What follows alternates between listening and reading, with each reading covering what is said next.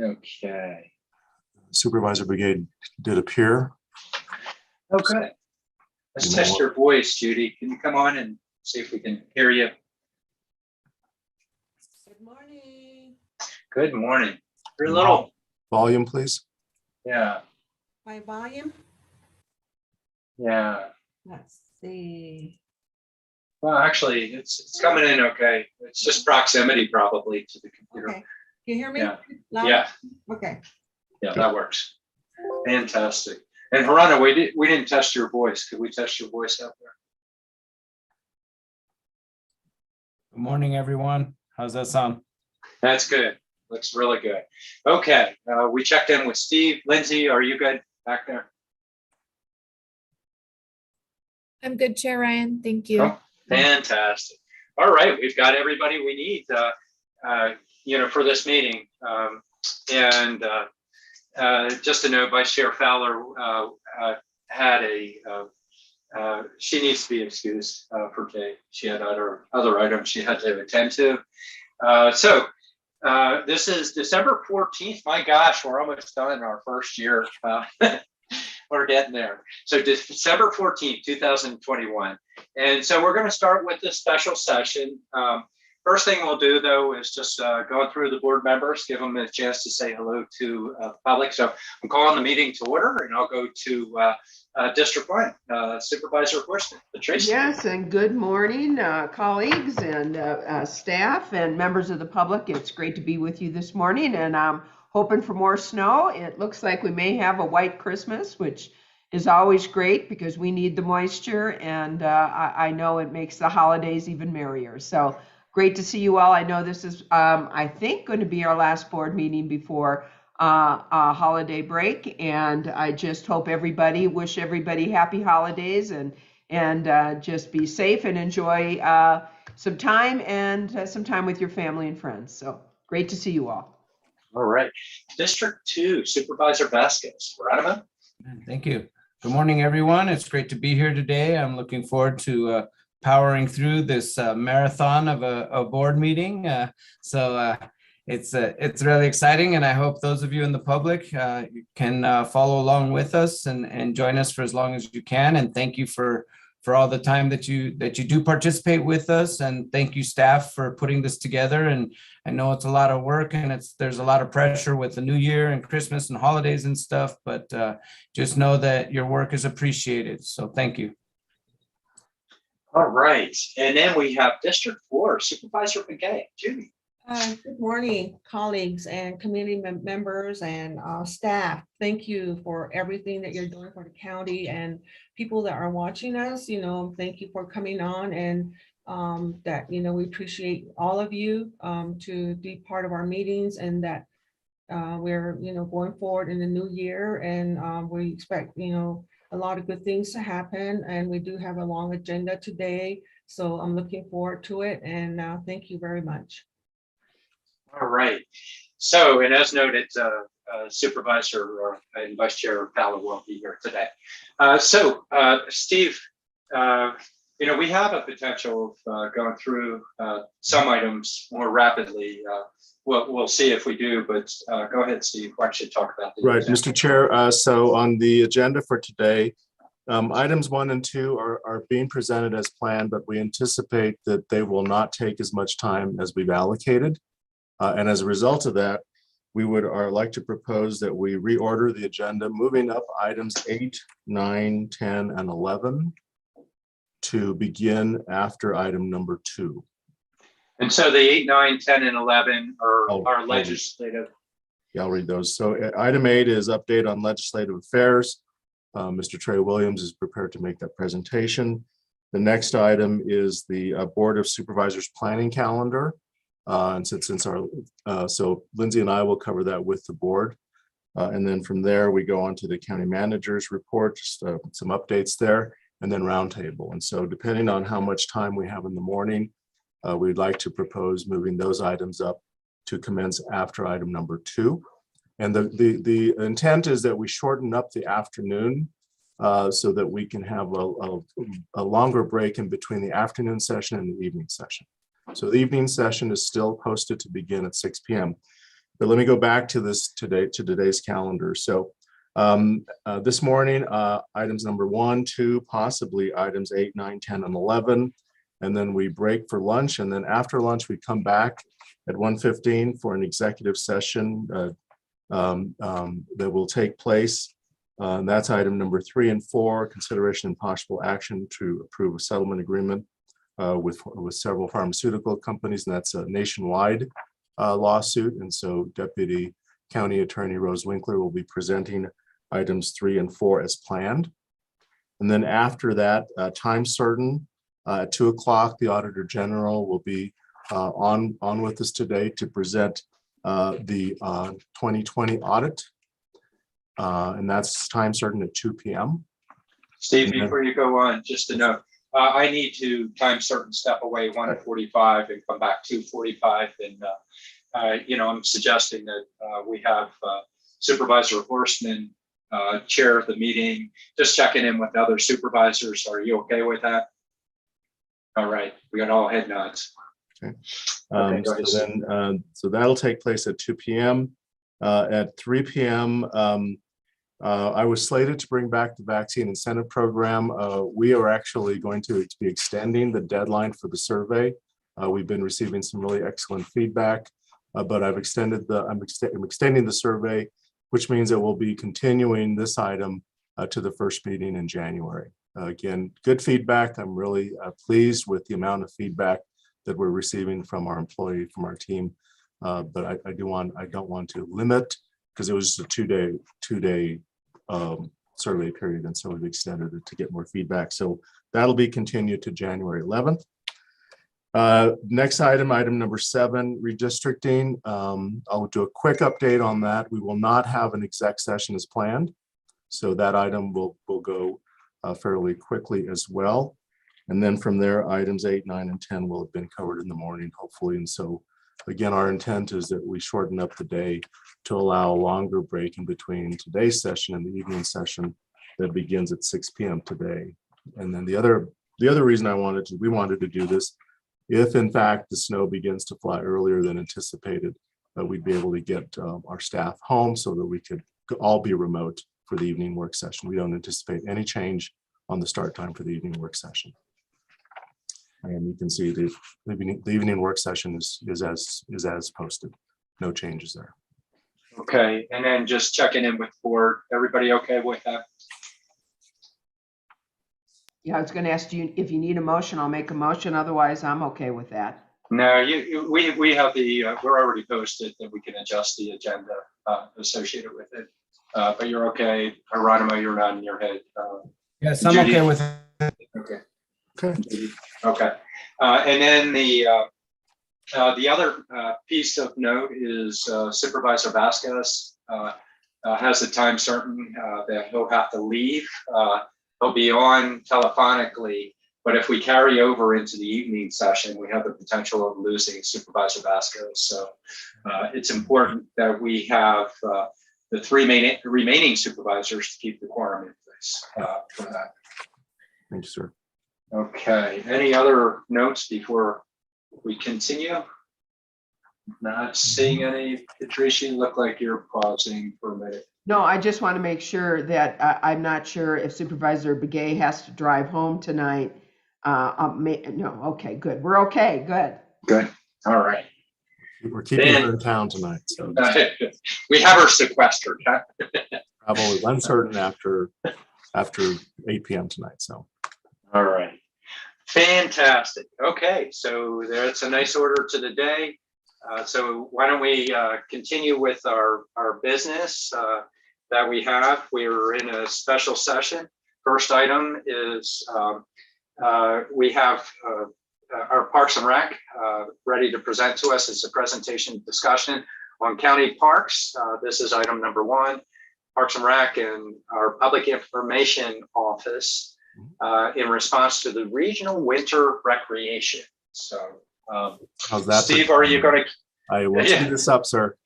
Just wanted to make sure that we are providing at the staff level agenda items that are so connected to what's happening in real time. And so we're less than 12 hours away from our first major winter storm. And so today Parks and Recreation Director Cynthia Nemeth is here to provide an update on winter recreation for this season. And so Cynthia, you do have the PowerPoint showing. If you can go to presentation mode. Yes, I wasn't sure if you could see it. Yes, it's here. Great. All right, how's that? Let's see, you're still kind of showing both of those. Okay, If you can. hold on. I wonder if can you see that? Shoot. Cynthia, if you go to display settings at the top there and hit the drop down arrow, Yep, swap presenter view. there. There you go. Okay. I learned something new today too. All right, there we go. Well, Chair Ryan, Board of Supervisors, County Manager Peru, it's my pleasure to be here today to talk to you about winter recreation, give you an update of what's happening not only at Fort Tuthill, but regionally as well. So 'tis the season, not only for holidays, but for winter recreation. A few things that I want to touch on today is just to give you a background on the regional winter recreation management efforts, and then also talk about what we're doing at the department level regarding operations and communications. And then I'll briefly touch on what the Public Information and Government Affairs Office is doing relative to winter recreation communications. And then hopefully we'll have a little bit of time to answer any questions that you might have. So as a way of background, I'm not sure about the dates, but say the mid to 2010s or so, 12, we began to see a lot of issues along the Highway 180 corridor. People not only going to Snowball, but also going to sled hills that were managed by the Forest Service, Crawley Pit and Wing Mountain specifically. And the town, the city of Flagstaff and neighboring neighborhoods began to see tremendous impact relative to traffic, unsafe road snowplay conditions, people just parking off the side of the road and literally sledding in the direction of traffic. Because of that, and then also not to mention just the impacts on residents in the Baderville area, traffic in the neighborhoods, parking, and even snowplay in people's front yards from what I understand. And then trash just being a tremendous issue along that area. So because of that, a winter recreation planning committee was created. And one of the efforts there was not only just to have a regional approach to managing winter recreation, but one of the things that came out of that was messaging and a refined map that had already existed from the city of Flagstaff through their Convention and Visitors Bureau. And so the messaging, the maps, and actually really identifying those alternate places for recreation snow play to provide a relief valve for the Baderville 180 corridor. And so these maps really talked about winter safety, those things that have been determined to be of concern, reminding folks not to travel if there's snowstorms and road conditions, or to stay in Flagstaff if the weather turned, to play responsibly, don't park alongside the road, pick up after your trash. Make sure you know that there are other winter recreation areas out there. And then also it was decided around this time that the county would contribute $2,500 in support of a winter recreation hotline that is operated by the Convention and Visitors Bureau. The city at some point had also set aside $40,000 each year to help support winter recreation impacts such as trash. However, these funds as of this fiscal year are no longer, and we were told it's because they weren't being utilized, sadly. We weren't aware that those funds were there, unfortunately. Otherwise, I think we certainly would have tapped into them. Then what happened is we see in about 2017, the closure of Wing Mountain and Crawley Pit sled hills. However, that doesn't necessarily mean that alleviated the 180 corridor impacts. It might have lessened them, but they are still seeing some impact there. I think people are just used to going there, whether the sled hills are closed or not. But then also what we do see is Fort Tuthill becoming a premier winter recreation destination. In great part because of the Flagstaff Snow Park that has managed sled hills that people make a reservation, they pay to participate. And then also promoting Fort Todd Hill as a place to come and play in the snow. We don't have sled hills outside of what is managed by Flagstaff Snow Park, but we do have areas where people do find a little hill, and actually larger or more unsafe hills like our bike park has become a place, while we don't prefer that, but people are going there. And just making snowmen, playing with snowballs, that kind of thing. And of course, let's not forget winter recreation does also include things such as cross-country skiing and snowshoeing, and we definitely promote that here and hope people enjoy Fort Todd Hill for those reasons as well. Here we have car counts. We sadly we started counting cars around 2019. It would have been great to have had a broader historical perspective on car counts, but I picked the winter months here, and you can see that there is an increase, but don't be alarmed when you see in 2020 December those numbers jumping up, and in 2021 some of that is reflective, and we had no way of really extracting that. But that is reflective also, keep in mind that Fort Todd Hill was the home of COVID-19 testing and early vaccinations. So those numbers are there, but we have certainly seen a tremendous increase in traffic at Fort Todd Hill County Park. And that leads me to operations. This is what what Parks and Recreation staff are doing to manage and work through winter recreation. And I've said it before, Fort Todd Hill used to be a seasonal park, right? I mean, it was very active in the summertime, and then it became a sleepy destination in the winter. Those days are no longer.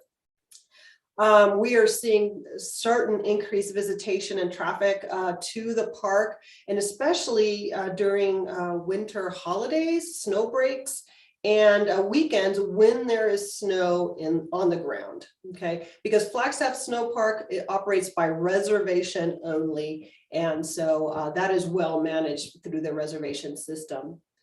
We are working with ADA. We've met with them twice. We've also met with local law enforcement, and we'll plan on working with county public works. And we've also been in contact with emergency management. And we've come up with a 4-tiered action plan, if you will, for when there is, no snow. And then when there is snow, say during a weekday, when there's snow on a holiday weekend, when there's snow, on a weekend. And so there's a tiered system of how we will react and deploy messaging along the freeways, put law enforcement on standby that we might need help with traffic control. The idea here is to keep people from backing up on the freeway, and from backing up 89A, and from parking on 89A and parking places where we don't want people to park. Because we do see that within the park, now I'm going to transition to what we're doing within the park, we do see people parking along the roadways, which creates creates tremendous stress for us, really, because we can't plow the roads. And we, especially right now when we have North Pole Experience operating, they are in a very tight schedule to rotate the visitors and the buses. If they can't get into the park, like a 2-minute delay can really back up their plan. So we stress out a lot during this time to make sure that NPX is able to operate smoothly. And basically people are parking along the roads and they don't really pay a whole lot of attention to staff. We don't have the authority. We might say something, we turn our backs, and there they are again. So that's something that we struggle with currently. We also plow the roads, and we definitely plow the parking lots. We do get some assistance periodically from Public Works, but for the most part, it is our staff. Thankfully, we have folks on staff with CDLs, and they're the ones that are maintaining the roadways and the parking lots. And I touched upon, our necessity to manage snow park, Flag X sometimes, but not often during the winter, North Pole Experience, Luke Air Force Base, and then all the people that come in just to play in the snow. Things that we deal with is public sanitation. We have a lot of extra trash. We put out more dumpsters to help with that. And then more dumpster service. We have the new restrooms, which is a great convenience to our park users, but it will come with additional custodial service needs and utility costs. And we still are deploying portable restrooms because because of the, we only have one bank of restrooms. So our full-time staff, as I said, is plowing roads. We do have borrowed equipment from Public Works. We provide a lot of customer service at our front desk, because some walk in, but a lot of phone calls. As soon as people hear that there's snow on the ground, that phone starts ringing. And then we also provide weekend support for, on the weekends to plow roads and parking lots and do these things, and lots of post-event cleanup. We have 2 seasonals that we've been able to hire for this year, and they'll be helping us with managing trash and the restrooms, and just having some level of weekend presence, and they'll also be able to assist us with a post-event cleanup. And then our full-time staff have to be available for that plowing, those plowing needs. And we try to manage that with the uncertainty of if it's going to snow, plus the holidays and all that sort of stuff. So that's things that we're working on and manage here at the Parks and Recreation level. When we look at the communications and what we do relative to communications, we update our website and provide winter recreation messaging to visitors through our social media as well. And like I mentioned, we get a lot of phone calls, and we attend to those questions that they have. We provide a link to the recreation snow play map, and then we also review that map. We provide input. We did so this year to help us, again, a little bit with the, hey, don't park in the roadways when you're in Fort Todd Hill and that sort of thing. And to really make the distinction between what Parks and Recreation is doing, and that you have to go to Flag Snow Park to make your reservations for that. That it operates out of Fort Todd Hill, but it's a different entity. So we're really trying to push that message. And then we also like to provide information about winter recreation opportunities at some of our other parks for snow play, and for not only snow play, but I was going to say cross-country skiing and snowshoeing. In terms of our public information and public affairs office, they're pushing that same winter recreation map via their social media channels. And they're also going to do a spotlight series on other areas outside of Flagstaff that are within Coconino County, such as Happy Jack and Williams and other places that do offer snow play options, which is great because Fort Todd Hill became the release valve at one point for the 180 issues. We now are almost at the point where we need a release valve during certain times of the winter. And then PIO office will also be monitoring and sharing communications that come from ADOT and law enforcement and our own departments of Public Works and emergency management. So just a few takeaways for you. I mean, winter recreation has a very positive impact to the region. We cannot discount that. We do need more recreation sites, in our opinion, and we'll be talking about promoting those. And I've already started a very initial conversation with the Forest Service, recreation individuals. And then, I think we need to recognize that we are absorbing costs relative to managing regional snowplay. It's not a tremendous amount, but it's in the neighborhood of $17,000 to $20,000. We'll have a better handle of what that utility cost is now that this will be the first time the restroom is on board for the winter season. And, we use social media channels. That'll be the hub for winter recreation updates. And also we do, as I said, need to help figure out how to direct folks to additional sites for visitor safety primarily, as well as the protection of our natural resources. And then really push that leave no trace message that the state of Arizona does so well for their outdoor recreation messaging. So with that, try to keep it within that 20 minutes. So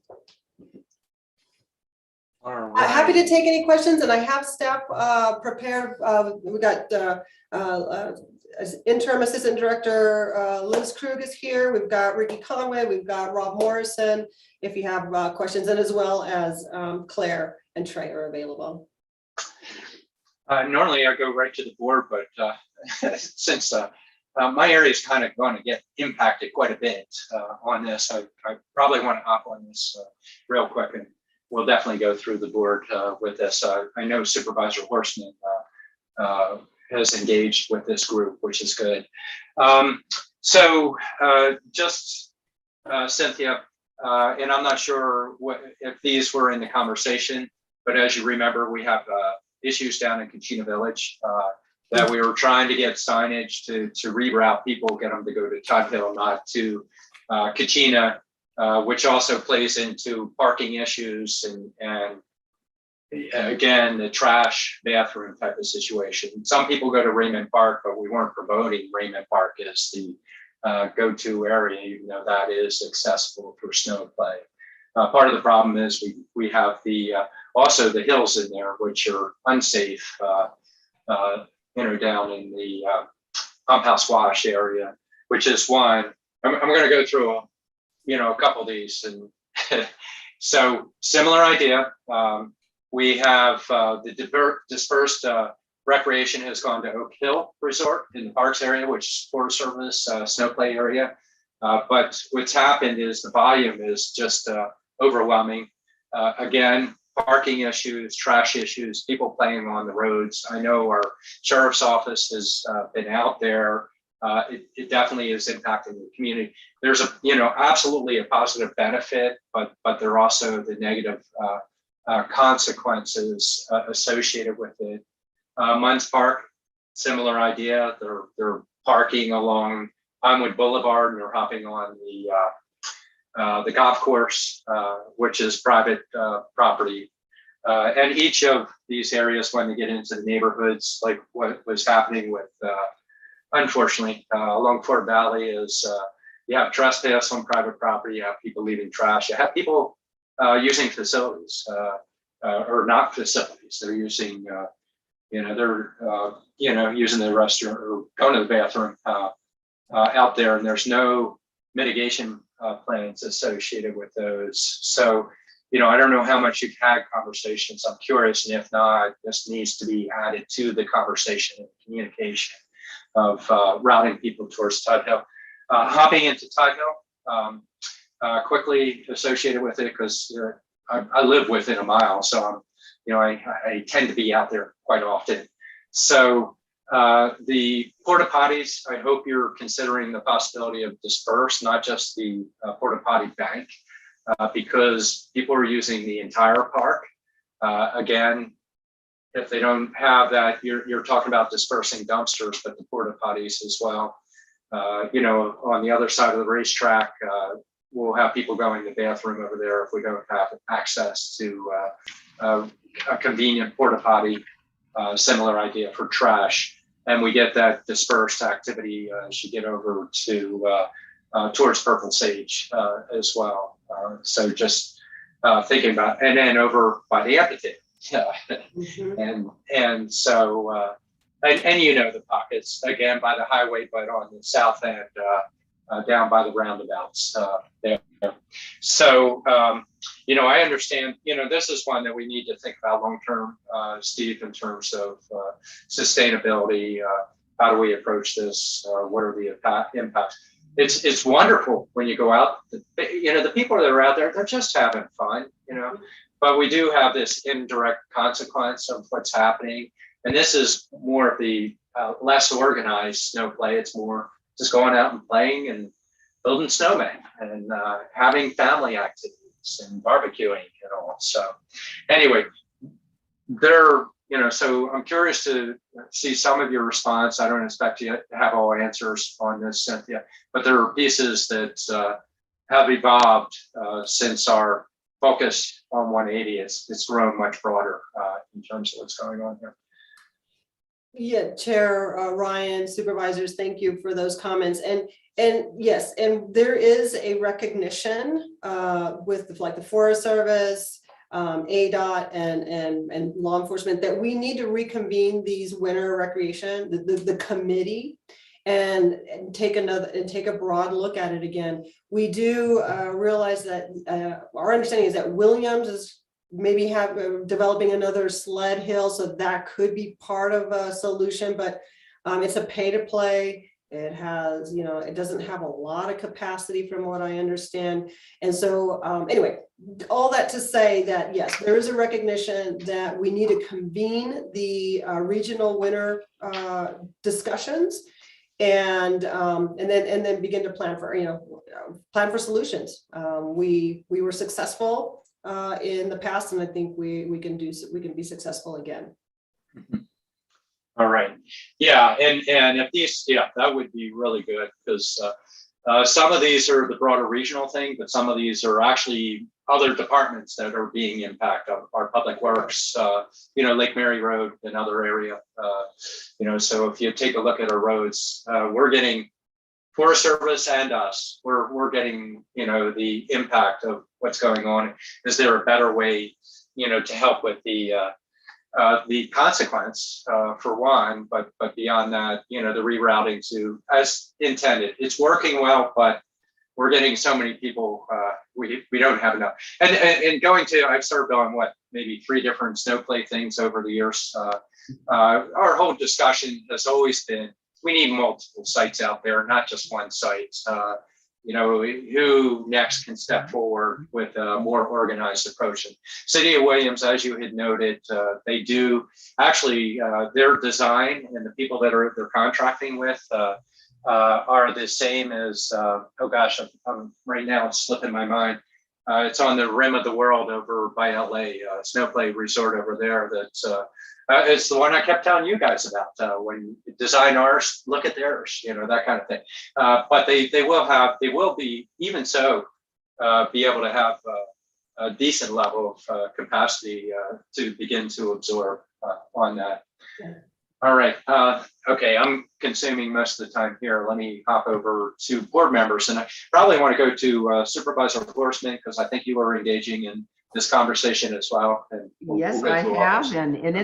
and thank you, Chair Ryan, and I appreciate your comments as well. And obviously, we have become a winter wonderland tourist destination, and I want to talk about that. But first, I want to acknowledge the incredible work the Parks and Rec have been doing to really maintain a safe and wonderful park and recreational environment, not only for our residents, but for the community. And I especially during COVID, our parks and recreational areas were absolutely loved by our community and by many who, especially from the Valley, that came up to enjoy a safe and healthy environment for themselves and their families. And really, that's the whole purpose of Parks and Recreation. So I really want to acknowledge the great work of Cynthia and her staff and what they have done for our community. So that's first and foremost, because we look at some of the difficulties and challenges, and sometimes we forget the great work you have done in order to create a tremendous park and recreational area for us, our residents, as well as the tourists that come up and help to build our economy and help to build our vibrant community. So thank you, Cynthia. Thank you. Yeah, we still have challenges. Obviously 180 corridor goes through District 1. It has, I sat on before I was a supervisor with my predecessor, Art Babbitt, who started the 180 committees and sat on those committees to talk about options, alternatives. The snow play area in Fort Tuthill has been a great success, and as Chair Ryan indicated, it may have been even a greater success than we had all planned on. And there are more challenges because of success, but I know that we will meet those together. And I absolutely agree with you, Cynthia, when you talk about we need more recreational areas, and Chair Ryan too. I think that will take some of the some of the stress of overuse on some of these areas. But I want to also have a shout out to Parks and Recs for their and quite frankly for our county manager for the leadership he has shown on helping and working together to have a consistent winter wonderland plan with the city of Flagstaff, because they come up through here. They use greater Flagstaff, Coconino County, but they're coming up through Flagstaff, and Discover Flagstaff has done a very good job of getting a winter snow play map together, which the county has also been very helpful, and our partners, and going through every year and getting out both in Spanish and in English. Also, the county committed to continuing our underwriting of the snow play hotline for people who come into town that are looking to places where they can go with their family or questions they may have. And I'm going to do the shout out. So it's 1-844-256-SNOW. 1-844-256-SNOW. And, you know, please take a look at the snow play maps. And I am going to make sure that I have it on my social media, but I'm going to just keep blasting it on social media throughout the winter because I think it's important. And last but not least, I really appreciate emergency management. You know, they take a tremendous role in helping to keep our community safe. They work together with ADOT, also with law enforcement, Forest Service, etc. So when we get these, when we're all happy with our snow days, those are their extreme work days because they are in constant communication with each other about the 180 corridor and other corridors through Flagstaff and making sure our communities and our neighborhoods along the 180 corridor are safe. And Chair Ryan is right off the Fort Tuthill area. I'm right off the 180 corridor. So I certainly see, you know, sometimes the difficulties that our residents and tourists who come up here are having with that. So, you know, it takes an effort of all of us to kind of build the community that we want to provide a safe winter wonderland for our tourists and for our community. And you know, I really appreciate everybody's involvement in that, and especially Parks and Rec. So onward, and winter season's going to get here real soon. So you know, put on your hats and gloves, and we'll get to work. So thank you. Oh, there you go. I'm trying to find my mute. Fantastic. Supervisor Vasquez. Yes, thank you.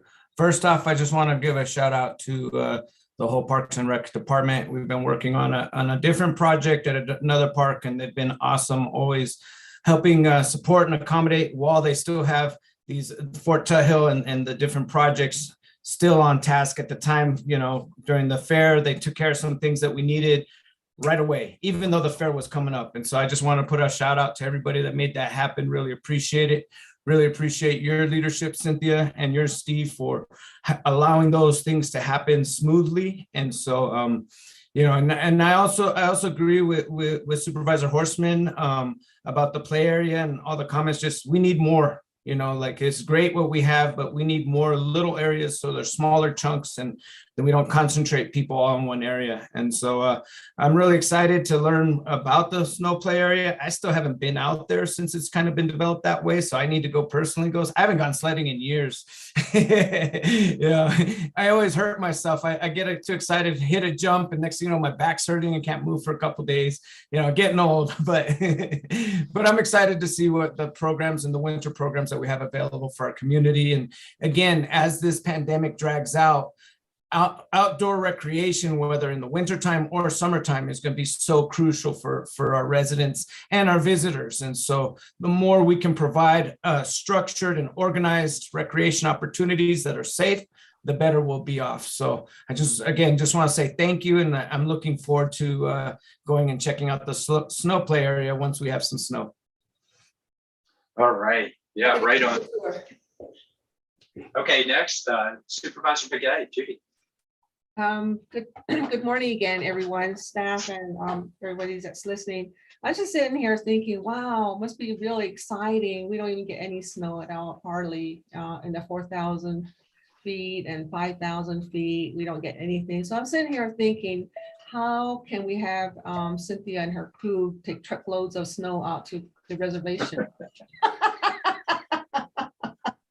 Let us have some fun out there. But anyway, I just want to say thank you all for your leadership as far as, you know, getting the Parks and Recreation going, moving, and, you know, and really thinking for the community, you know, and the outreach that's been happening as far as, you know, getting it going for the people that will utilize the recreation and parks area. So I know that you had mentioned something about that the city has set aside like $4,000, $40,000 annually and hasn't been budgeted. What would you need to do to get that done? That's a question. The other thing is that the county has contributed $2,500 annually for the recreation hotline, winter recreation hotline. So I'm assuming that comes from the general fund. So, but anyway, those are the two questions I have. But other than that, there's always going to be a challenge in this area because of trash, parking, and people going outside the recreation area, trying to do things on their own. And I think thanks to the EMS, people that are out there that are helping us, and all of the other entities or areas of people that are working together to get this thing done, and there for the community best interest. So and then I want to thank Patrice here, Supervisor Horseman. She says, I think she said 1-844-256 no. Is that it? Is that your the number that you? Oh, you're on mute. I just took it down from my my iPad. Let me get it for you. Just one sec. So I did one too. It says 1-844-256 Hall Snow. Yeah. I actually like that one better. That most days actually. Thank you so much. You guys look all so serious. But anyway, I just want to say thank you for the presentation, and it's greatly appreciated. And we just want everyone to be safe out there and follow the rules and stuff like that that we have set forth for them. Thank you very much. and it is 1-800-844-256-SNOW, or if you are out in a district, a certain district that we know, it's call SNOW. Okay. Mr. Chair, Yeah, go ahead, Steve. I can just begin to comment on Supervisor Begay's questions related to funding. So the city of Flag did indicate that in the past they've had a set aside of funds to be used for snow related work, and so most of that was budgeted for trash removal, and the trash removal would come in the form of volunteer groups that wanted to do pickups, and the trash removal fees. Now that's what the main expenditure was, and so we anticipate that that's always an opportunity, and we would want to work with our civic groups and others to do similar types of efforts. And so we would be utilizing general funding for that purpose as well. The funding for the hotline does come from the general fund. It has historically been managed out of the county manager's office, but what I've asked Cynthia to do is when we look at our budget for this year, I'd like to relocate that budget to the department who has that expertise, and winter snow play as an area, as a community service that we do, of course, is something that is managed best within the department that has that expertise. So I'll be through our budget process transferring that budget authority to the department to manage in the broader area of winter snow play, because there are a lot of different dimensions to that, as you just learned today. And so again, that would be my comment on the funding. Director Nemeth, if she wants to add additional comments. Chair Ryan, supervisors, County Manager Peru. No, I think that pretty much sums it up in terms of, in terms of the funding. We will be putting together an SIR. We actually have submitted SIRs relative to winter recreation over the past few years. So, you'll be seeing that again. And we will definitely include the hotline contribution, and we're happy to take over that. And then, yeah, there's it's time to bring back this committee. We know we have the issues in Coconino Village. I wasn't aware that Parks was having issues. I know they had a snow play area in Munns Park, so it's definitely important to. It just makes it even more important for us to really convene this committee. And then I know that Blue Ridge also has issues with snow play in that area, and I did talk to Forest Service about that. So yeah, it's a regional conversation that needs to begin again. So, If I may, Chair. Yeah, go ahead, Patrice.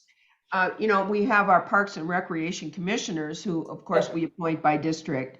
And I think that this would be a great opportunity. I try to meet on a regular basis with my two commissioners on Parks and Rec, and, to bring up these issues with them. And quite frankly, I think that that's a great place and a great way to discuss and bring some of this together and hopefully get some input from them to bring back to us on the board. And I know that right now they're looking at goals for the next year, because I've been talking to them about that. And some of these would be great to talk to them about and to have this discussion with them.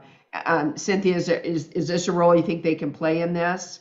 Do we need another committee, or is this a role they can play? Or how do you see this committee working with our commissioners?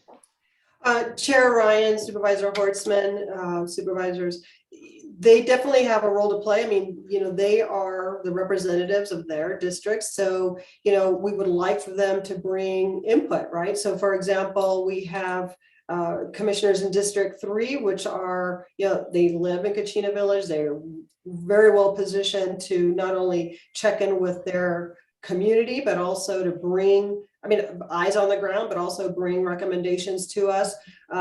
District 1 commissioners, District 2 commissioners, especially, and then also District 4 in Blue Ridge and kind of the Timberline area, Adonai Park, Winona. So there's certainly opportunity for them to bring us real life experience and then also recommendation. And I can see those who are interested potentially being involved in the regional committee discussions.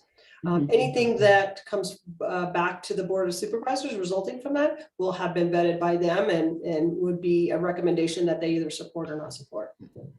And more of a cooperation, and I know you already are, but just with the Friends of the Parks too.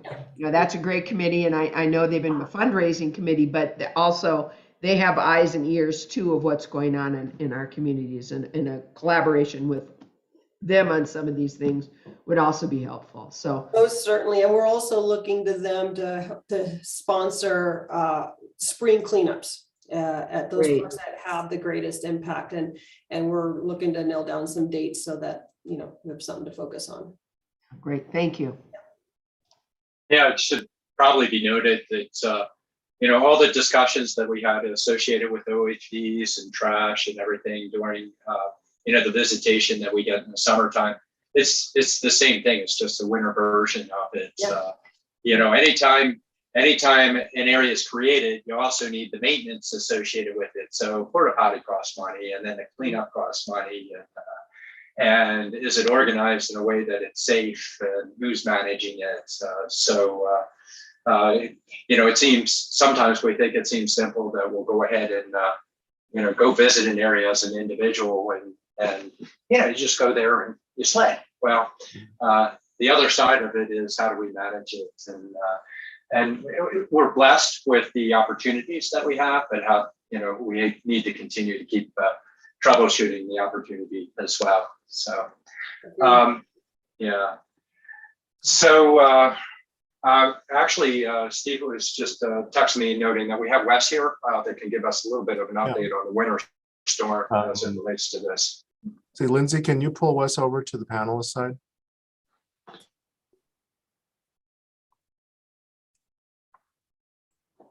Wes, you're gonna need to accept the promotion. There he is. Wes, can you give us an update on the winter storm that we're expecting later today? Yes, sir, I can. Good afternoon, Chairman, Vice Chair, board members. Thank you for your time this morning. Really just a couple of points to make. I will say that the latest weather report that came in this morning, I think this is an important point. The Weather Service has upgraded from moderate impact to major impact. They are expecting this to be a pretty significant storm. And I think really the reason behind that is the combination between high winds. We are expecting winds anywhere from 50 to 65 mile an hour gusts. So that, of course, is going to bring in drifting and all kinds of other potential impacts. So those will be gusts that will start today and go through tomorrow, particularly in the overnight hours. The snow impact itself is ranging from 4 to 8 inches here in the Flagstaff area, and as much as 12 inches up on the North Kaibab Plateau and that area. We will have another National Weather Service webinar call today at 1500 hours. That will provide us with the very latest information. But I do want to emphasize that I think this is going to have a little bit more impact than was originally forecast, which is normal. As we get closer to the event, we get updates. Now, considering this to be a major impact storm, we will definitely plan. We've already delivered for the 5:15 regional partners call tomorrow morning so that we can all get on the same page for anything that's occurring with the overnight snowfall. The major part of this snow should be overnight. So the good news is we'll all awaken to a nice white snowfall tomorrow morning, but it probably will have some impacts on commute and potentially on early staffing levels. So we'll provide updates as they come in. We'll get the latest at 3 o'clock this afternoon, and I'll provide that information to county management as soon as we get that. Sir, pending any questions, that's all I have. Back to you. Thank you, Wes. And then, Mr. Chair, if I could ask Lucinda Andriani to make a couple comments on snow removal efforts, and then I'll also finish up asking Sue Brown to discuss any impacts to county operations tomorrow. All right, good morning, Chair and members of the board. We're looking forward to our first major storm, and we have developed a plan to mobilize the team as we normally do in these conditions. However, I do want to point out, some of you may have seen in the newspaper and on the media, it got pretty good coverage. I thought it was interesting that ADOT put out a press release talking about the lack of operators and their inability to hire people right now. And I just want you to also be aware that I think all of us are struggling with that, given the dynamics in the workforce across the country right now, as well as the demand for commercial truck drivers and construction workers. So, but we're going to, the team has put a good plan together, and we're going to mobilize a specific effort to add an additional truck in the Belmont area. We had some issues last Friday on the continuing issues on the on-ramp to the out of the pilot and onto the freeway. So we have a particular plan set up to address that. So everybody's ready to mobilize. And certainly if you have any issues that come through your office, to contact Public Works, and we'll get you back answers. But I think we're set to go. So thank you. Thank you. And then Sue for county operations real quick. Good morning, Mr. Chairman, members of the board. County operations, of course, will continue after the 5:15 snow call in the morning. We will send out a notification to staff informing them if there's any decision about delays or anything like that. With 8 inches, we can anticipate icy conditions. With 65-mile-an-hour winds, we could anticipate some loss of power, and all of those conditions will be taken into consideration. But we can anticipate that county offices will remain open, and we'll be asking and ensuring that all of the offices of the county have a plan in place prior to leaving today, so that we can continue business as we need to tomorrow. Thank you. And then finally, Mr. Chair and members of the board, want to acknowledge and appreciate the efforts and all of the work that Sheriff's Office deputies and all law enforcement do during snow events. It's a very busy time and also sometimes a very unsafe time. So our good thoughts and appreciation to the patrol division at the sheriff's office for all the work that they do. So, Mr. Chair, back to you, sir. All right, including struggling with all that parking there. They're definitely out there, but obviously there will be incidents. We hope not, but there always seems to be when the roadways get icy. There, ADOT as well as our own. So, any other final comments on this one? Okay, I'm not seeing them. Again, Cynthia, thank you. Very good report. Patrice, Patrice, you have a comment. Go ahead. Yeah, I'm just going to give a little plug here for the winter snow play. We're doing a Facebook Live tomorrow, also including the National Weather Service, Wes Dyson, and Heidi Hansen from Discover Flagstaff on the winter snow play, and that will be on Facebook Live tomorrow at 5 p.m. So anybody interested or members of the public want to tune in and get an update, that'd be a good time to do so. So thank you. Fantastic. All right, here it comes. Geronimo, we got to get you out sledding. Our snow play area is safe, so we'll get you there. Start you on the bunny hill. All right. So next item that we have is this is a presentation, discussion, and possible action regarding the American Rescue Plan Act of fiscal year 22, our budget. Steve. Mr. Chair, members of the board, since May of this year, the staff and the board have been have had numerous conversations related to the American Rescue Plan. We presented the rescue plan in various sections or components of that. To date, our staff have presented discussions as well as recommendations in the areas of COVID related impacts, significant investments in the health and human services area. We've also presented recommendations and feedback on the area of criminal justice and justice in general, and the COVID related impacts that have occurred there. In those two areas, the board have given us the go ahead to proceed in executing the funding and the planning for those two areas. Recently, the staff presented up until last week the areas related to mental health. At this point in time, where staff is presented the information, we've responded, I think, to as many questions and observations that the board has had.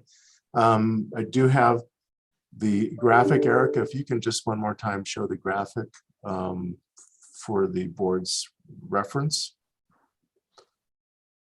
And you'll recall this graphic that staff developed that we feel and based on board comment provided a nice landscape, if you will, of the various components related to mental health, looking at superintendent of schools investments, juvenile justice, health and human services for mental health supports, mental health court expansion, and then the area of criminal justice's linkage and innovations. And so, and programs that are underneath that with the recommended amount on another page.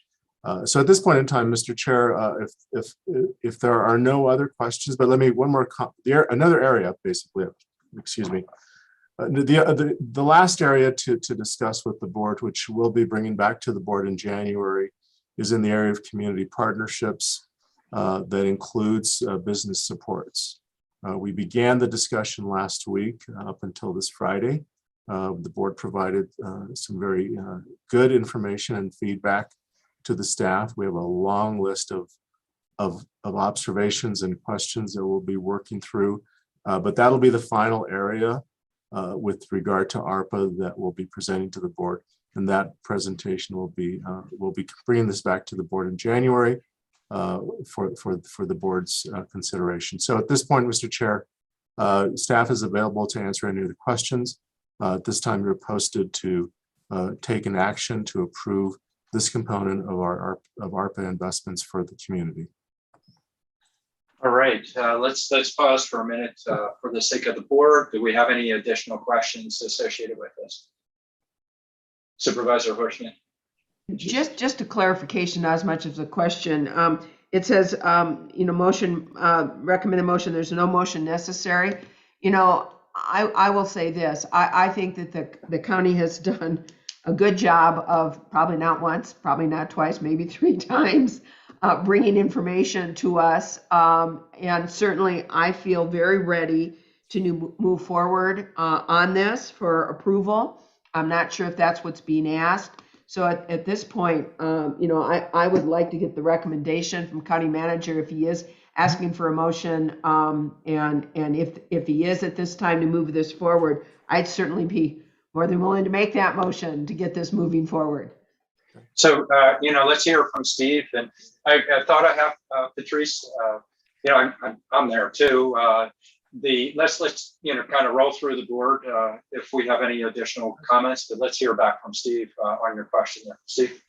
Mr. Chair, Supervisor Horstman, my recommendation is for the board to approve the recommendation in the area of mental health, the mental health areas that we just spoke about. So my recommendation is for the board to approve the item so that we can proceed in executing on the components of it. I do want to assure the board, and certainly this goes with anything we do at the staff level, is to continue to report back to the board, as we will report back to the board on all components of ARPA that we presented, which will also include the community partnership and business supports piece that we'll be presenting or continuing the discussion in January. In fact, I want to create a standing item on the agenda to have a periodic check back with the board on the implementation process and any challenges or additional opportunities that we may encounter as a result of this. So I want to assure the board that update component is key to it. The other important piece of this is that on the graphic that you see here, the mental and behavioral health spectrum, the county steering committee, this group is going to remain in place. It is made up of all of our county departments in the area of HHS, superintendent of schools, the courts, the county attorney, the public, the legal defender, the clerk of the court, the sheriff's office. This group is going to remain in place because as a result, we are staffing this effort. It's a cross-county effort, so it is not. We don't have the silos that sometimes exist in organizations.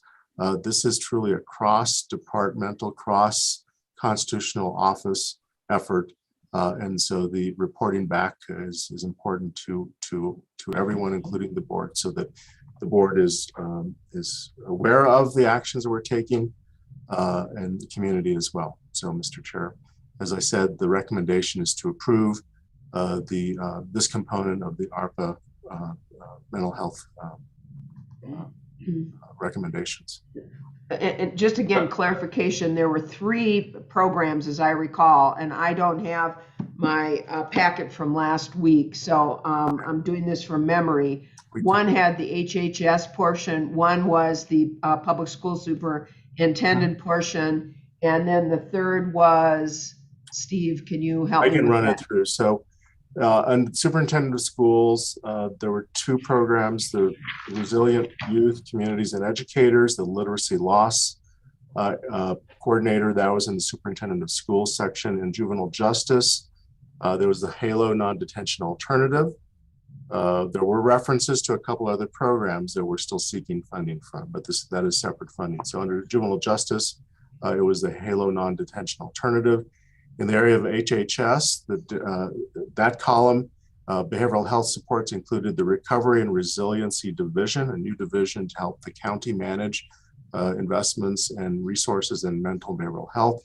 Also included in that area was the Youth Behavioral Health Pilot project that was described by staff last week. There is another area that is not part of this, and that's in the area of deflection and diversion. Again, we'll be seeking other funding through other sources for that. On to the next area, mental health court expansion. And this is brought about by the additional Superior Court division. And so that's the mental health court expansion that is created as a result of the new division. And then the final area, criminal justice linkages and innovation, contracted restoration and competency services, and criminal justice system navigators. And so those are the programs across all of the 5 pillars of mental behavioral health. And so this does include the expansion of the new division? Yes. Okay, thank you. Yeah, and actually, Patricia, you probably see it up there on the screen, with the exception of the 2 green areas where, additional pursuit, that might help you as well on there. Okay, let's just quickly, for the sake of the other suits, Geronimo, we're going to move towards the motion associated with this, but would you like to comment? We just went through. I would, just real quick. I'm in full support of moving forward with the plan as proposed. I just want one clarification. It says here the behavioral support's $2 million. That's different than the $2 million that we're advocating for mental health in the community partnership bucket, correct? Mr. Chair, Supervisor Vasquez, that is correct. Okay, thank you. That was the only point of clarification. I just wanted to make sure that it was understood that we're not taking from that bucket to fund this. We already have that planned. This is the other bucket is in addition.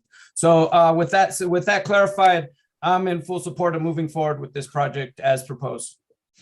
And Supervisor Begay. Yes, thank you for giving me the opportunity to speak to this. There are several areas that I really want to, we've been talking, when we were talking about this chart here, and during those times, there were several things that came up that was kind of like being discussed among the, in the board meetings. So I guess I'm just gonna do, there's like maybe about 6 of them I wanna bring up, and I wanna make sure that, we're open to that, and that, we're pretty much adhering to it, I guess, in a way from the management aspects of it.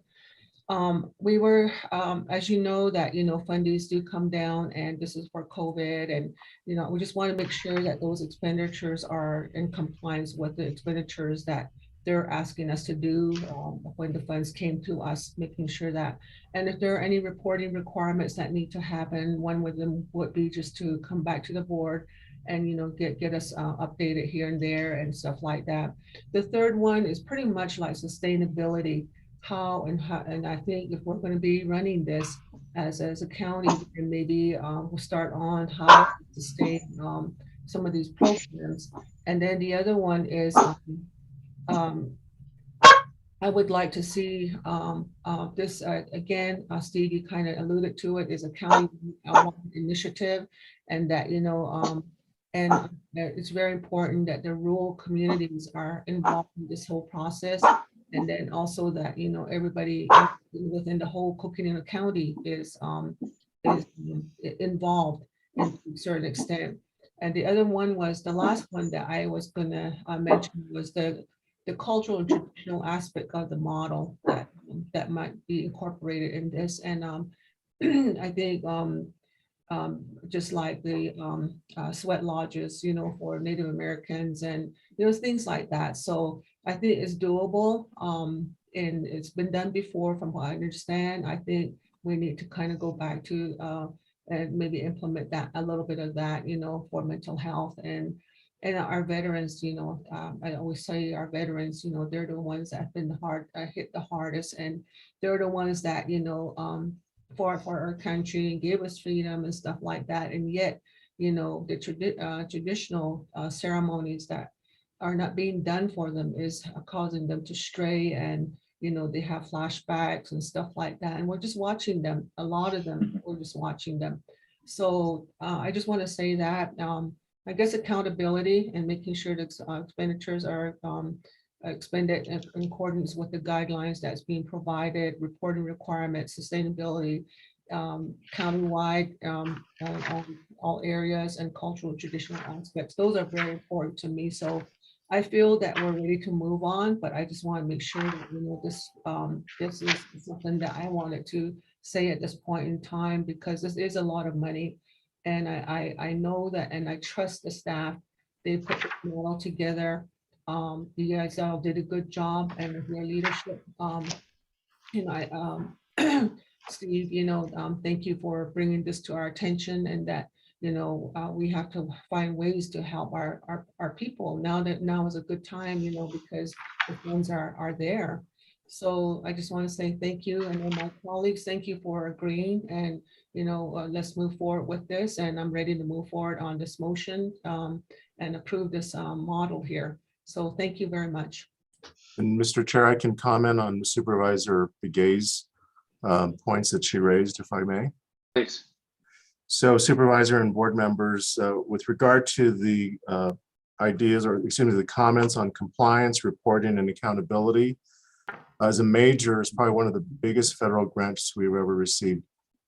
There is a lot of accountability built into that. And so we have a position in the finance department.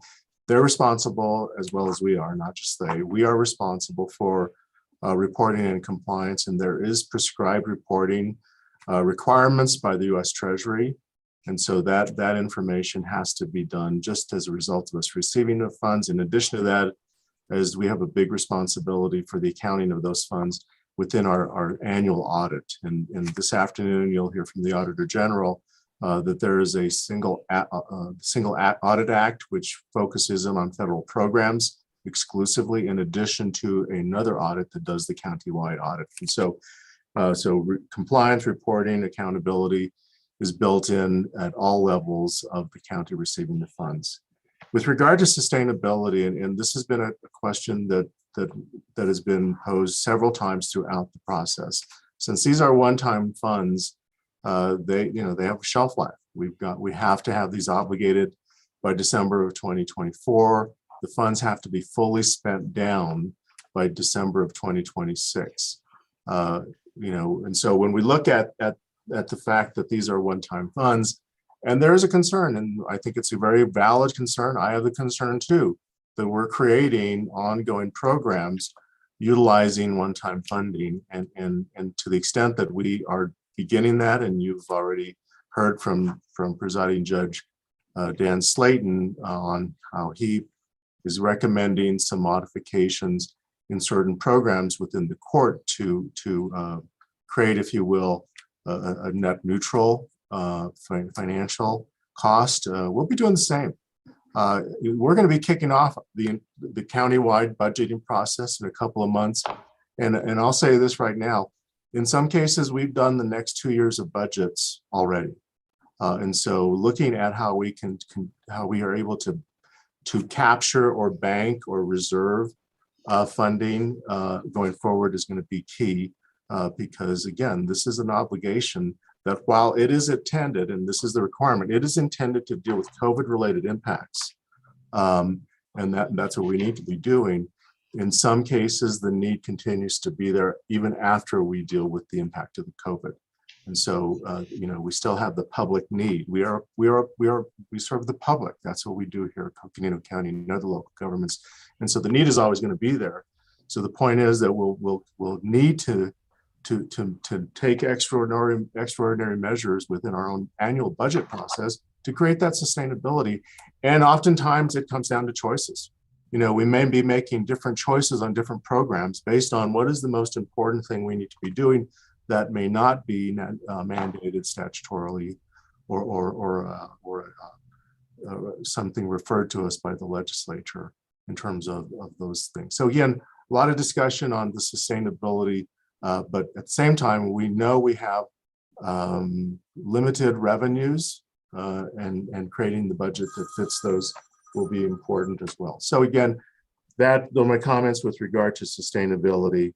The equity, when we look at equity of services throughout the county, that is something that we have always talked about, and is certainly at the board level.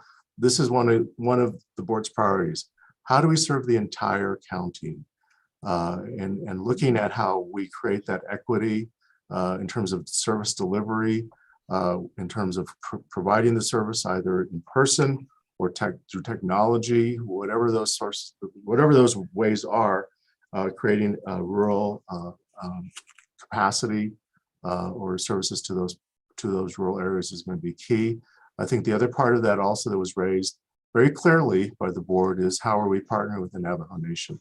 And I still ask the board members who have those relationships and those connections with key individuals on Navajo, with Navajo and Hopi and other tribal nations that we serve, that connect us so we can look at how we can partner even deeper together. But we already are. And I think I want to set that record straight that we have had a long-standing relationship, a partnering relationship with Navajo Nation. Just as in all relationships or partnerships, certain areas we can certainly modify it. We can all be doing probably a little better job in terms of coordinating it, especially since both county governments and tribal nations are also receiving American Rescue Plan funds. And so there is certainly the co-funding partnership is there.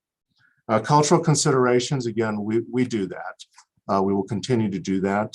We will reach out to our constituents and those we serve to ask how can we do more? How can we do additional things so that we make sure that the services that we are providing are in tuned and aligned with cultural practices is key to what we're doing here in Coconino County.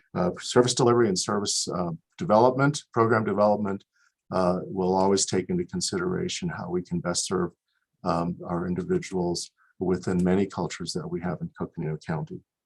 And in the area of veterans, certainly a very deserving component of our community. And as we indicated when we talked about the partnerships for communities, we listed them, the group veterans in other areas and other demographics of particular need and focus. And so definitely more discussion as we have those partnership discussions in the first of the year. So Mr. Chair, I think I've covered items that Supervisor Begay has raised, but certainly here to answer additional questions or observations. Okay. Thank you, Steve. And then, I'll follow up with myself. Just for years, we've talked about mental health. And, unfortunately, our state, it's an area they don't fund, and typically state would do that. But how do we address it? We've listened through our professionals, within the whole justice system and beyond.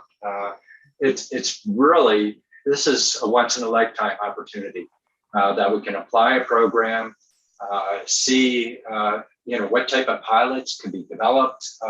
It's sort of like the days of when we launched the jail district and said, we got to get into programming, or when we launched the drug court, we got to do things differently. It's not just if it's within the justice system associated with criminal justice, it's not just a jail.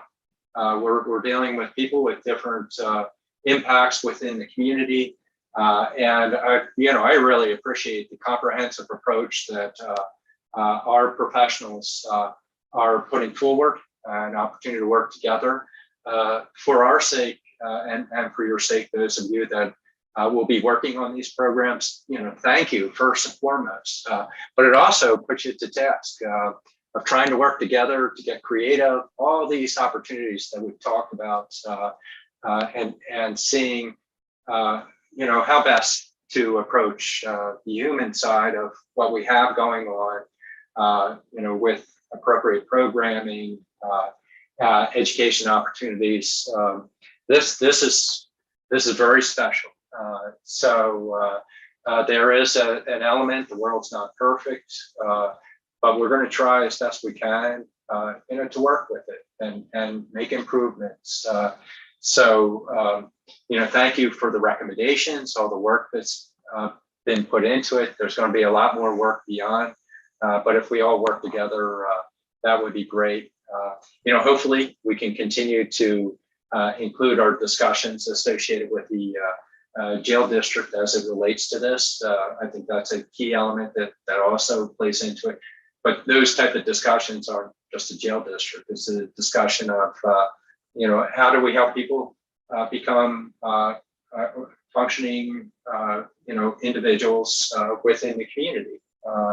And so, what do we do? How do we approach it? So all of that, I think, I understand there's a leap of faith too on launching this. The report back is very critical, and the accountability is noted by Supervisor Begay. We know it'll be there, but we definitely want to do our due diligence.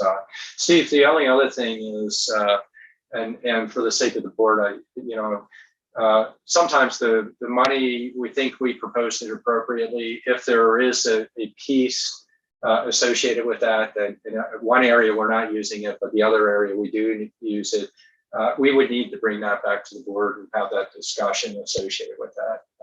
But just a comment on that, Steve. You bet. Certainly, if as we had a recommendation that included an investment amount or a thought or at least a plan, if those things would change, we would come back to the board to let them know that there's been a change in that particular area and asking for board direction so that we can make sure that that the capacity is being looked at. The intent, of course, is to make sure that the amount, the full amount that's been allocated to the county is all programmed effectively. And I think being able to get to December of 2026 to say that all of the funds that have been allocated to the county have been invested in the county for public services. We certainly do not want to have a situation where there are remaining funds that for whatever reason did not get spent. And so making sure that sometimes we'll have to modify, what we thought was the plan today, sometimes we don't know what we don't know, and certain opportunities surface in which we want to just say, okay, here's something that may be even, more relevant and more impactful than what we originally had planned. So yes, sir, that's understood. All right, and it's not just to spend money; it's to spend money on inappropriate areas, which we definitely we certainly have professionals out there that are trying to do the right. You've heard pieces of it. We've just hit the tip of the iceberg. There are so many people out there that affect our community that are working in these various areas that we can use it appropriately. With that, Supervisor Horstman, I'll turn to you. Go ahead. Thank you, and thank you, County Manager and County staff. This is a once in a lifetime opportunity for our community. And at this, I know all of us supervisors have stated our beliefs on this, our wishes for this, our intents for this, and we look forward to getting this implemented here in our community. So with that, I would like to make a motion, and I'm going to make it very complete because I would like the record to be complete. I would make a motion to accept the county manager's recommendation for the proposal programs to support mental health and behavioral health interventions, including the program to the superintendent of schools in the amount of $750,000 for building resilient youth communities and educators, and a literacy loss coordinator. Also for the juvenile justice education diversion program in the amount of $136,000 for the HALO non-detention alternative. For CCHHS behavioral and health supports in the amount of $2 million for a recovery and resiliency division within HHS, and for a youth behavioral health pilot program as presented to us. And in addition, a mental health court expansion through the additional Superior Court Division that will be added to our court system in the amount of $1,350,956. And lastly, a criminal justice linkage and innovation in the amount of $1 million for contracted restoration to competency services and for CJ system navigators, as quite frankly required by law. With that, Mr. Chair, that is my motion to accept this program. I have a motion. I need a second. And I can't see everybody, so, I'll second. okay. I have a motion by Supervisor Horstman, a second by Supervisor Vasquez. Any further comment?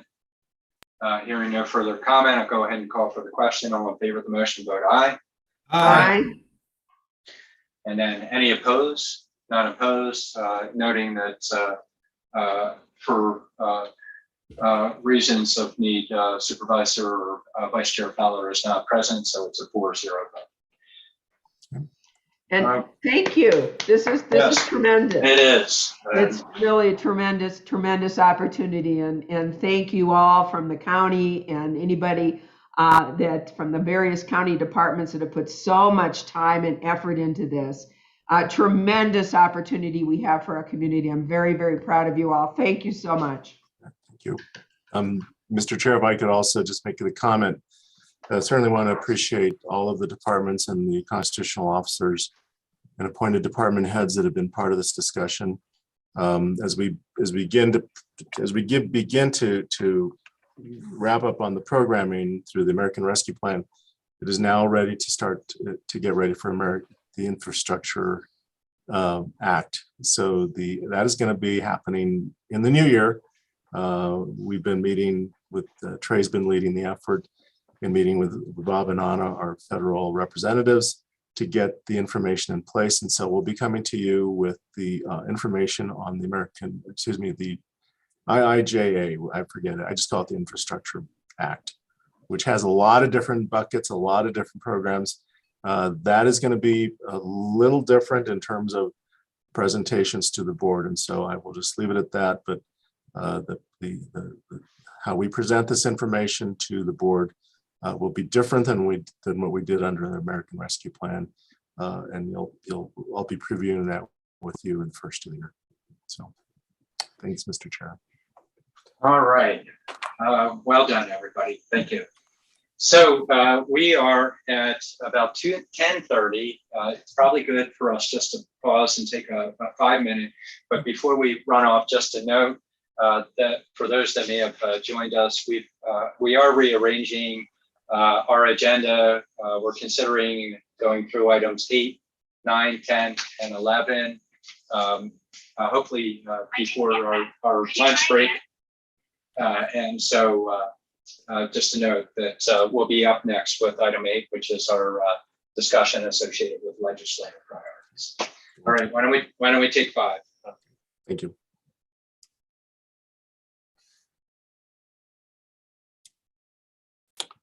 Remind individuals to please mute your mics until we come back. Thank you.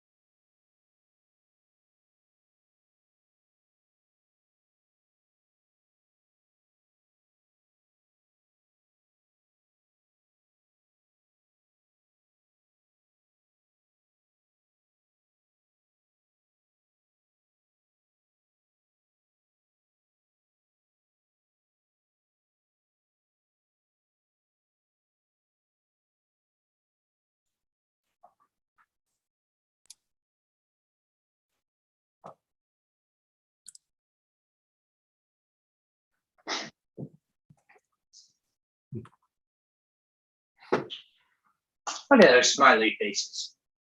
Forget the clouds. It's beautiful. Yeah. Saw Judy's back. Geronimo and Patrice, when you come back, if you're back, if you could come up on screen just so we can see you're out there. There's Geronimo. Excellent. Even Patrice in there too. Hello, Oh, there you are. You are out there. Excellent. I'm here. And I know Judy came back before all of us. So. All right. Fantastic. Well, let's come. Excellent. Recording in progress.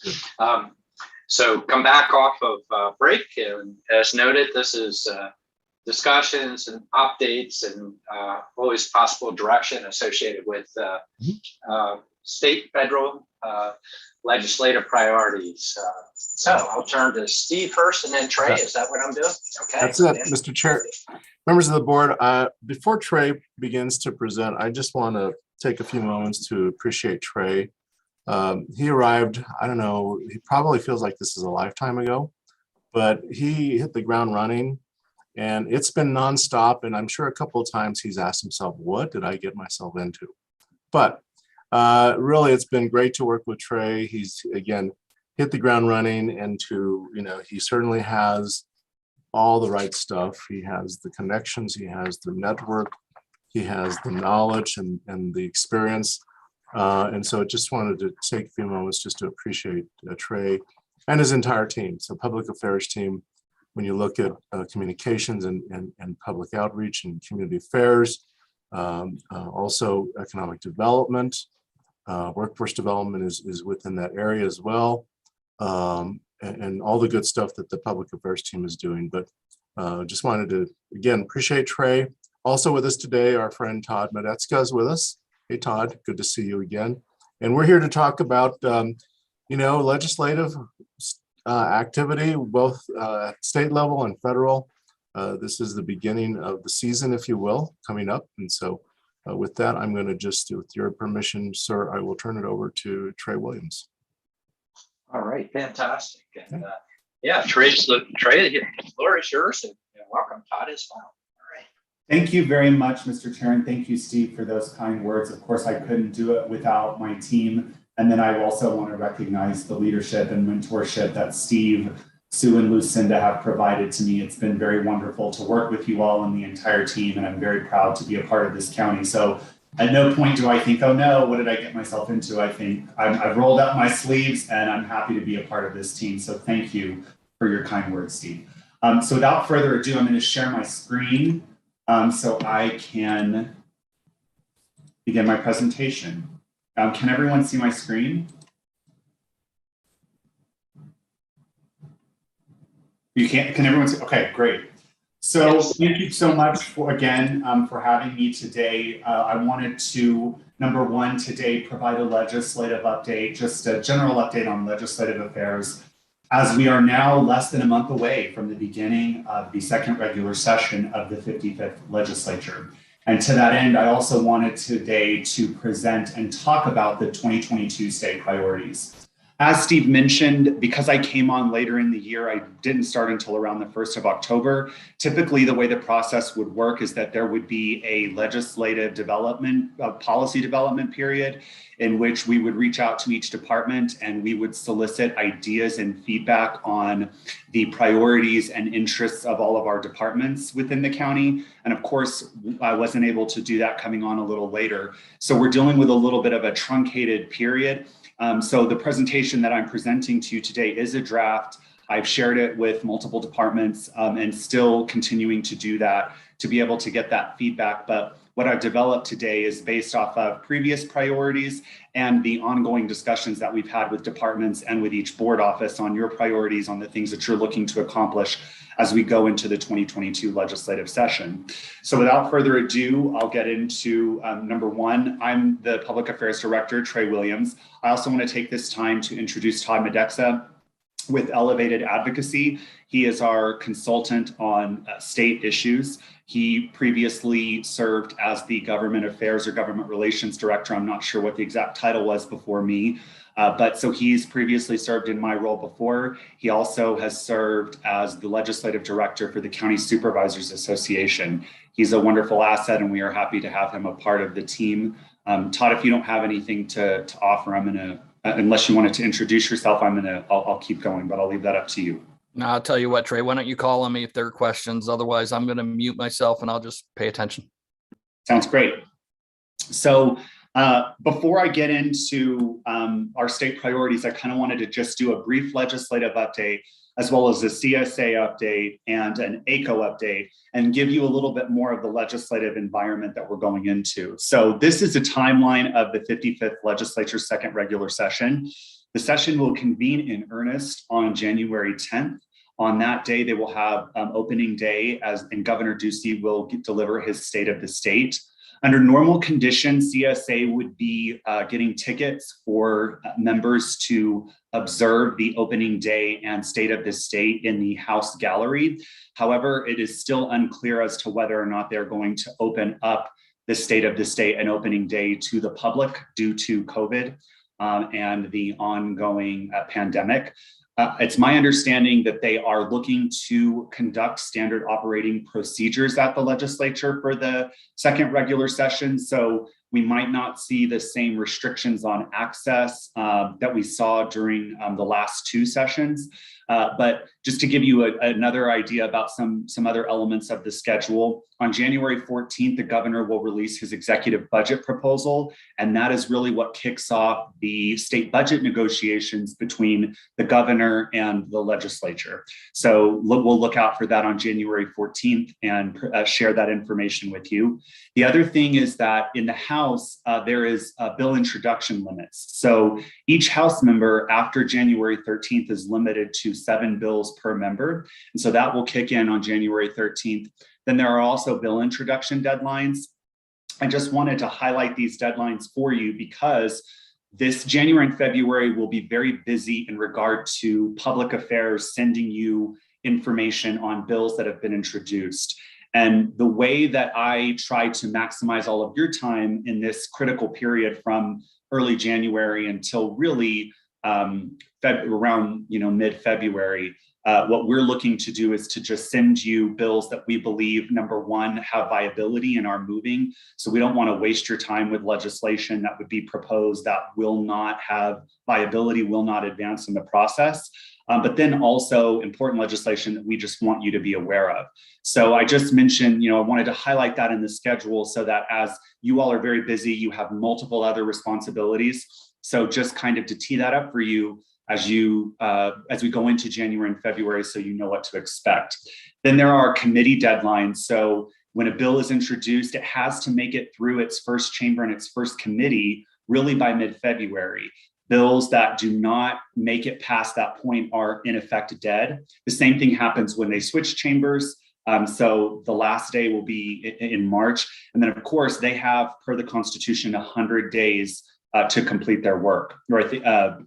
So they have to extend the session week by week after the 100th day. And we have seen longer sessions. And with the court ruling from earlier this year related to how the constitutional and legal restrictions on how the legislature crafts their budgets and their budget reconciliation bills, we could see a longer session.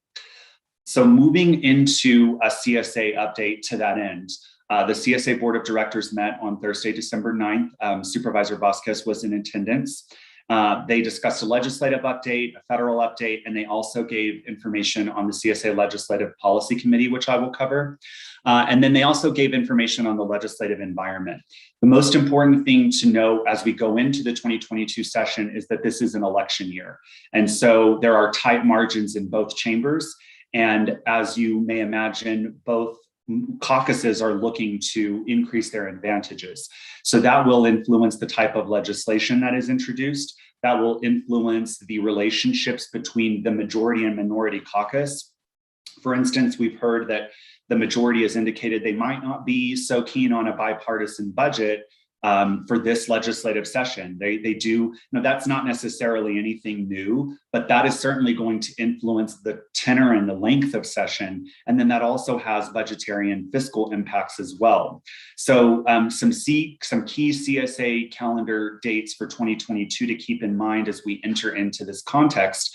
At number one, if you are, we have many of you are new to the board and to the legislative environment with your service on the board. And to assist you in performing your duties in this area, CSA is hosting a CSA Effective Engagement with State Lawmakers webinar on January 5th. That should have been sent to you via email. If you need help registering or have any questions, please let me know. I can help get you signed up for that. I would encourage all members of the board to attend that. The CSA has great resources and information on effective engagement with state lawmakers that I have learned from and use. So if you can attend that on January 5th, please do so. Then, as I mentioned, January 10th, 2022 legislative session begins. That's when we'll have our State of the State. And then one thing I really want to highlight is the January 14th date for the Legislative Policy Committee meetings. And I'm about to cover and give an overview of the CSA and ACO LPC, the functions they serve. But just keep in mind that that first meeting of the LPC will occur on Friday, January 14th. And then January 19th, the CSA legislator and supervisor reception is actually to be determined. At this point, it's unclear if that reception will occur. At the CSA board meeting last week, they're uncertain as to whether or not they're going to move forward with a reception. Under normal conditions, CSA would host a reception between legislators and supervisors in Phoenix, which I would help facilitate. So I will keep my eyes on that. And as soon as I receive definitive word as to whether it's happening or not, I will coordinate with each of your district directors to ensure that you all can attend, as I think that it's an important, we want to be mindful of COVID, we want to be mindful and responsible, but it is a great opportunity to meet with our legislative delegation and other legislators, as well as the entire Capitol community who tends to attend the CSA legislative reception. So I will keep you posted on that one. And then January 20th, we'll have the CSA Board of Directors meeting. So moving into the CSA Legislative Policy Committee. So what the CSA Legislative Policy Committee does is it's the legislative program that's adopted by the CSA Board of Directors, which you all sit on. And so the makeup of the LPC is still being determined, but you'll see to your right the Legislative Policy Committee membership and then the plans that different counties have for naming their LPC representative. As part of the LPC, there are 15 members. And so it's the 6 CSA executive committee officers and then 1 representative from each county, that's not represented by a CSA officer. And those meetings are open to all CSA members, which includes all of you. And then the 2/3 of the LPC may adopt a position on behalf of CSA. And that's regarding any issue that's before the state legislature or US Congress that's not in the CSA's legislative priorities. You all will remember the legislative summit that we attended earlier this year and the legislative priorities that were adopted, which I will cover in a little bit. So anything that's not in that program, the CSA LPC deals with that. They meet as often as necessary, but the meetings typically occur on Friday at 9 a.m. And then they meet frequently, they meet every week, every Friday through March or April. Our CSA LPC representative for this year was Matt Ryan. And so I wanted to open the floor at this time to determine, to have a conversation about whether or not you would like to continue with Supervisor Ryan as the LPC representative, and just get some direction there first before we move into the ACO update and then the discussion of the 2022 state priorities. So Mr. Chair, I didn't know if you wanted to say a few words on this so that I can have some direction on which one of you would like to serve on the CSA LPC. Sure. And so we did have conversations last year, and part of the discussion was associated with when legislation gets pretty complicated, it helps to have a person that sits in that seat and we keep consistency. If you get into a rotation, you lose the continuity, but it's also legislation's kind of an art form. It's knowing who you're speaking to, building relationships. Todd being our designee, as a contract agent, we could be perceived politically as different than the rest of the state, or little different than I'd say we shift further to the left than to the right. But our legislators would be on the right. Well, you have to speak their language, understand what their nomenclature is, and then work towards the objectives. Most important piece associated with this is how do we stick together for all the values that you see in your packet and Trey will work with. And so I've stepped into this role a number of times, but a couple of years ago talked about it. Hey, once Mandy was it Mandy? I'm losing track. When Mandy's off the board, can I step into this role? It made sense to do that. We kind of divide and conquer, and this has become an area of my focus. As you look at the different committees we're on, it takes a lot of time for LPC. And so we got into a similar discussion as you all were coming on the board, and everybody gave had an idea. Why don't we stick with that, and then have Patrice step in as my backup associated with that. I'm hoping that we can continue to do that. No matter what it is, we're looking at the board's objectives. We're also looking at the greater county objectives and reporting back to the board right away on what's going on. Communication is the key piece. And, Trey is, he'll be the center of it, but the LPC member has that role. The other piece is LPC member. When it's time to do this legislative voting, it's a single vote by county. It's not all supervisors. And so needing to stay consistent with what our county objective is on what we're doing as well. So, I'm asking if, as we discussed before, but it's good to reaffirm that I could be the LPC member. And I would suggest that the trees carry on, that we get to sharing what's going on would be the backup for this. And so I should roll through each of the supervisors. And, if there's, this is why we talk about these things. If there's a different desire, then, let's talk about it. Patrice. I think it'd be great, Matt, if you're willing to continue on with that role in LPC. I think we need the continuity. I think you've done a good job for the county, and I think you have just that right diplomacy necessary for carrying on our message here in Coconino County and working cooperatively in partnership with the rest of our CSA and Board of Supervisor partners. So I would certainly love it if you would continue on, and I would be happy to act as your alternate if the rest of the board so desires. Okay. Veronica?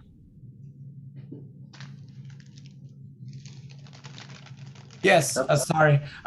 So I support that. I'm open to you continuing as our representative, and if Supervisor Horstman is ready and able to be an alternate, I'm supportive of that as well.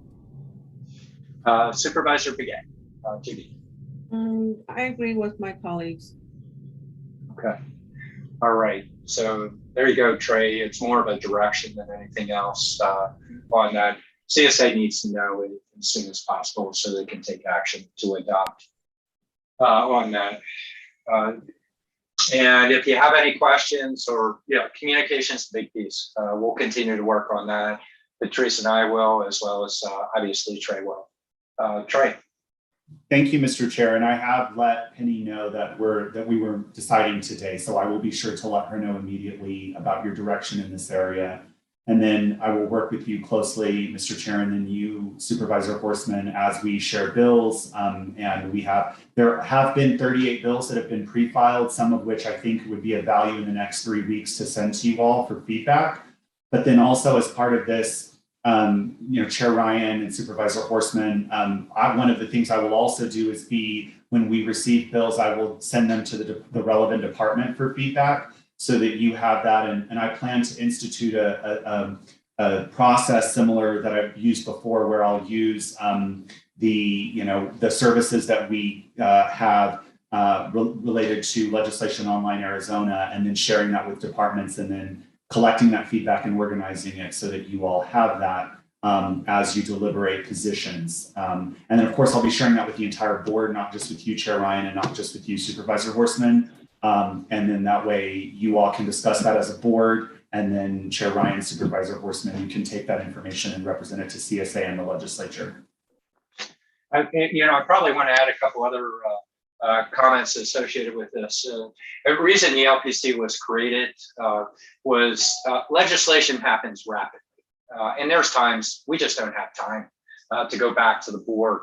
And so understanding what our policies are, our objectives, we try and stay as consistent as possible and then report back if we don't have that chance to do so. And we need to form opinions associated with that. So that's a big element associated with that. Why we have the LPC, let's move quickly. The legislature is trying to move this. What can we do with that? The other piece would be, and keep in mind, and this goes more broadly beyond this, similar fashion though, there are times that a bill's moving and they need input. And often Trey in his position will reach out to us.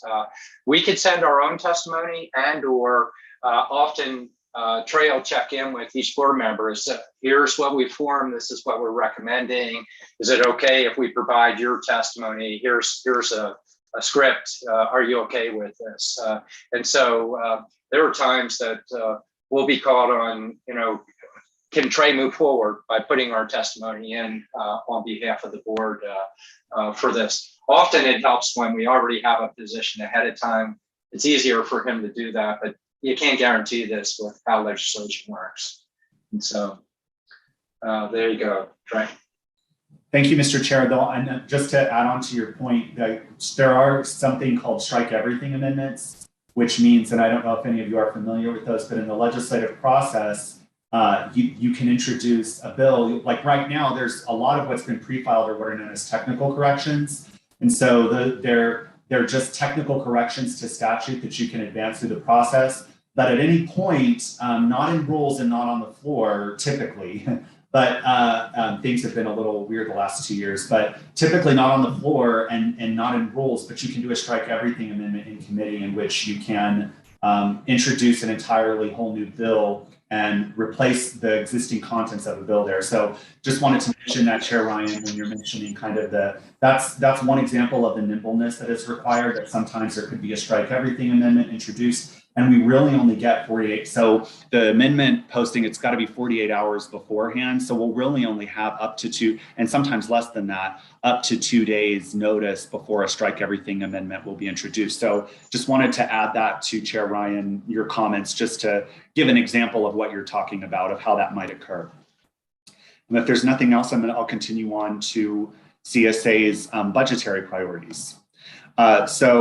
Many of you will recall this from the CSA Legislative Summit. So I just wanted to briefly go over the 2023 county budget priorities that CSA will advance at the legislature. So number one, they plan to engage on all legislation and proposals that adversely impact county authorities and resources. That's a policy that they've held for a number of years. And so they will continue to engage on those pieces of legislation and will be an important partner in helping us respond to any bills that impact your budgetary authority and that impact the county's budget and the state budget. The other budget priority you will recall is the increased investment in transportation infrastructure. There is tremendous need across the state. And so one of the things that they will be imparting to the governor and the legislature is the need for a strategic plan to invest in Arizona's transportation infrastructure from the state. We've seen the Infrastructure Investment and Jobs Act and the investments that those will direct towards the state. And so they are continuing that message on the state, at the state level. The other important budgetary priority that will be relevant and of interest to you all is the increased investment in broadband infrastructure.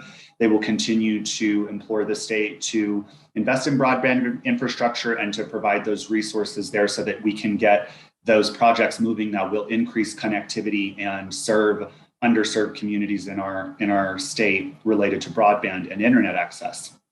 And then of course, for a number of years, CSA has had a public safety personnel retirement plan funding strategy. And so that is something that they're going to continue. And then the Arizona Department of Juvenile Corrections fee, Maricopa and Pima County are still paying that to the tune of 8.5 million. We were taken out 2 or 3 years ago. So they are now trying to ensure that that fee is completely eliminated.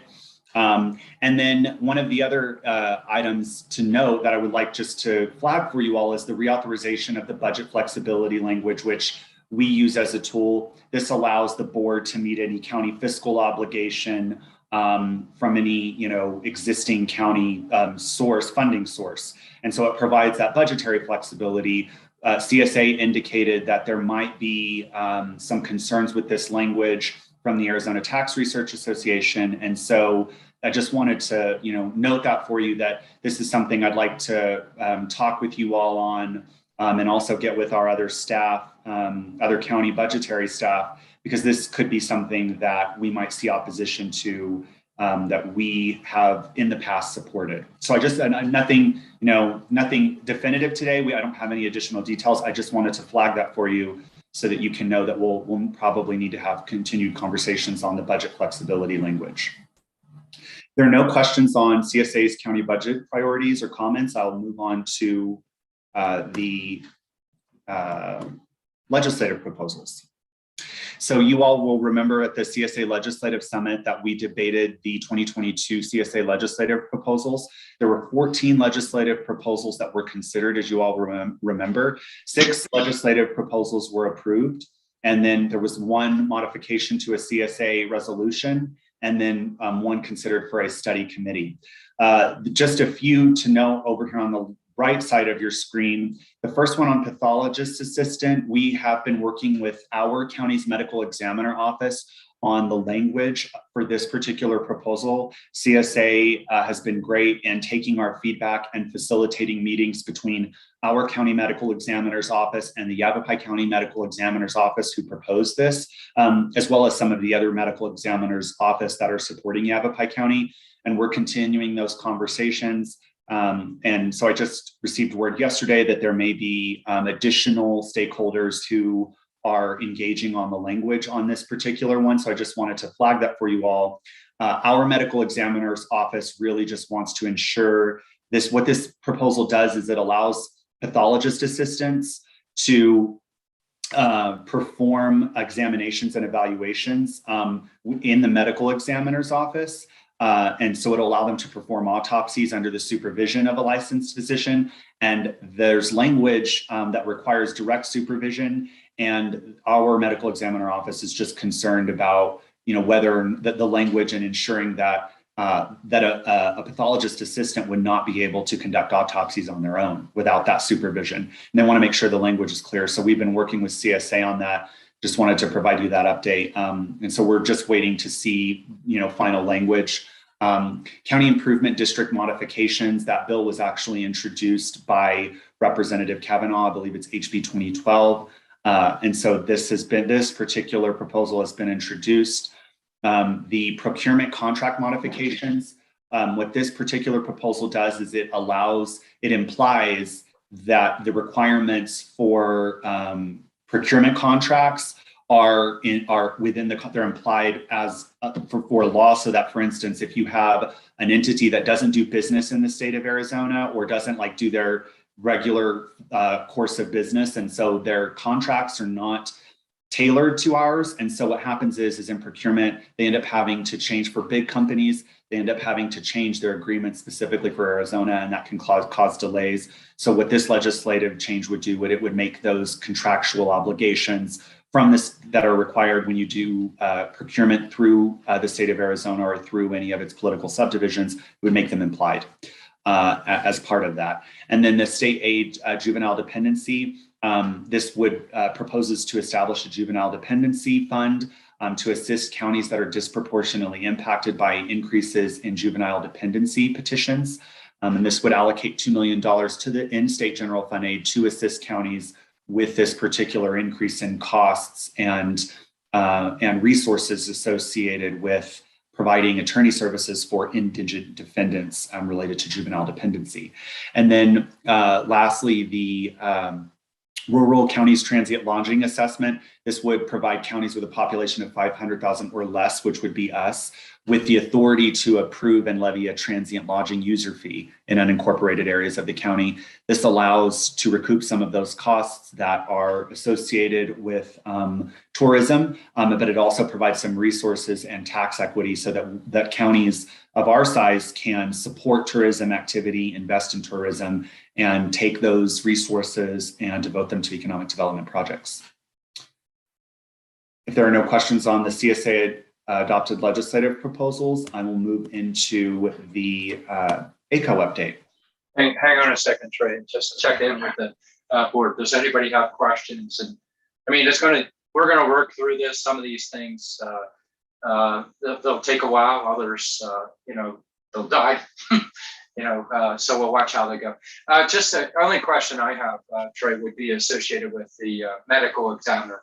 We were trying to encourage our medical examiner to talk to Yavapai County medical examiner. It sounded like more communication between the professionals were needed for the sake of developing the language that was being moved forward for CSA. Do you know if that is transpired, or, and if not, just keep that in the back of your mind. Sure, thank you, Mr. Chair. It has, so we've had, I think, 2 meetings so far between our medical examiner's office and the Yavapai County Medical Examiner's Office that was facilitated by CSA. I can't speak to the communications that they've had outside of that between their different medical examiner's office, but I do know that we've all tried to keep each other in the loop on developments with this to ensure that whatever final language is introduced in the legislation and enacted by the legislature is clear so that there are no unintended consequences. And I know that Yavapai County is aware of Coconino County's concerns, and that one of the main things we wanted to do, there is a sunrise review that has to occur whenever because this is a regulated, when you're talking about regulation of occupations. And so within those processes, CSA had to have something ready for sunrise review. So we had a meeting prior to that so they could have this information and initiate that process. So that occurred, and I think that we're just waiting to see a draft of the legislation to ensure that it does include the language that's been suggested by our medical examiner's office. And I will also touch base with Dr. Zarnecki to see what other additional conversations they've had with the Yavapai County Medical Examiner's Office on this outside of our meetings, which I can't speak to that. But. Great, thanks. Others? Not seeing anybody, go ahead.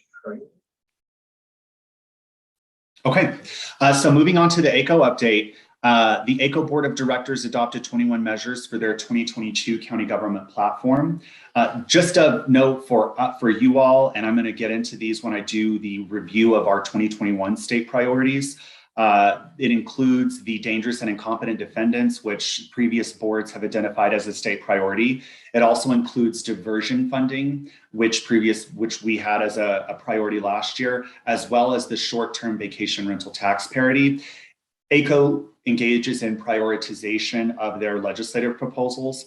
And so for all of these were all designated as priority A, which means they will be a part of the platform, and ACO staff will be introducing these, attempting to find sponsors and attempting to get these enacted during the legislative session. And just a quick update on our proposal for short-term vacation rental tax parity. As I reported to you all, it was adopted by the Board of Directors as a priority A. Assessor Ruiz has shared language changes with ACO staff, which ACO staff has incorporated those changes and has shared a preliminary draft. We are in the process of working with Assessor Ruiz to finalize that draft, and then ACO staff will begin in stakeholder outreach on this particular proposal, mainly those stakeholders who ACO believes will have concerns with the legislation or might oppose, and also to give all of the different stakeholders who are impacted a heads up so we can begin those conversations to gain support for the legislation. And then on the ACO Legislative Policy Committee, ACO has an LPC as well. And I just wanted you all to be aware of the ACO LPC because In the election space, ACO has typically taken the lead, and any elections legislation, will go through CSA. CSA will consider that, but there is a lot of coordination between ACO and CSA's LPCs on elections legislation. So I wanted you all to have this information so that you, in the event that we have to engage with the ACO LPC, you know who our representatives are, and how to engage with ACO and their LPC. But before I do that, I just wanted to, and I won't go through each of these in detail, I just wanted to briefly give you a sense of what was proposed and the outcome on the ACO adopted legislative priorities. So you can see the A-level priorities all on the left side of your screen. The ones that I would highlight are the diversion funding, the short-term rental tax parity, the dangerous, incompetent, and non-restorable defendants. Those have previously been priorities for us. So wanted to flag those for you. And I'll, of course, continue to update you on the progress of these items, that just so you know that they're in the ACO platform as an A-level priority.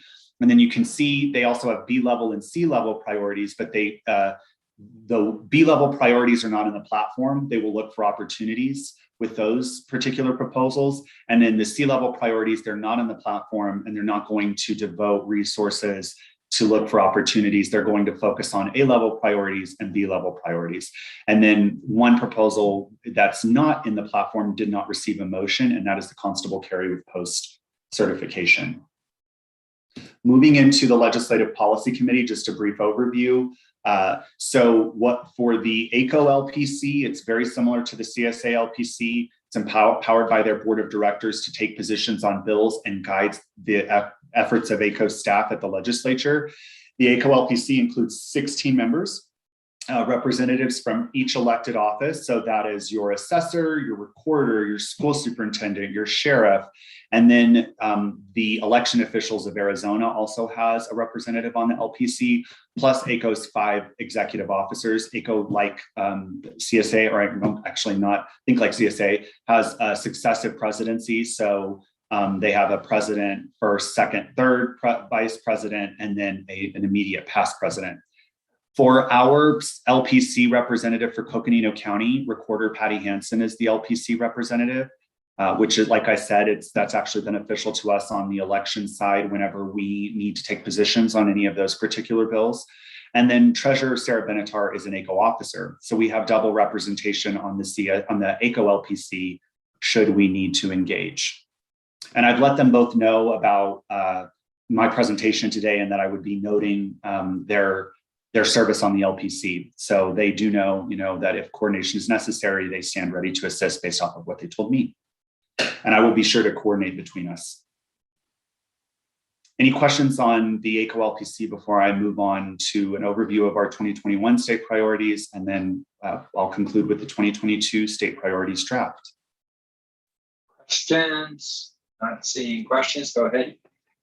Excellent. So I just wanted to briefly give an overview of the outcomes of our 2021 state priorities. And as just an aside, I will just note that next year, this will happen much earlier, July or August, something like that, so that we can do an overview as we begin to plan the 2020, the next legislative session. So this was the state guidebook that was developed by my predecessor. Obviously, we do have a different board now.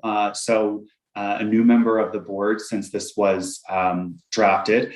And so just to get right into it, first of all, the vacation, as you all might have assumed and know, the vacation rental property tax parity was not successful this year. They could not find a sponsor for this particular bill.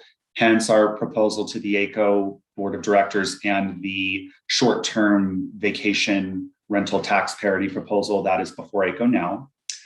And then if there's no questions on the vacation rental property tax parity portion, I'll move on to the broadband infrastructure. And on this one, the direction was to support legislation and funding to increase first mile and middle mile infrastructure across Arizona, to expand access and to increase investment in regional planning. Our county staff has engaged with partners both public and private partners with the Arizona Commerce Authority, with providers on particular projects. And so they're continuing to engage on those, on projects, continuing to explore opportunities for funding to be able to deliver on this particular priority of the board. And so as we see additional grant opportunities, whether it's from the state or federal level, we are continuing to pursue those, to examine those opportunities. And then, of course, the ongoing projects, we're just continuing engagement on those, trying to find solutions in the event that there's, not, in the event that an outcome is not yet imminent on those projects. There are no questions or comments on the broadband infrastructure portion. I'll move on to transportation infrastructure. So as you all know, this year, really what they did was they specified certain projects in the capital outlay verb related to transportation projects, most of which were in Maricopa, Pima, Pinal County. I believe we had one project in Northern Arizona, one or two. There was no long-term fix to the gas tax or to the HERF distribution. So the transportation infrastructure funding continues to be a priority and issue going into the 2022 session. There are no questions or comments. I'll move on to all text costs. This is the Arizona long-term care system costs. And as you know, counties are required to contribute as part of this. And so one of the priorities was to support legislative control of the cost increases and program drivers in the all text system. And I can report that for the fiscal year 22 contributions, the total there was a decrease, the total amount decreased. And so for our contributions, and it was a decrease of 22.68 million from fiscal year 2021. So there was a decrease in those contributions for all text costs. Moving on to the property tax deferral statute. On this one, this was a proposal that was proposed by the county treasurers. And this would have allowed for more property owners, specifically elderly owners on a fixed income and disabled individuals, to qualify for property tax deferral, which is a very limited program currently in Arizona statute. And so this particular proposal was introduced as SB 1491. It was ultimately held in Senate Finance. The treasurers are not pursuing it again this year. And then for dangerous, incompetent, and non-restorable defendants, this is a proposal that would allow for a solution to those defendants who cannot be restored to competency as part of restoration to competency proceedings whenever they are found incompetent to stand trial pursuant to, I believe it's Rule 11. So what this particular proposal does is it seeks to provide a solution for individuals who would otherwise be a danger to themselves and others, so that they are not harming themselves or others in the community if they have been shown to previously engage in criminal conduct, but can't be charged or tried due to their mental state. And so this particular proposal has been a priority for the board before, and was this last year. It was introduced as HB 2334. It passed Senate Judiciary, so it made it through its first chamber, and then got to the second chamber committee and ultimately was not enacted this year. And as I mentioned, it is in the 2022 county government platform. And then lastly, on diversion funding, this would support additional funding of $11 million divided among Arizona's 15 counties to enhance existing diversion programming or to create diversion programming in county prosecutor offices that don't already either have a program, or it would provide resources so they can expand and enhance the existing programs that they have. This bill was introduced as HB 2141, sponsored by the late Representative Frank Pratt. It passed Senate appropriations, but ultimately was held in the Senate and was not successful. As I mentioned, it is an item that is in the 2022 county government platform. So, Mr. Chair, if there are no questions on 2021, I will move into 2022 legislative priority recommendations. Not seeing questions. Okay, go ahead, Trey. Thank you, Mr. Chair. And so as I mentioned, because we're dealing with a truncated timeframe for adopting legislative priorities, what I'm seeking to do here is to present to you all just recommendations that would help me as staff interact with you all as the board, as well as with our departments, and then to impart and share this information with our partners, whether it's at CSA and ACO or directly with the legislature, with legislative leadership, with committee leadership, and all of the different stakeholders in the Capitol community. This is a draft. It is not a final document. I'm not asking you to adopt anything today, but it is more of a conversation and more of to generate ideas for you all and give my professional recommendations on some of the principles, policies, and priorities in each area that Coconino County works in, that will give us that direction and overall guidance to be able to take positions on bills and to be able to represent your priorities and interests at the legislature. Before I go through them, I just wanted to see if there were any comments on that, if there was any feedback for me, and I will just briefly go through each item.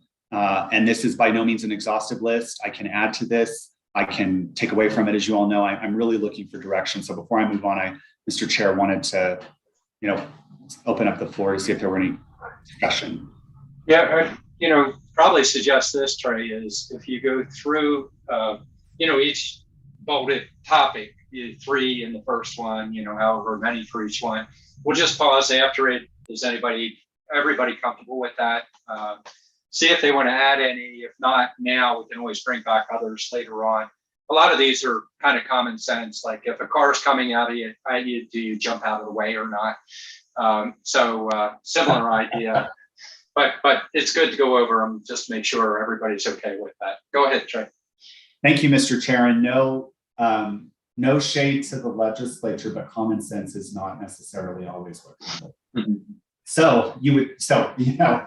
Take that for what it's worth. But on the overall state principles, as you all know, and really I'm also working, we have our partners at CSA on state budgetary items. They are great representatives and advocates for us in this space. And so I'm looking to this direction will help synergize their efforts. Number one, maximize state revenues. The state funds a variety of programs. There are partners in a lot of what we do. So it's maximizing those state revenues so they have a local impact, as well as the efficient maximization of state revenues. So that way, any funding that's coming from the state or any cost shifts or revenue reductions, we're maximizing, the money that we receive from the state or the obligations that we have.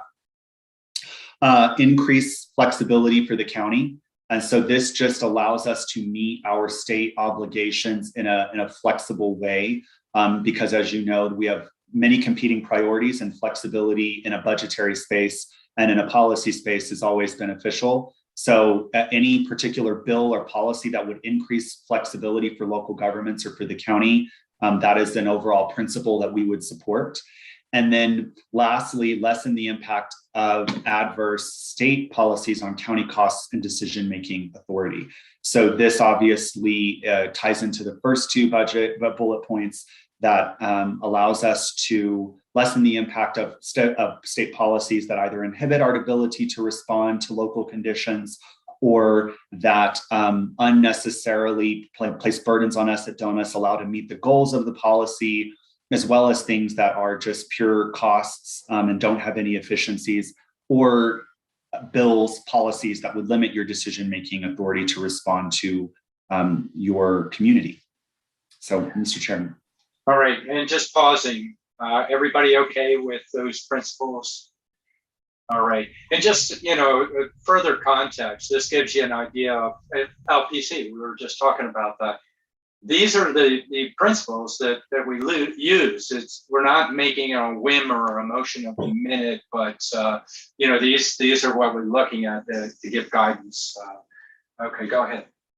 Try. Everybody seems okay. And then on overall state policies, so these this is kind of now you'll see a lot of these as we move down. They're going to be positions, so it's less of the principles and what we support, and it's more the positions and the tactical considerations whenever we address legislation. So the first one would oppose proposals that would impose new unfunded mandates, including those that do not allow the Board of Supervisors authority to vary the implementation guidelines. The next one would oppose the transfer of programs from the state to counties unless program control and flexibility is also shifted and adequate state funding is guaranteed. And lastly, support proposals which would provide local governments with greater decision-making authority over the use of state funds. Okay, everybody okay with these? Just a head nod, be good. Okay, I'm seeing Judy. Okay, Patrice and everybody's good. Go ahead. Thank you, Mr. Chair. And then this is a continuation from overall state policies. Oppose proposals which would impose new unfunded mandates on the county, which is related to the first bullet point. And then oppose unfunded mandates unless they promote a higher priority. So with this proposal, it's not in opposition to unfunded mandates. It's that it's opposing the imposition of roads to nowhere. So unless it is promoting a higher priority, the policy would be to oppose unfunded mandates. And then lastly, the last one is to support the budgeting authority of the Board of Supervisors. So that's all encompassed in what I just presented. Okay, Patrice, it looks like you have a question in your. Well, no, I love support the budgeting authority of the Board of Supervisors. And what I'd like to do is expand it, supporting local control over decision-making affecting our communities. Yeah, usually that is a statement in there. That's a good idea. I think we have that in, do we have that in CSA? Maybe we don't, but yeah, that's a good idea. Let's see, others okay with that? That as well as these that are before us. I do have a question, and I'm not sure where it fits, but I'll just throw it out there. I know there's been a lot of conversation about the courts and how the state's supposed to help fund, and a lot of times we get stuck with that. And so I just wonder how that fits in this conversation. Thank you. Go ahead, Trey. Sure. So there is a resolution before the CSA board related to court funding. And then there are justice and public safety. There's a justice and public safety section that does speak to that. CSA is really, ours is much more specific with specific policy items that have been identified previously. But that's something, again, part of that conversation is me having a conversation with our partners in Coconino County and our court system and as well as the county attorney, the clerk, to be able to understand, what priorities they have going into the session. And so with regard to that, number one, CSA will be sharing that resolution and the contents of that resolution, and Supervisor Vasquez, I can forward it over to you. So it's at the top of your inbox and you can review it. But basically they're going to be carrying that message to the legislature and to the governor's office related to the overall message on court funding that we heard at the summit, which was that the state, with regard to state mandated functions, that the state really, has to fund what it requires as part of the court system. And then the ones that are in this particular legislative priorities, they're much more specific. And so I'll get to it in a little bit, but that's kind of where that fits, if that answers your question. And we can always develop broader talking points for these as our priorities if we want to support CSA in the resolution. Mr. Chair. Yeah, go ahead, Steve. Just a quick note, and this speaks to an issue that is currently being discussed with CSA and the county managers, and that's related to probation salaries. And to advise the board that the county's practice has always been that while the state has funded a certain portion of probation salaries, any additional changes to salary that have come about as a result of changes to our compensation plan have been absorbed by the county. And so we're having a discussion tomorrow with the managers group on if that's an option. Do we want to continue that, or is there a desire on the part of some counties to I would say probably just stay with whatever the state pays in terms of salaries to keep it there. Again, it's our practice has always been to add on to salaries based on our local compensation plan. I've always viewed our work here as an employer that has a lot of different functions, and yes, we have grants and other funding sources that do pay portions of salaries. But again, we're going to listen tomorrow. I just want to raise that as a point of note. When we do look at state and county funding for courts, to get into that level of detail sometimes creates an unintended consequence. And so we'll monitor that, Trey, myself, and others, to make sure that we come back to the board with the results of that discussion. But again, going back to our practice has been to of course utilize the state funding for probation salaries, but also add to that with county funds as well. Yeah, I'll probably add on to it. I mean, you can look at our legislative agenda. The all text is a formula that was created, which just dumped on us, and we're fighting back on it. Transportation, the state at state level, there's the distribution and coming up with sustainable funding.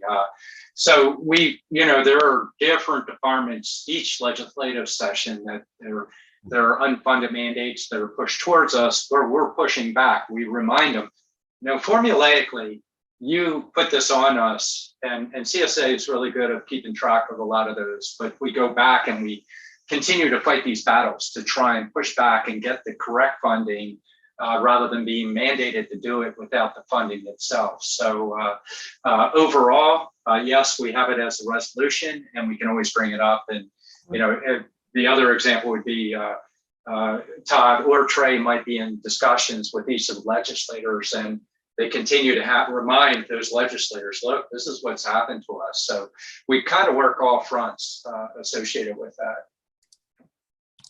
And Mr. Chair, Todd, I would invite Todd if he has anything to add.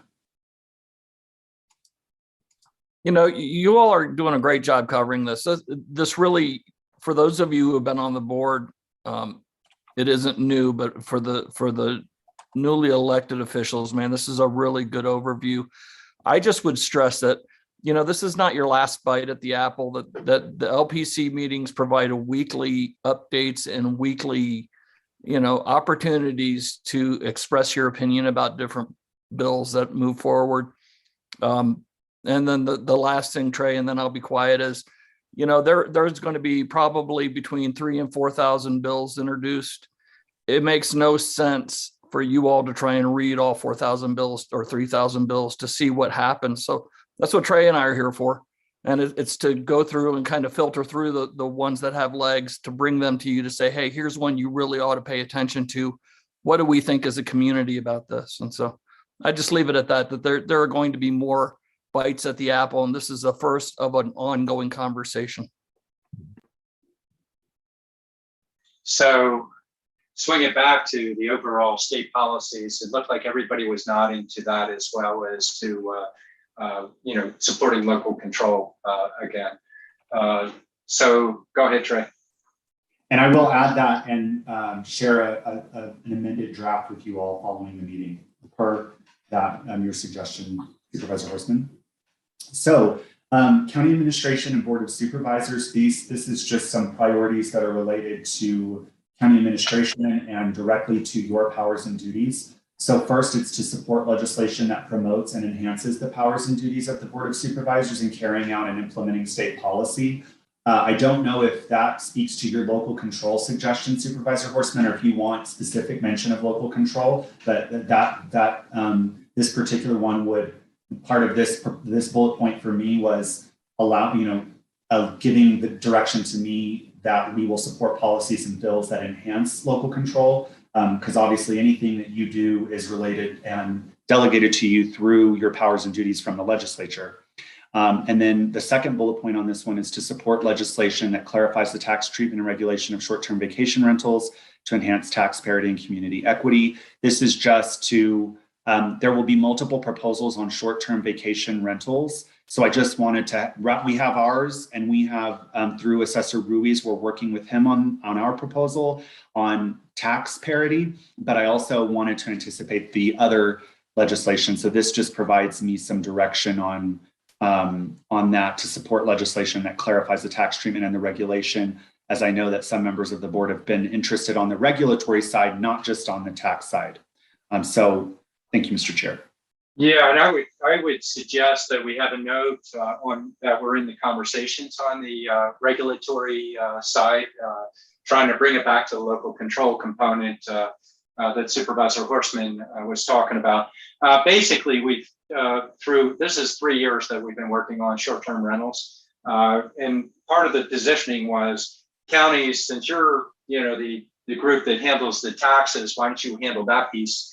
And cities and towns, they handle, we have regulatory, but they more so have regulatory. They were the primary on it. We were always in the discussions on the regulatory. So I don't want that to be excluded, and would suggest that to our board that we continue to participate in the regulatory elements that provide the opportunity for additional local control in short-term rentals. And I see Patrice nodding her head on that. And yeah, do you want to comment, Patrice? Yeah, we've been talking about this internally here with the Board of Supervisors too, as what we as the county can do given the current legislation. So I think it's extremely important that we keep up on what's happening there with the short-term rentals. And I know that we as CSA did recommend some changes to the short-term rental legislation. Problem was, I think that got put into a committee to kind of take a look at and make some changes to it, as I recall. So we just need to keep aware of what's going on there too. I think this is something that's near and dear to our community. So, and by the way, I do think, given your question, Trey, if I may, Chair Ryan, go back to the first one, I think we need to make a stronger statement about support local control more universally than just the powers and duties of the Board of Supervisors. Yeah, I would agree to that. Let's go back to other, Geronimo's nodding his head. Are you okay with both of those discussions, Geronimo? Short-term rental as well as what Patrice is talking about on local control? Yes, I am, and definitely supportive of the team and the direction we're going in. Okay, Judy? Yes, I do. I fully support that. And that's a topic I was going to bring up, that, we need to be redoing that number one bullet to really enhance it, I guess, in making sure that, there's that local control, because this is a big county, and we're all trying to work together, and, we just need to make sure that, there's, we're not being tied to something somewhere else. So, but I do support that. Thank you. Okay, Trey, you good? You can always bring this back as you massage it. Yep. Okay. All right. Go ahead. Thank you, Mr. Chair and Supervisors.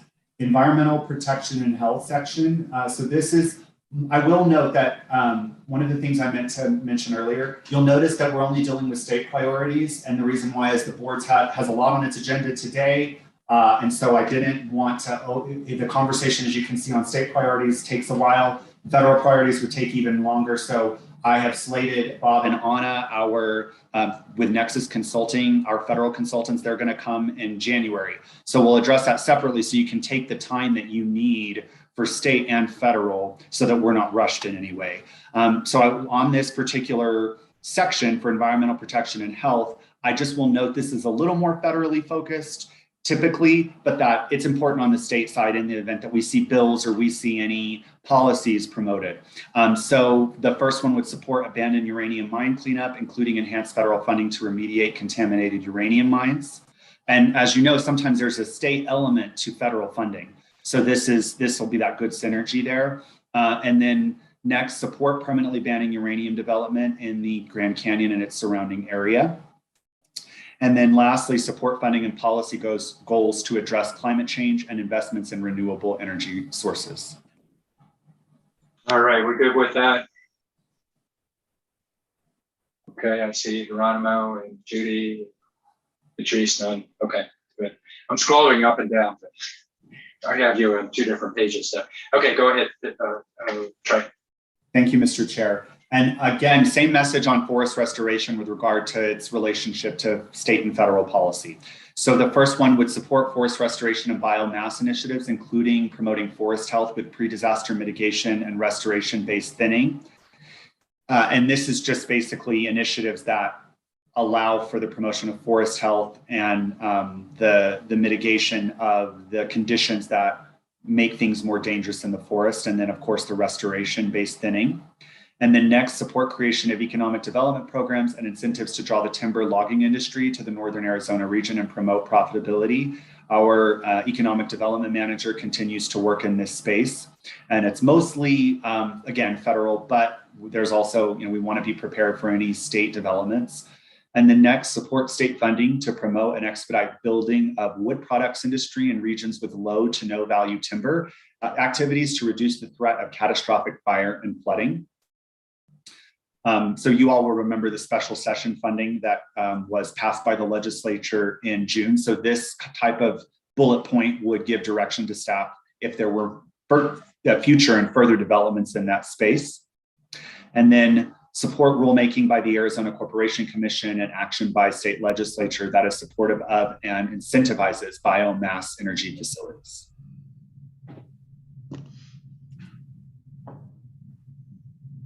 You're on mute, Chair Ryan. Go ahead, Patrice. I have one I want to add too, but go ahead, Patrice. Yeah, and what I was thinking here on the second bullet, and I know you stated it in the fourth bullet, but just support creation of economic development programs and incentives.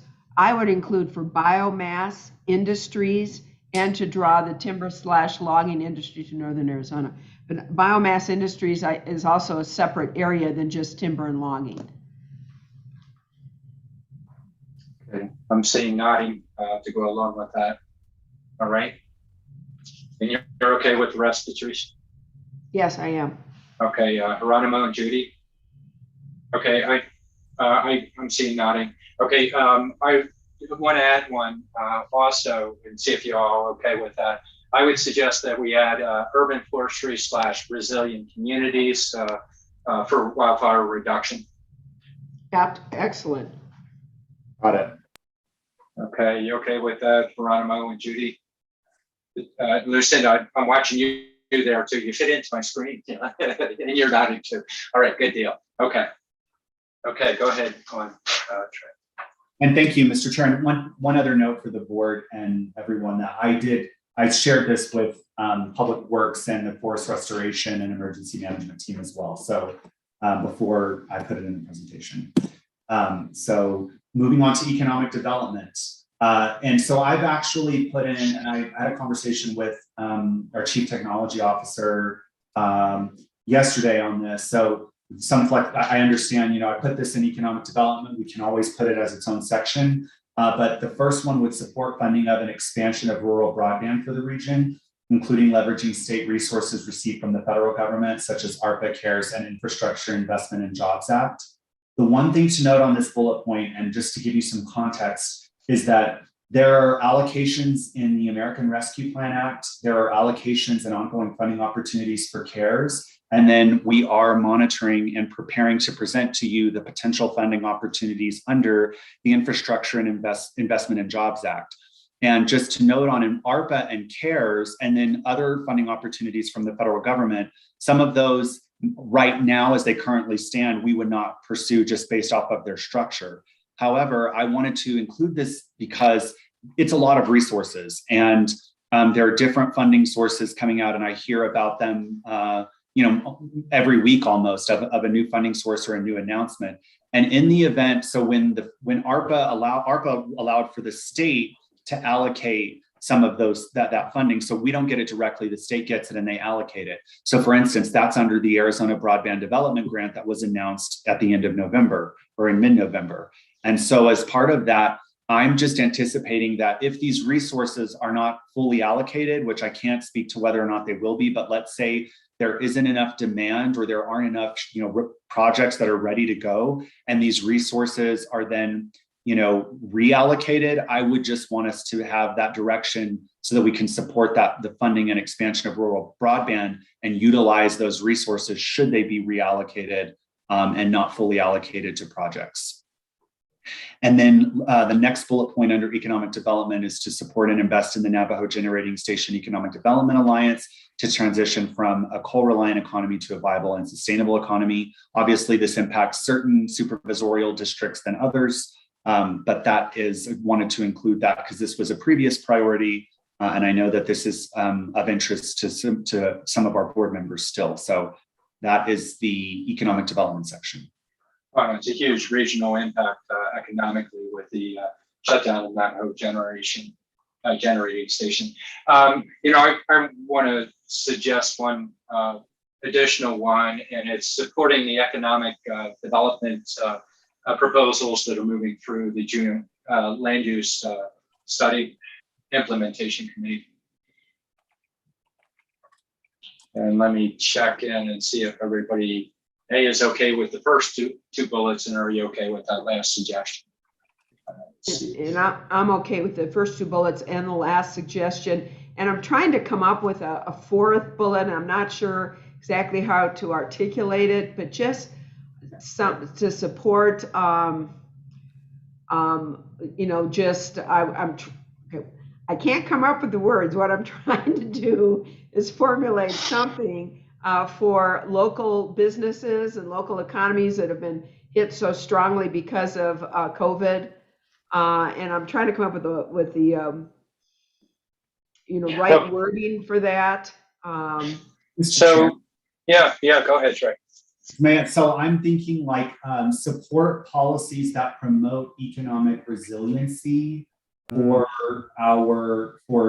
local and small businesses. I like that, Trey. I like that too. Can I jump in? I also like that. I'd like to see that bullet added, that Trey that you just said, and another piece of it that I think might be relevant might be business incubation. Helping those businesses that had to contract during COVID and allow them and support them in their incubation and expanding in this new post-COVID world. Okay with, let me go back to the others, hopping screens. And use that language any way you want, man. I'm not tied to the language. I just wanted to plant that seed. Well, and as noted, Trey will be bringing this back to us so we can massage it and work out the language. You okay with the other points, the other addition, Rima? Yeah. Okay, and let me check in with Judy. Are you okay where the conversation's going, the additions as well? Yes, and I'm really glad that it's going to be brought back before us. So I think we really need to take a look at this as individual board members and add whatever we need to, if we need to, and then there's time that Trey brings it back to us, then we would, because my head is going here and there, as the economic developments that I could think of in certain areas. And so I just want to say thank you, Trey, and Tom. Is it Tom? Todd. Todd. So anyway, and others that have been working on this. So I'm really glad that we're doing a list of this, and it's very important that we let people know what our legislative priorities are and recommendations. So so I guess like for me, I would like to make add some things to here and there, but when Trey brings it back, I'll probably make a lot of conversations, alluding to that. Thank you. Well, and actually, Trey, as he moves it forward to us, get out to us ahead of time, provide you with additional opportunity to look at it too, probably, Judy. So that would be, leading into that. Let's see. Anybody else on that? Not seeing that. Go ahead, Trey. Thank you, Mr. Chair. And on the Health and Human Services section, I want to know, I'm still, as I said, we're still, having conversations with departments. And so on this one, there might be some other specific non-COVID related priorities, but I knew just based off of the discussions that you all have had with our Health and Human Services Department, that this is kind of the space that is going to be, most relevant, especially at the state legislature for this session. As you all know, there is polarization within our political community on COVID-19 response and on vaccination. So I'm focused on that for this particular section. And I just wanted to note that, we could see additions of other priorities that are not related to the pandemic response. So first, this would support policies and proposed legislation that enhances and bolsters the county's COVID-19 response including policies that promote vaccination, including outreach and incentives for underserved communities, workplace safety and mitigation, testing, investigations, and contact tracing, and funding to help address state and local government response. And then the next bullet point would support policies that enhance and promote collaboration in responding to COVID-19. All right. Comments or questions? And Patricia, probably health is such a huge area. We're going to have a lot more than just that. So, but go ahead, Patricia. Yeah, and we've got so much to do today, and so I don't want to get bogged down in this, but we just passed something that was historic and important for our community on mental and behavioral health. We have to put something in there to continue to support policies and proposed legislations that do enhance, behavioral and mental health programs. And So, sustainability. and sustainability, exactly. So, again, we could probably spend the next 5 hours just kind of going through this. And I know we don't have that time, but I just need to point that out. And I'm sure you'll add to some of these as well. So. Good points. Let's see. Let me roll through. Hieronyma. No, I'm pleased with where we're at and the progress. And as stated earlier, this isn't the end all. This is, Trey will be coming back with this to us with this information once it's been refined. So moving forward, I'm pleased with where we're at. Thank you. Judy.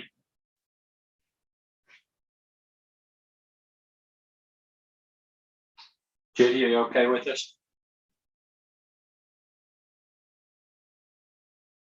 You're muted if you're talking.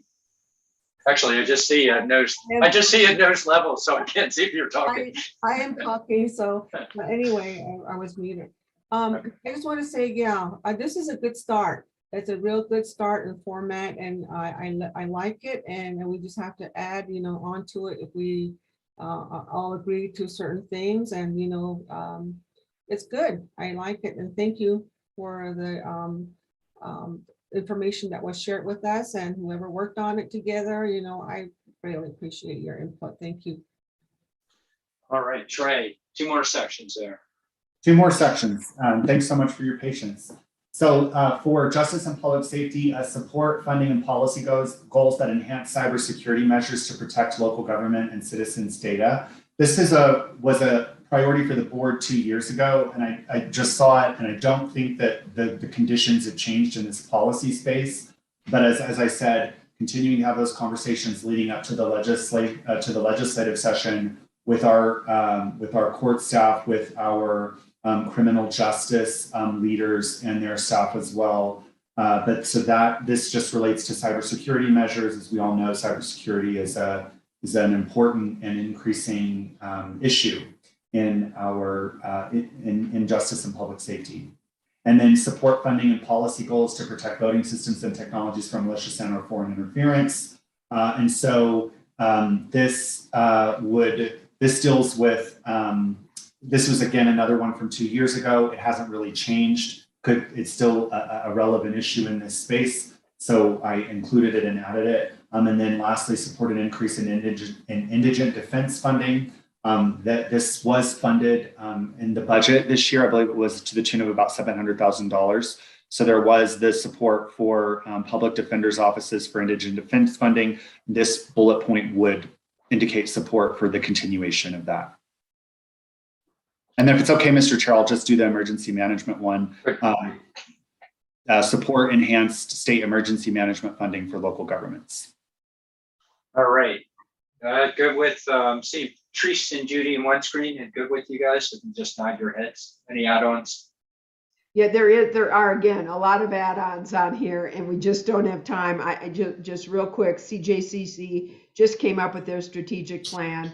I could probably give you 2 or 3 more add-ons just for justice and public safety, just from CJCC's strategic plan and their goals. Emergency management, one of the things, I don't know if this falls into emergency management, but we have been, as you know, Coconino County has been advocating for an increase in law enforcement for our public lands and Forest Service lands. So I'm not sure where to add that, but just two comments.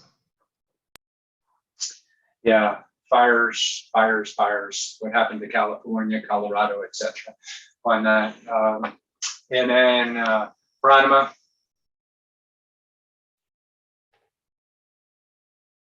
Yes, I'm supportive of all these recommendations, and especially, if anything, we might want to think of how we can support emergency management more, considering all the different emergencies we've had recently. So. All right, Judy. Agree with both of my colleagues. All right, there you go, Trey. Good framework to start off with. Thank you very much, Mr. Chair, Supervisors. I really appreciate the opportunity to present to you today, and I will incorporate all of your suggestions and changes and share that draft with you. And I look forward to continuing to develop our priorities as we go into the legislative session. All right, you good, Trey? You're going to come back and talk to us about your little brochure. You're going to update our brochure as the general gist, right? Absolutely. Okay, that's in our packet. All right, that ends the legislative piece, and that's going to be regular on our agenda. Once we get into legislature, we pause and take a look at it, give our comments, see what's going on, get caught up on it, see where our defenses go and where we need to be offensive. So let's see. Next item would be item number 9, and this is an update on the planning calendar with County Manager Steve Brewer. Mr. Chair, members of the board, if we can pull up the planning calendar, and then after we're done with planning calendar, Mr. Chair, we can do the noon break since it is just about 5 till noon. Yeah, that sounds good. All right. So jumping ahead, today is the last meeting for the year. Jumping ahead to January 11th, and again, we are not having a meeting on January 4th. That's another important note that our first meeting of the year will be on January 11th. So Steve, let me catch that real quick. So, part of what we've had this conversation in the past, and then we come back and we get caught back into, we're in a template and we forgot about it. The suggestion here is if we have a meeting the first week of January, it has staff working over the holidays, and a lot of them are trying to take time off. I think we should just say, in the future, don't plan a meeting in the first week of January. Try and have a meeting starting after that. It gives time for people to come back and refresh also before we hop right into business. So, are you okay, Patrice? I saw you nod your head. Others okay with that? Yeah, I see Judy. I think Judy was nodding her head. And I lost Geronimo. He's in there somewhere. I'm scrolling up and down. He's off screen. Yeah, go ahead, Steve. So with that, as you can see on the screen, the January 11th agenda. We will have a full agenda, consent and action items. We have a couple of liquor license public hearings. We also then go into the boards and commissions. And so it's the beginning of the year where all the boards and commissions that board members are members of are up for discussion. And so that information will be sent out in advance that shows what the current membership of board members representing the county are. We are going to bring back the incentive in the vaccine incentive program, but we're also expanding that to additional COVID incentive supports for employees. So that topic is coming back for discussion.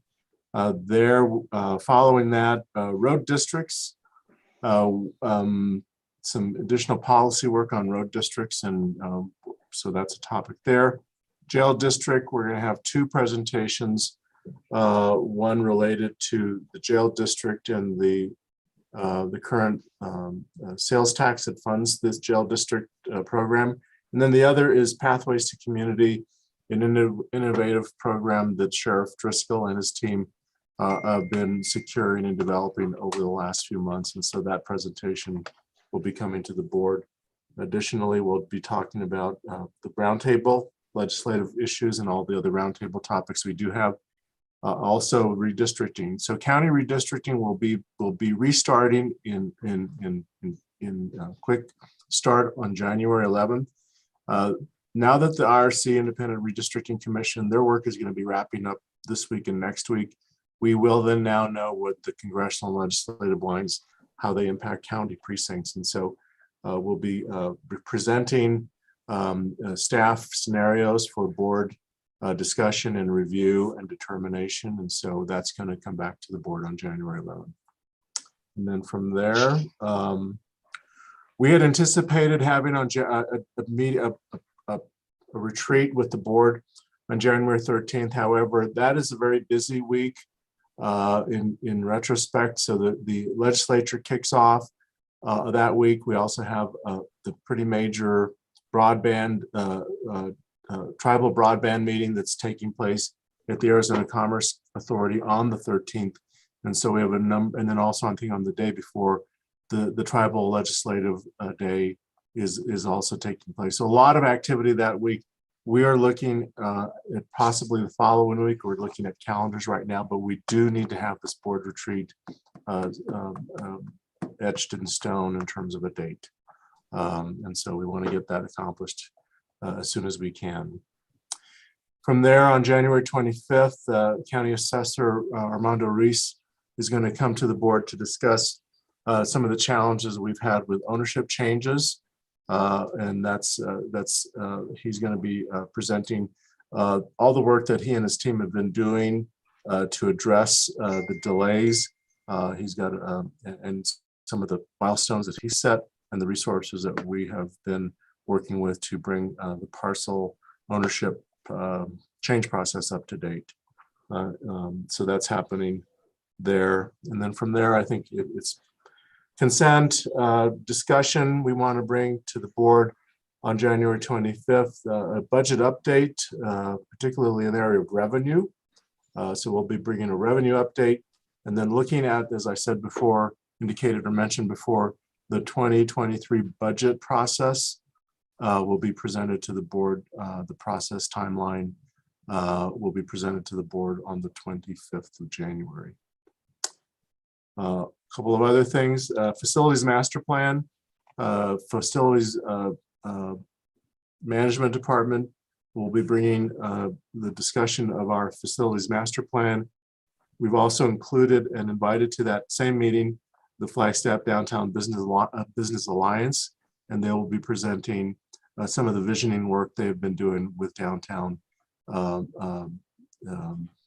businesses as well. So those two go hand in hand. We'll have an expanded discussion on district, providing an activity program update and a budget update for the district, and then roundtable. So again, January is pretty busy. February, looking ahead, follow up on the facilities master plan. We're doing also an update on forest restoration, a COVID update, and then on the 8th, that's the following week, you'll see that we have a meeting on the 8th. NACO legislative is taking place February 12th through the 16th. We do not know at this time if the Hill is going to be open for congressional visits or agency visits. And so as soon as we get more information on that, I know that some individuals are planning their trip, maybe planning their trip on the assumption that that legislative visits, the Hill visits and agency visits will be available. As soon as we get that information, we'll let you know as soon as possible. And I think, Mr. Chair, that covers the next couple of months. You can see we've got activities rolling up, and all of this information has been included in your packet. So I can answer any questions you might have with board members. So probably 2 points to make. One is that, and maybe you had it in there, at some point we're going to be dealing with infrastructure. So that's going to add another load in there to be put in there. We don't have too much as far as land-based activity, but we probably will start having that. So that's going to add to our load. But Steve, we got to find, I think it's important we get the board together into a retreat like we were talking about. If we can't do it then, we should try and we might have to do an off day as the board. We were proposing that for the 13th, but the week's loading up. But we need to do it and bring the board together. I think it's really important. We've talked about it, so we can talk through issues, figure out where we're going, that kind of thing. Others, comments, questions? Go ahead, Patrice. Yes, thank you. And I agree, we need a retreat. We need to move this forward. We've been hopefully going to have it in September, October, November, and we were so Yeah. busy. And we just continue to be busy. So I think it's great to try to carve some time out. I know all of our calendars are totally booking up for January, so it's important to get that done as soon as we can, get it on our calendars. My question is this, and I have been told, maybe incorrectly, but I have been told that in fact our Congress, that the offices are not going to be open, that they're very limited. I mean, I guess you can call and you go through quite a bit of protocol in order to get to a legislative office back in DC. So I've just been going back and forth about whether it's going to be worth going back there.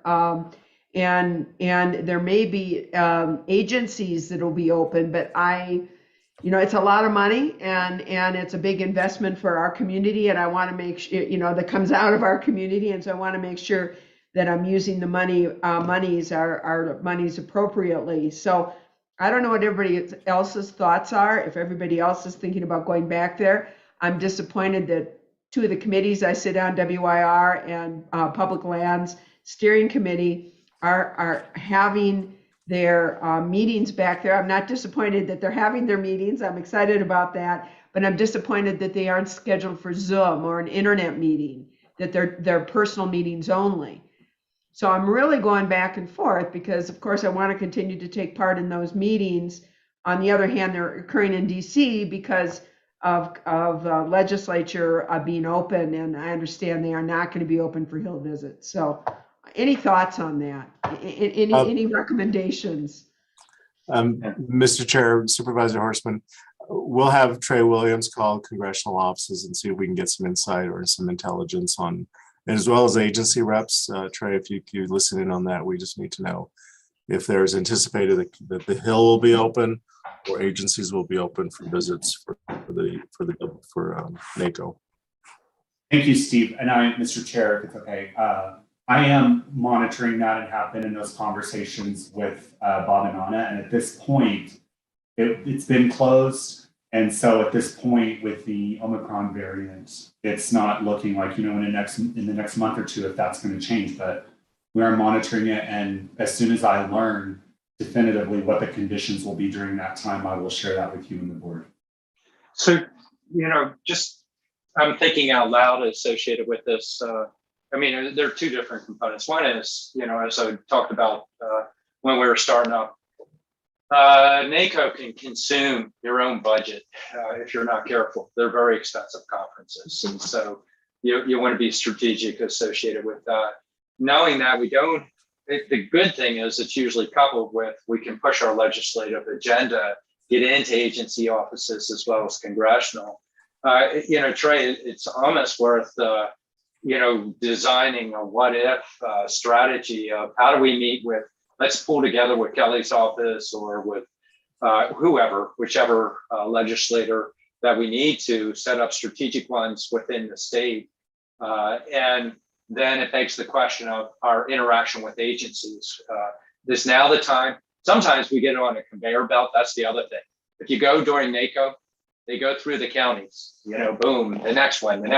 And so we're processed through, they put a stamp on it and they move on. If we catch them on off times a year, we can be much more effective in how we interact with our particular agenda points. The pieces that are lost, probably more so for those of you that are getting more familiar with NACO, is the conference. You get the benefit of best practices and what other counties are doing on that. But it's that constant weighing it up and down because of how expensive it is. Can you get that with other conferences for less? That kind of thing. So they're just some of the thoughts, that I have off the top of my mind. I've set it up. I'm signed up for the conference, but I'm ready to bail too, just because how effective will we be if they're not open? That's probably a good suggestion. I'd like to hear from everybody else what they're planning to do. Maybe go ahead and sign up. We can always cancel. If we do it ahead of time so we don't lose our money when we cancel. Yeah. You don't want to wait too long. Oh, no. Mr. Chair, I just have a one point of information per what you were just saying. I have, when you were saying the what if strategy, so we actually, I have, that's what I missed, is that I actually have that in place. So in the event that they're not going to meet, I'm working with Bob and Anna, and we'll set up virtual meetings in late January, early February. And so we'll do those meetings virtually. We may not necessarily be able to get the member, but we will be able to get the relevant staff. So in the event, so just know that what if, thank you for that comment, Mr. Chair, and I am working on that kind of what if strategy. And if they're not open, we can do virtual meetings. You of course can still attend NACO if you want to go and participate in all of their programming, but the Hill visits will have to be virtual. So I do have that contingency in planning. Any other comments, Geronimo or Judy? Yeah, go Sure, ahead. I'll go ahead and state something. I think that I know that it might not be as effective as it normally would be on the Hill and whatnot, but based on my previous experience going out there at the last NACO conference, I definitely see the value in being there in person. And unless we're completely shut down, I would advocate for us to go. And we have money to thank people for up there, and those are kinds of things that we can do in person. And so I just see the value in the in-person being out there. And so I'm foregoing, and unless told that it's a waste of our time and money to do so, I'm planning on going. Thank you. Yeah, if I see any opportunity, we've got all these federal bills that are coming through that we're all trying to figure out, and the agency interaction might even be a very big priority. Judy, go ahead.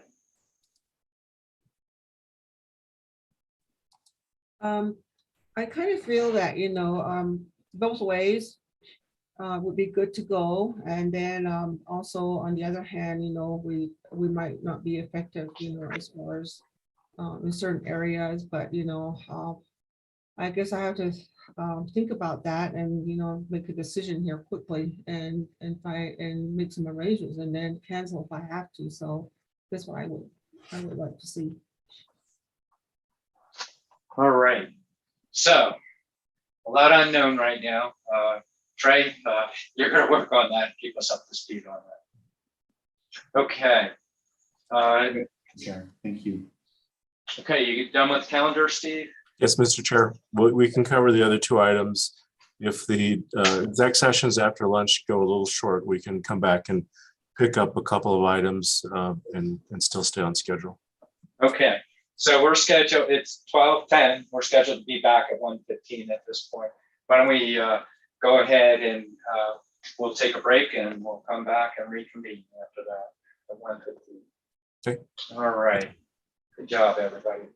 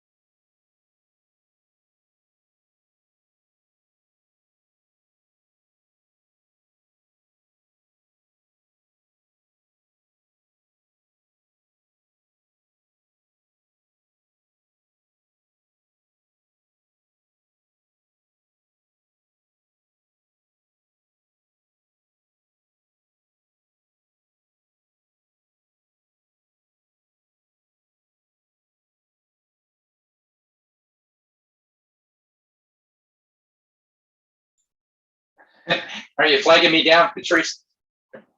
Just finishing lunch, sorry. Yeah. I'll be right back.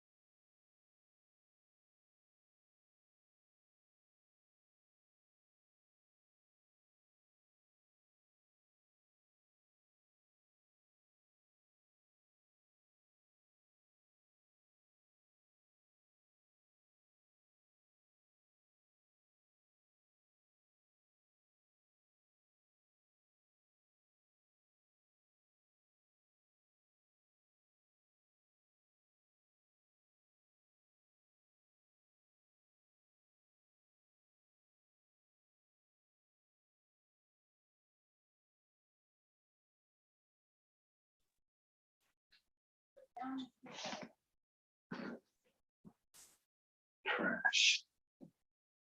Okay.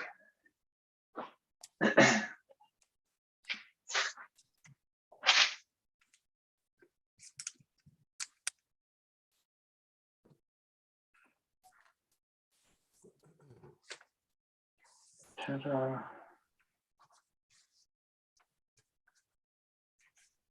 Okay, I guess we're back. So I have Patrice there, I know that. Here's Steve. Let's check in and see if we have the upload members. Let's see, Mr. Chair. Saw Supervisor Horseman a moment ago. Yeah, Supervisor. there's Judy. All right. Hey, Judy. Oh, you're muted. Goes up. I think we're up to $1 now. Yeah. And let's see, do we have Geronimo out there?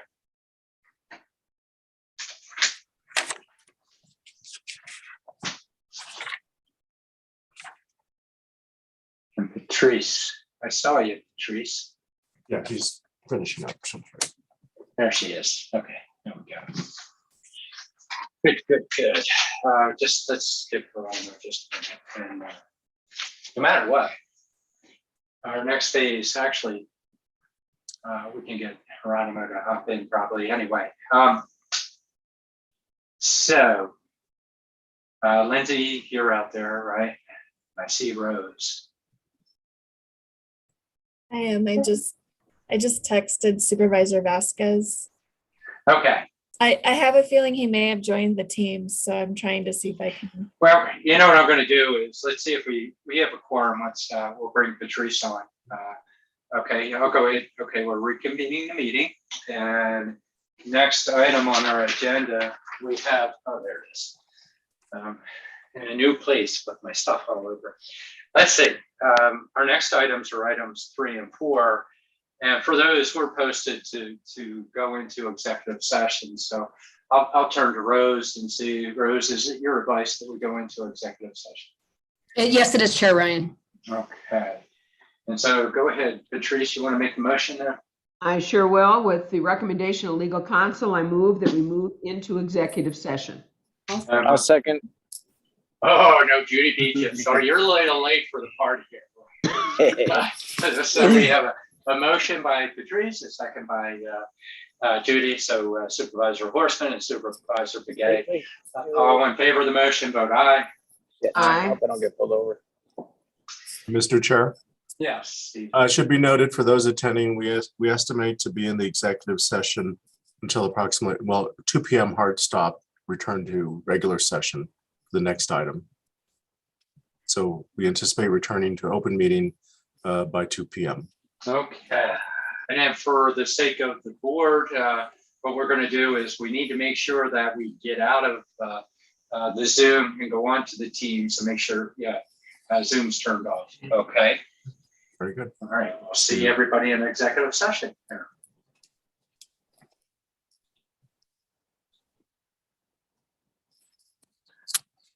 How you doing, man? I apologize. Oh, I thought it was 25. I apologize. Yeah. Hold on. I was late for a meeting and I was like, oh, I'll go this way instead of turning left on the Cedar. I apologize for that.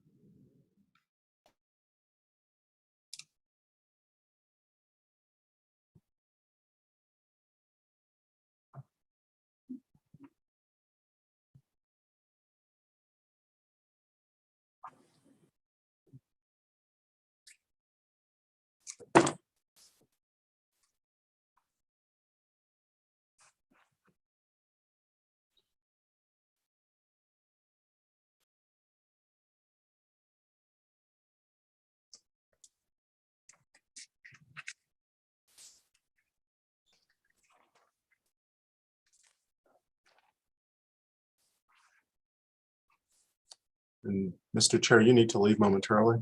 Yeah. Okay. Yeah, I figured I'll stay for the actions and then hop off. So how are we doing? We have a quorum. all right. Let's see if supervisor. Okay, we're all here. Yep. Got all board members. Lindsay, you good? You recording? I'm good, Chair Ryan. Okay. All right. So Patrice, you want to go with us? Sure. And do you want me to combine these motions into one, or would you like me to do these individually? That was the question I just asked Rose. She was suggesting going individually, but All right, I'll be happy. Rose. Yeah, I'll be she's happy not to ready. do that. Yeah, thank you. I think preferably to do them individually. Thank you. So yes, I'd be happy to make this motion. I'd like to make a motion to approve the settlement agreement with Johnson & Johnson, Janssen Pharmaceutical Inc., Ortho McNeil, Janssen Pharmaceutical Inc., and Janssen Pharmaceutical Inc., resolving potential claims regarding Janssen's conduct in the manufacture, sale, and distribution of opioids. Okay, and this is item number 3. I have a motion by Supervisor Horstman. I need a second. Judy, you're on mute. Yes. So could you do that verbally, Judy? Nope, you're still on mute. I'll second. I'll steal it from her. All right. And then all in favor of the motion, vote aye. Aye. Aye. Yeah, your sound's not coming, but nod your head if you say aye, Judy. Nod your head. Oh, there you are. Okay. Got to turn it up. Step for a while. Okay. Okay. Any opposed? Not opposed. Motion carries 4-0. Next item number 4, Supervisor Horstman. Yes, thank you. I'd like to make a motion to approve a settlement agreement with Amerisource Bergen Corporation, Cardinal Health Inc., and McKesson Corporation, collectively settling distributors of potential claims regarding the settling distributors' conduct in the manufacture, sale, and distribution of opioids. All right, I have a motion. I need a second.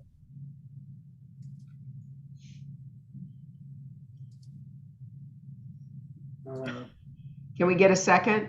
Yeah. I second the motion. Okay, got a second from Judy on that. All in favor of the motion, vote aye. Aye. Aye. I had to give it to Judy Geronimo. You took that last one from her. Okay, so we have a 4-0 vote again. And so I do have to step away for an hour. I'm passing the chairmanship over to Supervisor Horstman. Thank you, everybody, and I'll be back. Okay.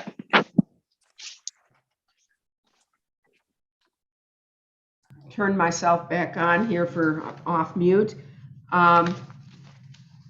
Members of the board and county manager, it looks like we are now on presentation and discussion of the Auditor General's Office fiscal year 2020 financial audit results. And I'll turn this over to the county manager to turn it over to staff.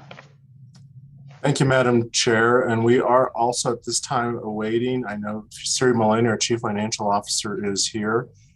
We are also at this time awaiting representatives from the Auditor General's office. And Siri, do you see them on the attendee side? Let me do a quick check. I do not quite see them yet, and I did let them know it was a 2 o'clock start, so they should be joining any minute.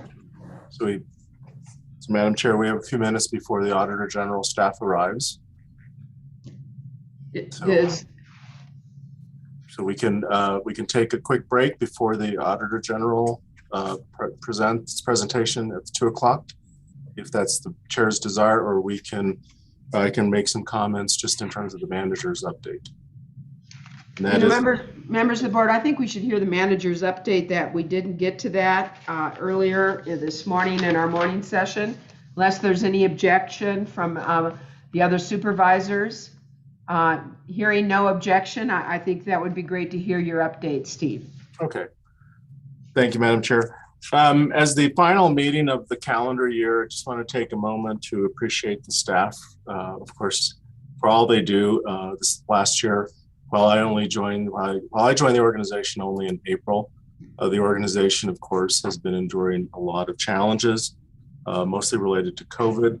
But again, certainly the organization, the team, the family that we refer to, 1,100 employees, all should be appreciated for all the work that they do. This morning, we were acknowledging emergency management and the storm prep that takes place with Public Works, also our deputies who are patrolling, and all law enforcement and everyone that's involved, facilities master plan as well, facilities master development department as well. So a lot of organizations within the organization that provided excellent service to the county. And so just in terms of, as we wrap up the calendar year, looking forward to next year, when we look at we reflect on this year, we look at next year, we always do the annual resolutions of all the things we want to do for the new year's. And so as an organization, we certainly do that. For us, looking ahead, we'll continue to navigate COVID. We'll continue to pass on all the information, the impacts, tragic impacts to our workforce, as well as the families are acknowledged and heartfelt, and always our thoughts and prayers to all of those individuals who have been afflicted in many, many ways. So that continues to look, as we look out to the new year, we're going to continue to navigate that.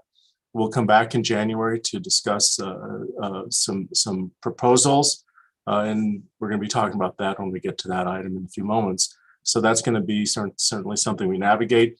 The other part that we navigate that actually is to plan ahead.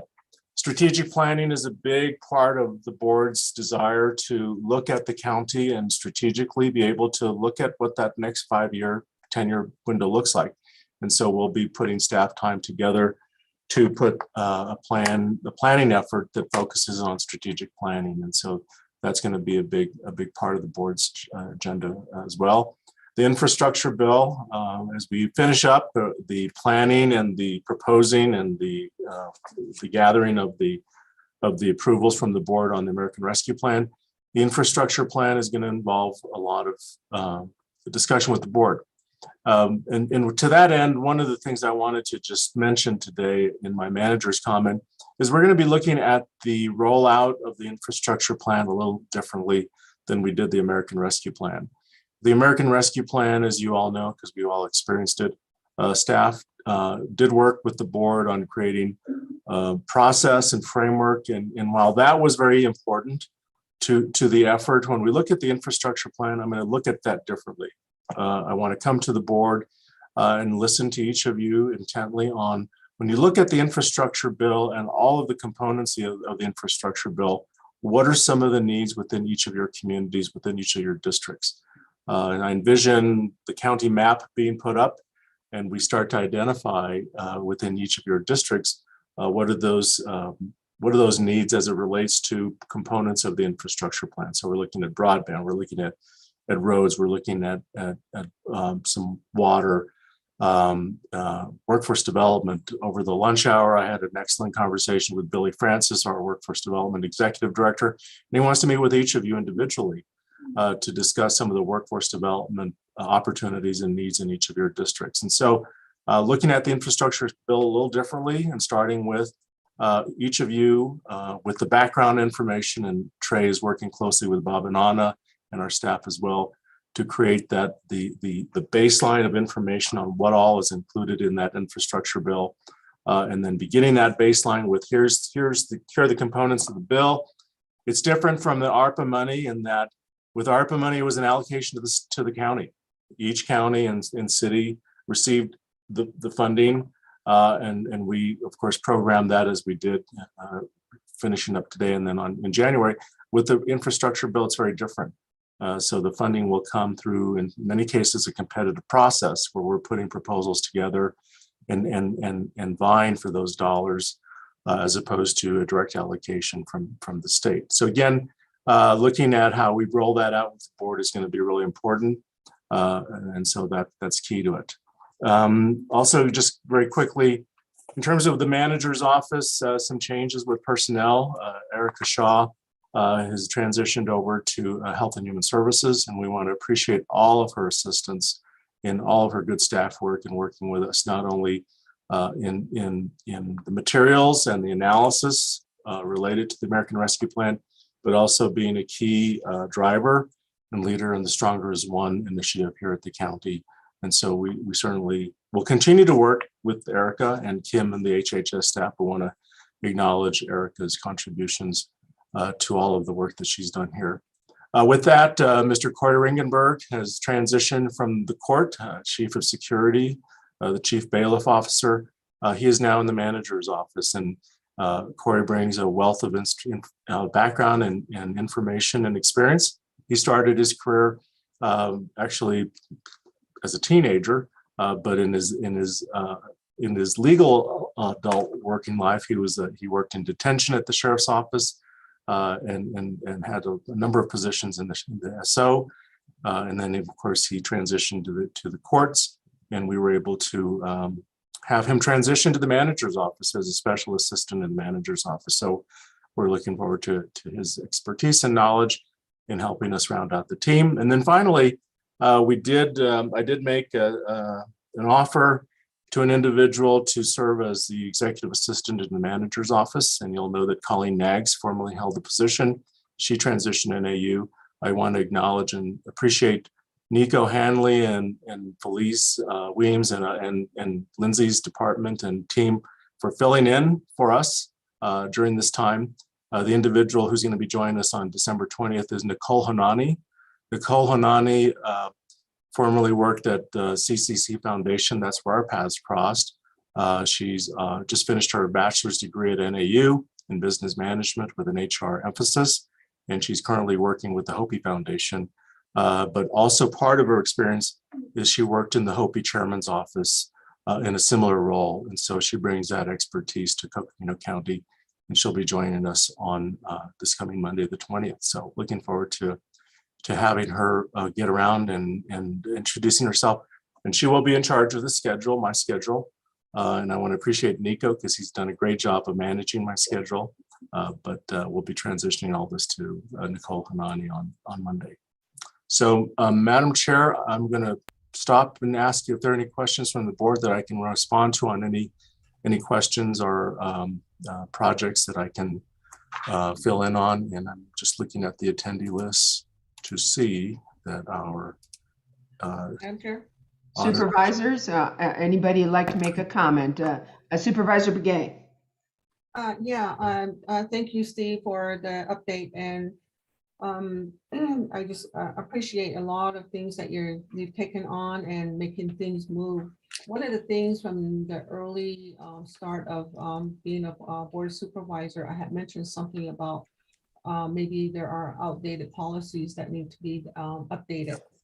And so because that could hinder our work, and then secondly, it may be going against fundings that might be coming down, or anything, it can kind of throw a curve in there. So I'm not sure how many policies you guys all have within the county, and as far as any policy, and we need to really look at them and update them. That's the only thing I would like to throw in here. So because there are a lot of things that are coming our way right now, more funding is coming down, and we just want to make sure compliance is a thing that we need to. And any audits that are done, they always ask you for your policy. What does your policy say? How do you determine that? Does it have this in there, or things like that? So that's the only comment I would like to make. And thank you so much for all the hard work that you and your staff do, and then also the staff at the county level.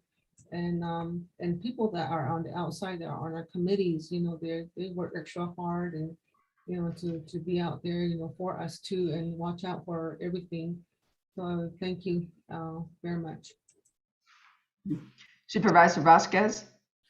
Yes, thank you. I want to reiterate everything my colleagues said before.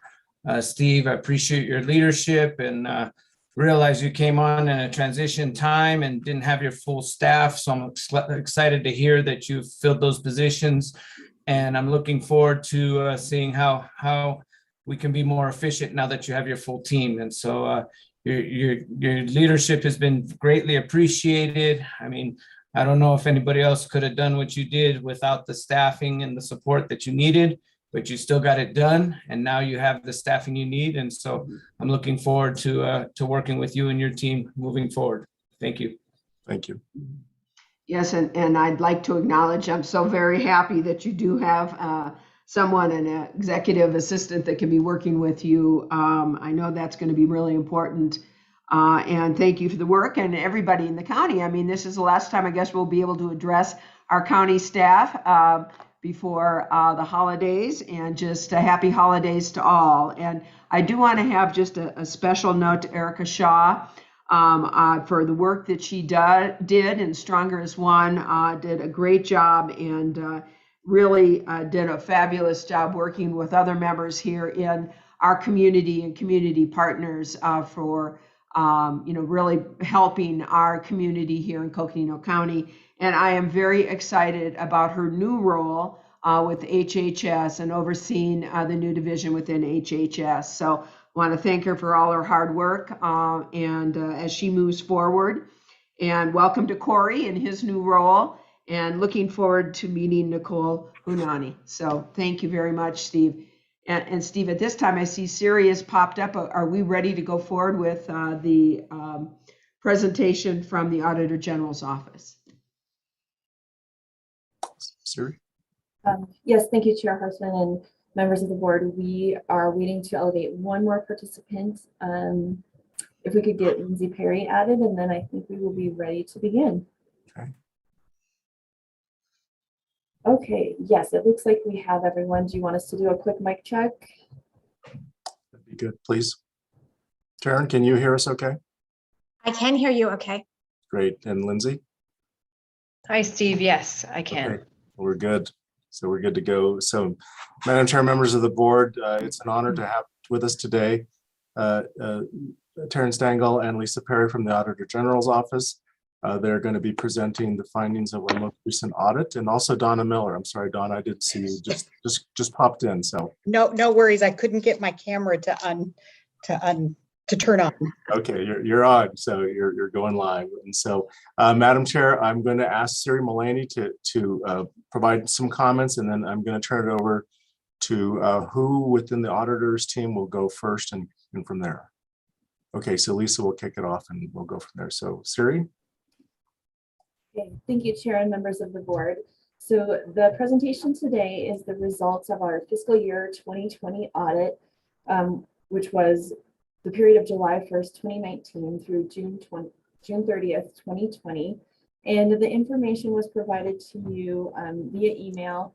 And then today you also received a report highlight document that I will pull up if the Auditor General's team would like to speak to it. So we are going to go over the results of the fiscal year 2020 audit, and at the end ask the board to accept the audits into the record. One new thing this year is that we do have the Auditor General's team present. This was a new requirement in statute, but we're also very happy to have them as just a standard practice for them to come in and talk about their work and talk about the audit reports. So with that, I will turn it over to Lindsay, and please just let me know if you'd like me to screen share the report highlights at any point. Thank you, Siri. I will. Great. Thank you, Siri. Madam Chair and supervisors and everyone else, it's good to see you. Wish we were in person, but this is where we are, and hopefully you're not getting too snowed on up there, but I know that we need the snow and the rain down here. So I am Lindsay Perry, the Auditor General for the state of Arizona. I thank you for inviting us today. Joining me, Donna Miller is the Financial Audit Director for my office, who oversees all financial and federal compliance audits for the office. And then Taryn Stengel, who is the Financial Audit Manager of Coconino County's audits. We got quite a lot of tenure between both ladies. I won't share that, so you can't guess their age, but lots of tenure and expertise in these two. As Siri mentioned, and I'm sure you're aware of it, but I wanted to sort of point our focus back to why we're meeting today and sort of the purpose of our presence at today's meeting. Effective September 29th of this year, Laws 2021, Chapter 427, Section 2, directs that all County Board of Supervisors require that its auditors, and in Coconino's case, my office, present audit results and any findings to the board in a regular meeting without the use of the consent agenda within 90 days of the audit's completion. So we intend to do this every year. We are embarking on the fiscal year 21 audit. So you'll see our faces again next year. We completed the county's fiscal year 2020 financial statement and federal compliance audits and reissued the county's last audit report just a few days ago on December 10th. You may recall getting messages from us. I would like to point out, we continue to have a very positive relationship with county leadership. And in particular, we appreciate Steve and Siri and their staff for their cooperation and assistance throughout the audits and their attitudes to take meaningful corrective action to implement our recommendations. You know, without this sort of cooperative relationship, we wouldn't be where we're at today. So thank you to both of them and their team. So Donna and Taryn will present some more background information, highlight sort of what sorts of things we audit and why, and then get into the audit report findings and recommendations. So first, I would like to turn it over to Donna Miller to walk through some information. Thank you. Thank you, Lindsay, and good afternoon to all of you, Madam Chair and supervisor members. It's really nice to get to speak in front of you and tell you about our office and what we do. Just to introduce myself again, I am Donna Miller. As Lindsay said, I'm the financial audit director for our office, and I oversee all of the financial related audits that the office conducts. And I have been with the office for quite a while now. I also won't share how many years that is. As we have done and will continue to do in the future, we send you all emails when your annual reports are completed. And today we will be discussing our work on the county's financial reports that we sent in an email with a link to the report on September 30. That was the financial report. And we will discuss the associated single audit report that we sent in an email dated December 10th. And in that December 10th email, it included our report highlights that Siri, I'll ask you to show those later. Those report highlights summarize both of those reports. And all of those reports can also be found on our office's website at azauditor.gov. So to give you a little bit of information about the Arizona Auditor General, while our audit work focuses on the accuracy of your financial statements and the county's compliance with certain laws and regulations, we also work to help yours and other counties increase accountability and understand important laws to help you as governance make important decisions to ensure the county is spending and accounting for its public monies, including federal program monies. We strive to provide recommended improvements to help governments fulfill their responsibilities efficiently and effectively. I'd also like to take this opportunity to tell you a little bit about the specific audit reports issued. For fiscal year 2021, there were two main reports. First, the county's financial report is a comprehensive report that presents the county's annual financial statements and our opinion on them. We reported a clean opinion, which I'll explain more on that soon. Second, the single audit report includes our required financial statement and federal program internal control and compliance reports. I'll talk a little bit more about those soon. And that report also includes the county prepared schedule of federal expenditures. In that report is where we also report any findings that we discovered as we conducted our audits. And that report also includes county management's responses to those findings.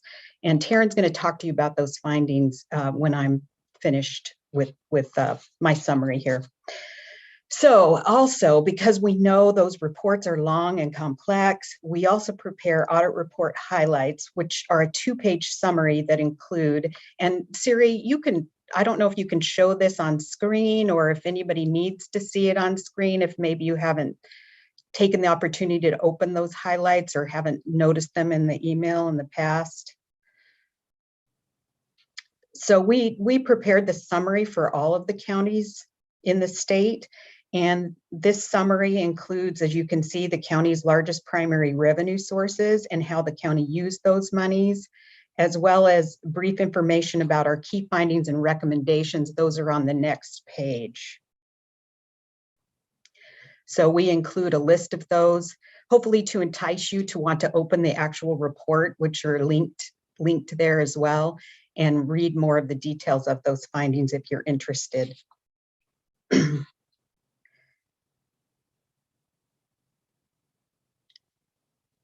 So I hope that those are helpful to you, because I know your time is valuable, and so we will continue to provide highlights such as these every year. Okay, so one of the things I do want to take a minute to talk about, in case you don't know, is explain what we follow when we conduct our audits. So state and federal law require Arizona counties to receive annual financial compliance audits, including audits of federal programs. We conduct our audits in accordance with U.S. generally accepted auditing standards, which are issued by the American Institute of Certified Public Accountants. These are the same standards that CPA firms follow when conducting many of their audits of private businesses and other governments. And for audits of most governmental entities, auditors must also follow government auditing standards, which are issued by the Comptroller General of the United States. And those require auditors to review and report on significant financial reporting, internal control, and on compliance with laws and regulations. Lastly, we are required to audit the county's federal programs following the federal requirements based on the Federal Single Audit Act. And the guidelines are stipulated in federal uniform guidance that is issued by the U.S. Office of Management and Budget. So we follow a lot of audit requirements when we issue those reports. So you see a lot of standardized language in those reports, and that comes from all of those audit requirements. And as I just mentioned, the county's annual financial report includes our opinion on the reported financial information's accuracy and reliability. And our opinion on those financial statements is included within the county's voluminous annual financial report. Our audit opinion is at the beginning of the financial section of that report. And our opinion on the county's fiscal year 20 financial statements was a clean opinion, also called an unmodified opinion in technical terms, meaning that we concluded that the county's financial statements were fairly presented in all material respects for fiscal year 20. So that's good news to all of you. Also, within the single audit report, we report findings related to internal control and compliance that significantly affect financial reporting, and also findings regarding the county's adherence to federal compliance requirements. In addition, in the single audit report, we give our opinion on the county's compliance with federal programs and our opinion on the fair presentation of the county's schedule of federal expenditures. So with that, I'd be happy to answer any of your questions about these reports. And I'm gonna, if you don't have any, I'll turn the time over to Taryn now. And of course, when Taryn is finished, we'd be happy to answer any of your questions. She's going to summarize some of the findings that we reported so that you are aware of what's included in them. Taryn, turn it over to you.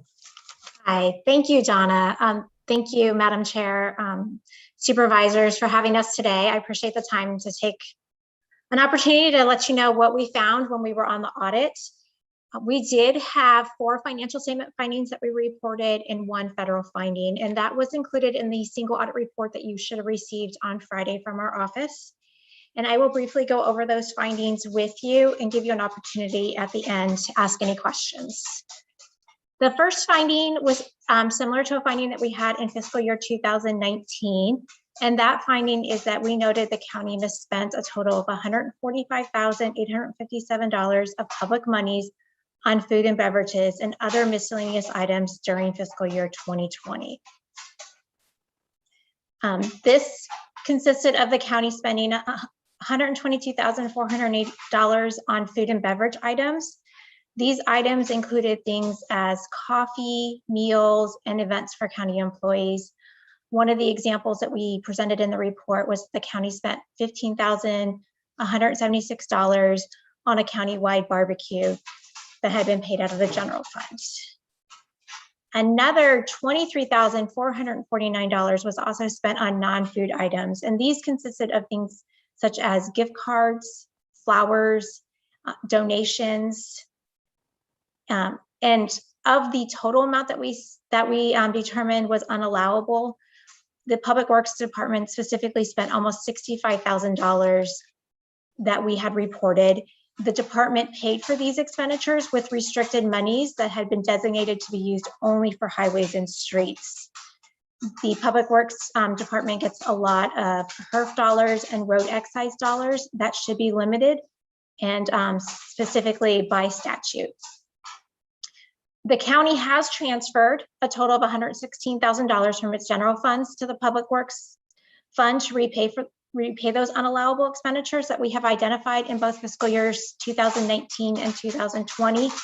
The board has also approved those transfers in previous meetings.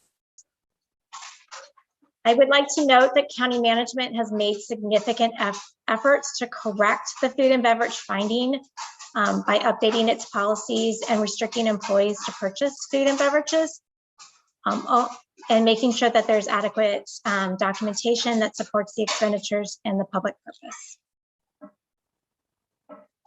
So in our recommendations, we are recommending that county employees, the county enforce its newly created policies and procedures over food and beverages, that the county ensures that Public Works uses its restricted monies for allowable highways and street purposes by establishing actual written policies and procedures to define what an allowable use of those monies are for restricted highways and streets, require employees to prepare and retain documentation, including detailed receipts to demonstrate and explain how the monies were used for highways and streets, require written pre-approval from employees by a designated approver for exceptions to the county's policy, prohibit unallowable purchases, review any purchases from monies for restricted highways and street purposes since the road excise tax was passed by the county voters in 2015.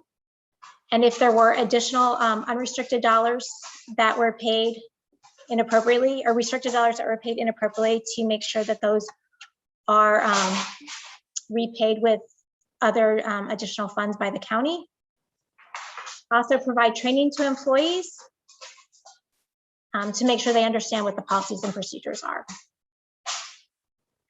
Our second finding that we reported was that the county did not compile its annual financial report in accordance with generally accepted auditing principles. The county's initial financial statements and note disclosures had numerous errors included in them that had to be corrected to make sure that they contained accurate information to ensure its financial statement users would not be misinformed. It is our understanding that the finance department had many key employees that had left in fiscal year 20 and also in fiscal year 21 that ended up making the audit reports delayed and not having the right knowledge to actually compile the statements. So the county hired a contractor to assist in compiling that report. In the end, all errors were corrected by the county's finance department. So in future years, the recommendation is to ensure that you have the proper staffing available to help compile the reports to make sure that they're accurate and issued on time. The third finding is also similar to the second finding, and because of the errors we noted in the financial statements and the note disclosures that we had reported, the financial report was actually issued 15 months after fiscal year end, when it's actually required to be issued by March 31st, 9 months after fiscal year end each year. So the county ended up being 6 months later than state law requires. So in the future, we are hoping that the county can start issuing its annual financial reports by the March 31st deadline as required by state law. And I know that that is an emphasis that both Siri and Steve and I have talked about in the future to try to make sure that we can issue those as timely as possible. The fourth financial statement finding was that the county's control procedures were not sufficiently developed, documented, and implemented to respond to risks associated with its IT systems. This finding has been reported in prior fiscal years, And we go in and we look at IT controls to make sure that access controls, security, contingency planning are appropriate. And so we noted some errors within each of those areas, and we did talk to IT. They have made a lot of changes and corrections to their policies and procedures. They are a very bright group, and I know that they're working to try to eliminate that. And we did find a lot of improvements within IT between the fiscal year audits. And then finally, our fifth finding had to do with the single audit report. When we initially issued our single audit report at the end of September. Soon after we issued the report, the Arizona Department of Military Affairs notified us that the presidentially declared disaster program included within that report that we had tested was actually not a federal grant, but a state grant. As a result, the county single audit report had to be corrected and reissued because the county's schedule of expenditures of federal awards was misstated. We also had not audited the 40% requirement that we are, as auditors, we are required to audit 40% of the county's federal expenditures. And so we audited an additional program, and we reissued that program, or reissued that entire report on December 10th, which was on Friday, with the corrected schedule and also with the corrected programs being audited. It was a quick turnaround. Series Group was really good at cooperating with us to get the additional program audited as soon as possible to make sure we had that issued prior to the meeting today. So in the future, we would like to see controls over auditing the county finance department coordinating with the departments to make sure that they're provided accurate information to compile the CFA, and also to make sure that the individuals at the departments understand how to identify a federal program versus a state program. I would like to thank the board for allowing us to present our audit results and findings today. I also would like to specifically thank Steve Peru and Siri for all their cooperation on the audit. I want to reiterate what Donna said. We do have a really good working relationship with county's management and staff, and I'm confident that this will continue. We are currently trying to work on the fiscal year 21 audit to try to hopefully get audits back up to speed on time going forward in the future. At this time, I would be happy to answer any questions that you may have on our audit and our findings. Members of the board, are there any questions for the auditor or her staff on the report that's been presented? I have a comment. Supervisor Begay. I want to thank that Karen and Lindsay and Donna for coming over and doing the presentation along with Siri regarding some of the findings that were that have been conveyed to us. And since day one that I walked in, I've been talking about policies and procedures, education, getting our staff educated, you know, on these policies, procedures, and because all of this plays a big role in making sure that we're, you know, doing the work that we're supposed to be doing right with the funds that are being allocated and funding restrictions, whatever it may be, you know, what the money is being used for. So I've been on a school board for a long time, and also a board member for a lot of nonprofit organizations. And so it always went back down to policies, procedures, and the most important thing is that they're updated and current with what the auditors, you know and want and see in the report. So I just want to say thank you for, you know, bringing that up. But I think that with the recommendations, the county would really have to really take into consideration the recommendations that you have made, and it's very important that these are addressed, and it's very important that these do not continue to happen. And a lot of times, you know, what if we didn't have? I'm thinking sitting here, what if we didn't have the general funds to repay that? Then what are the consequences? And I know that, you know, they can the monies can be held up for a while until you can get your act together. I've seen organizations that have gone to that length. So, and I just want to reiterate that to Steve, you know, to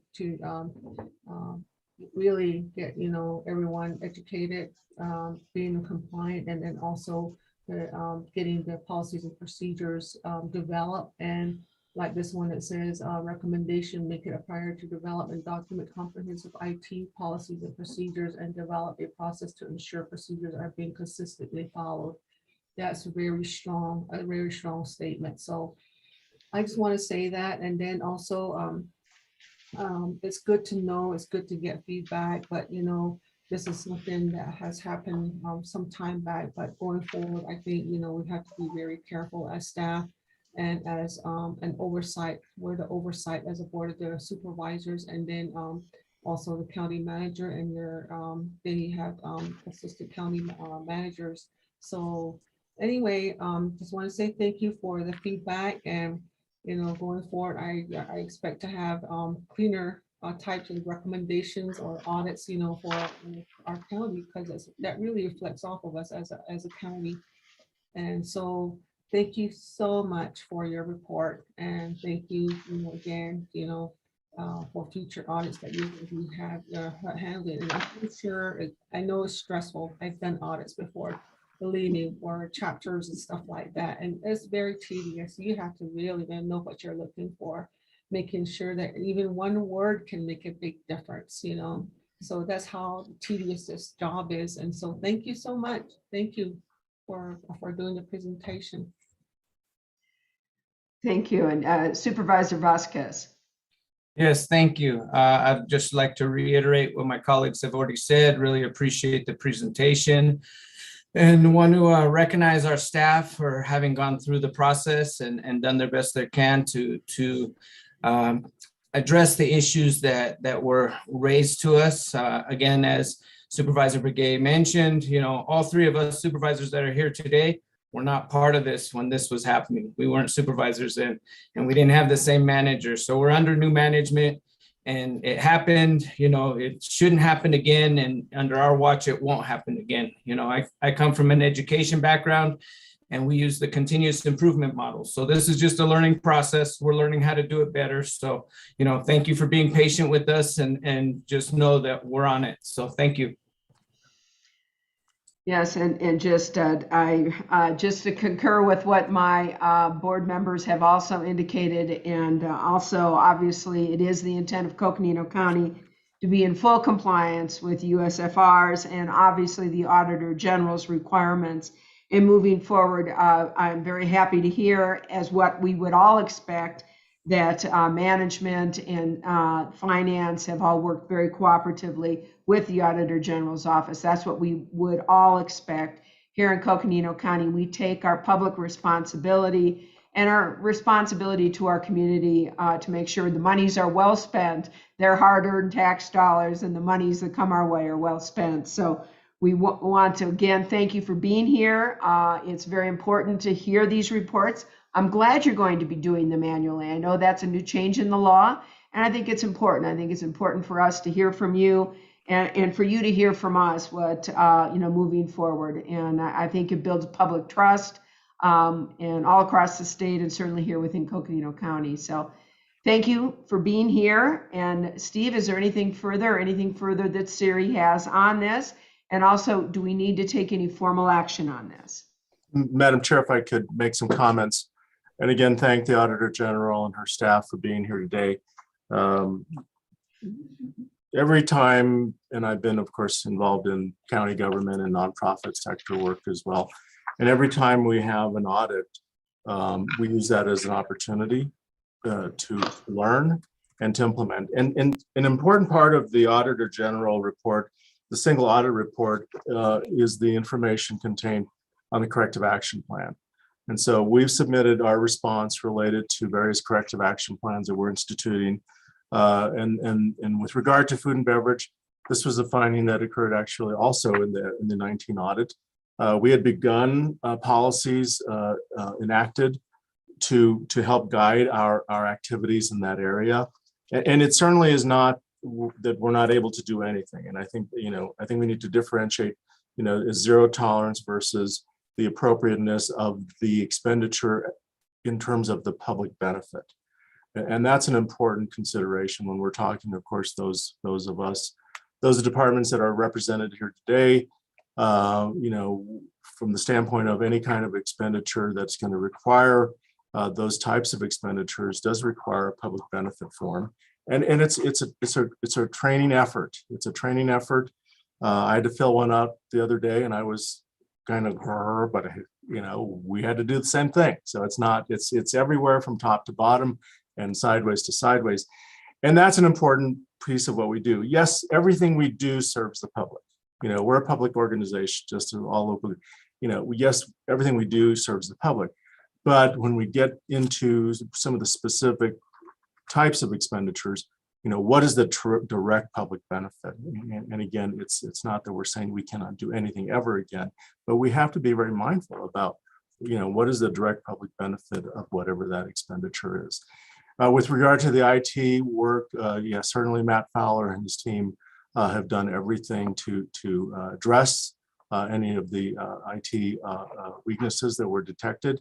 And that's a growing, it's a newer, but a growing dimension of audit. When we look at cyber vulnerabilities and the ability, unfortunately, for someone to attack our system, that's a growing area. We didn't have that 15 or 20 years ago. It is key to what we do now. And so just as important as everything else, the IT security and multi-factor authentication. And yes, those of us, including me, I got to do another password to sign on. Well, yes, you do. And that's just the world we're living in. Staffing in our finance, with our finance team, we continue to work on that. It's an area that is high demand, high volume, a lot of turnaround, but unfortunately we have turnover to go with that.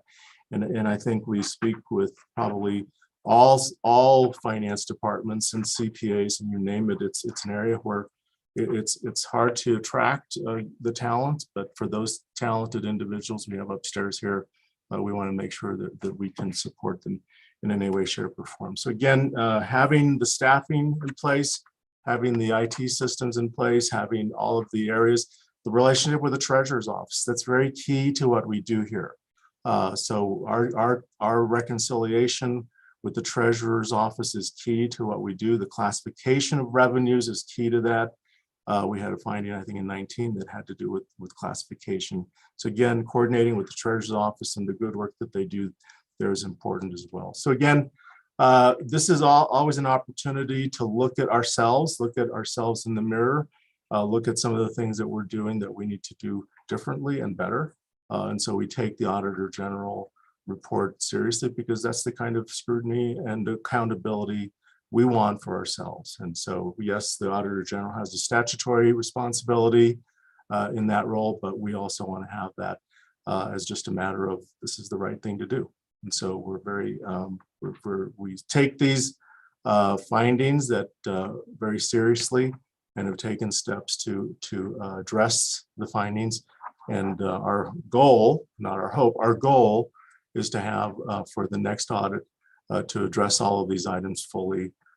So we'll have a very different presentation when this team next year, hopefully they'll actually come up to Flagstaff and be here, although we're expecting a big storm tonight. So anyway, nonetheless, we hope that it's a face-to-face and we're able to have this conversation in person. So Madam Chair, I'll turn it back to you. I do want to ask us Siri Mullaney if she'd like to make comments before I turn it back to you, if that's okay.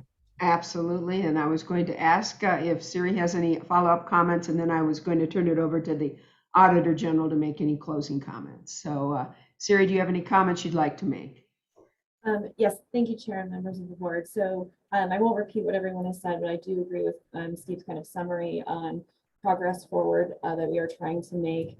And I did want to point out that actually on tonight's agenda, we do have for the board to consider one of the policies that was part of the recommendation, specifically the use of funds for transportation, both highway user revenue, vehicle license taxes, and any other transportation funds. So the board will be seeing that tonight for adoption. We're really excited about the partnership with Public Works that led to that policy development. So we will have that in place shortly. So that's one thing I wanted to point out. And then the other thing I just wanted to mention is that we are asking the board to take action to accept the audits, so the annual financial report and the schedule of expenditures of financial awards So both reports are part of the action item in front of you at the end of discussion. Thank you.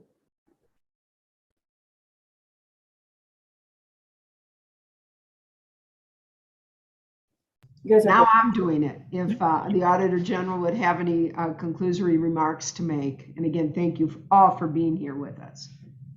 Sure, Madam Chair, Patrice, it's always good to see you. I know it's been a long time, but it's definitely good to see you, even if it's on screen. So appreciate your comments, Supervisor Begay, your comments, Supervisor Vasquez, your comments. I want you to know that we are a resource to you. So I hope we don't go a full year without talking, in such a formal capacity. But if there's any briefings or information, or we can come down and give you some more guidance and information on county audits, we're happy to do so. And so we certainly appreciate your points. They're profound and definitely on point. And I can tell you've been around for a while in public service. So anyway, thank you. And we look forward to this continued good relationship working forward. Our audits aren't a gotcha. They're to improve county government for its citizens. That's why we exist. That's why you exist. We have similar missions and functions to that end. So we certainly appreciate the collaborative nature of our relationship and seeing improvements in the next year. You probably feel like we never go away, but we're going to be starting the audit, or we have started the audit to keep the county on track. So thank you again for your time and for allowing us to be here and present today. Thank you again very much, and have a great holiday, by all three of you. This time, we would ask that, Madam Chair, at this time, we would ask that the board accept the audit and as a motion and an action of the board. Thank you. Do I have a motion to accept the audit? A motion that we accept the audit as presented today. Do I have a second to that motion? Second. We have a motion and a second. All those in favor of the motion before us, please say aye. Aye. Any nays? Motion passes. Thank you so much, and thank you so much for your time. Thank you, Auditor General staff. Take care.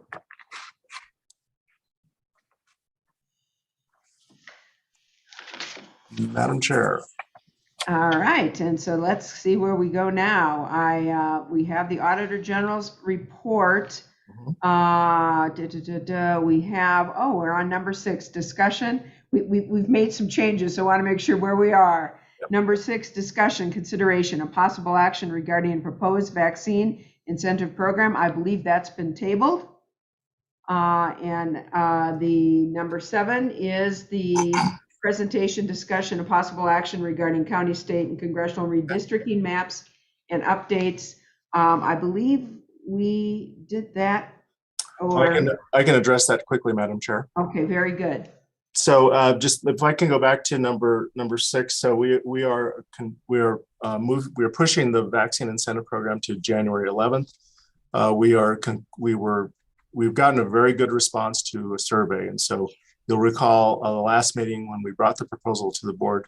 Board members asked that we look at other options in addition to monetary, other options, but also to do a survey of employees. That survey did begin on Friday. We're getting some excellent response, phenomenal response in terms of input, not only in answering basic questions, but giving us other thoughts. We put in the survey, give us other thoughts.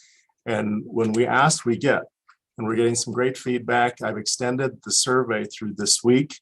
It'll be closing on this coming Monday afternoon.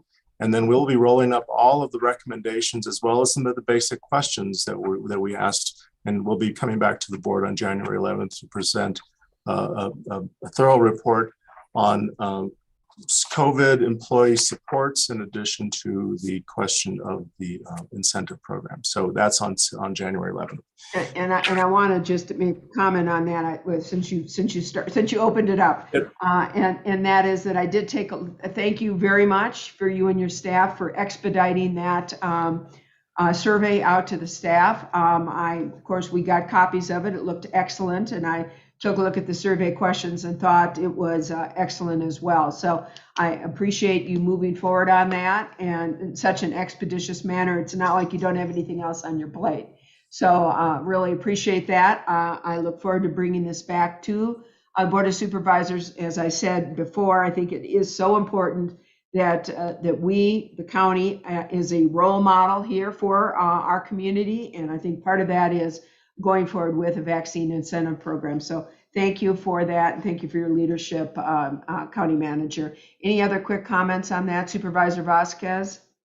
Yeah, I just want to say thank you for taking the time to listen to the staff. I know sometimes when we do surveys, 2 days feels rushed, and I know we had the intention of voting forward today, but I appreciate the fact that you're giving time to digest the feedback before we make this decision. So thank you, and I'm totally for this incentive program. I want to see it happen. I just want to see it done right. And so thank you for taking the time to listen to the employees. Supervisor Begay? Yeah, thank you, Madam Chair. I also agree with both of my colleagues' comments, and it's good to ensure that we look at all angles when we make a decision in any subject that we encounter. So just want to say thank you to you, Steve, and getting out everything. And I'm pretty sure your staff have and the staff also that have helped you, to get that out and expediently. Thank you so much. Very good, thanks. And moving on now to number 7, I believe, presentation, discussion, and possible action regarding congressional redistricting and an update on the county redistricting process. County Manager. So, Madam Chair, the state and congressional redistricting is progressing. So the Independent Redistricting Commission has been meeting. They will continue to meet. They met yesterday. They're meeting again Thursday and Friday. And at this point in time, the draft maps, if you go to irc.az.gov and you look at some of the newer versions, map 12.0 on the legislative and then also on the congressional side, you'll see the latest version of what the IRC is now considering. They have had very thorough discussions on various parts of the state. Northern Arizona continues to be a topic of conversation at the IRC level, as well as all parts of the state. But they continue to look at legislative districts 5, 6, and 7.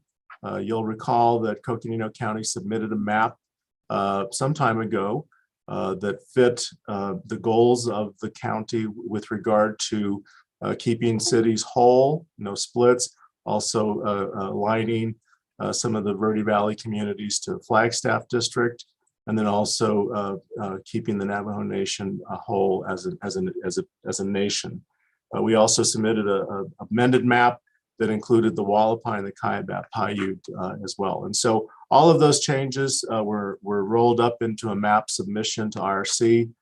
We also did on just recently this past weekend send under the chair's signature a letter to Chair Newberg of the IRC to reinforce the strengths of our maps.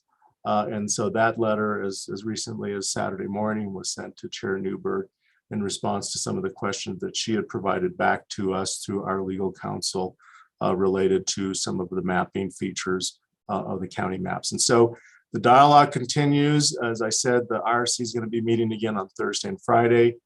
They are on track, or at least they hope to wrap up their work by December 22nd. And so their meetings are broadcast live through their site. And so we certainly would invite the public to listen in on those conversations, especially as it relates to some of the mapping scenarios for Northern Arizona.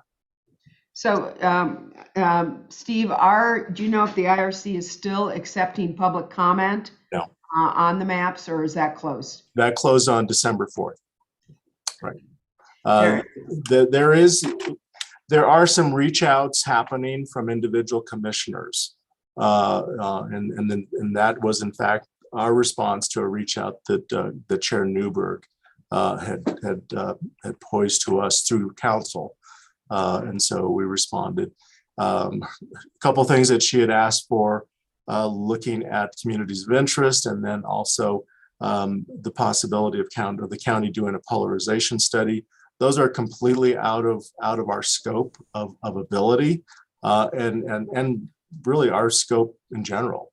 That's the IRC's role, is to do that work for the state. We certainly can provide the information as it relates to our legislative districts here in Northern Arizona. So we did communicate that. The chair did pen a letter to the entire commission with regard to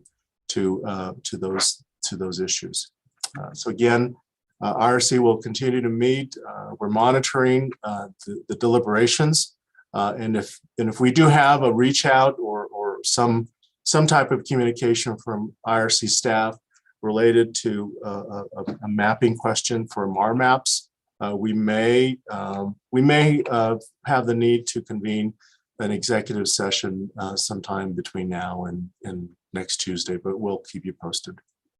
Thank you for that. Thank you for the update on that. I don't know if anybody saw it. Arizona Daily Sun had a long article in the newspaper, front page of the newspaper this morning, which I thought did a good job of really kind of summarizing where we are and some of the concerns that we here on the Board of Supervisors and in Coconino County have raised with regards to, at this time, the preferred IRC map. So I thought that was excellent. And then I know you'll keep us all in the loop as things move forward. If something does come up during the holiday season, please let us know. I know that all the members of the Board of Supervisors are very, very interested in this, and we'll do what we can to move this forward. So thank you.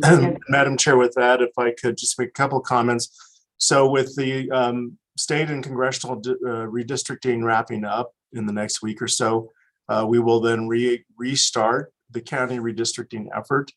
We have slated, and I went over this during the planning calendar presentation, we are slated to present net staff mapping scenarios to the board on January 11th. Your review and consideration of the scenarios will trigger then our public engagement process.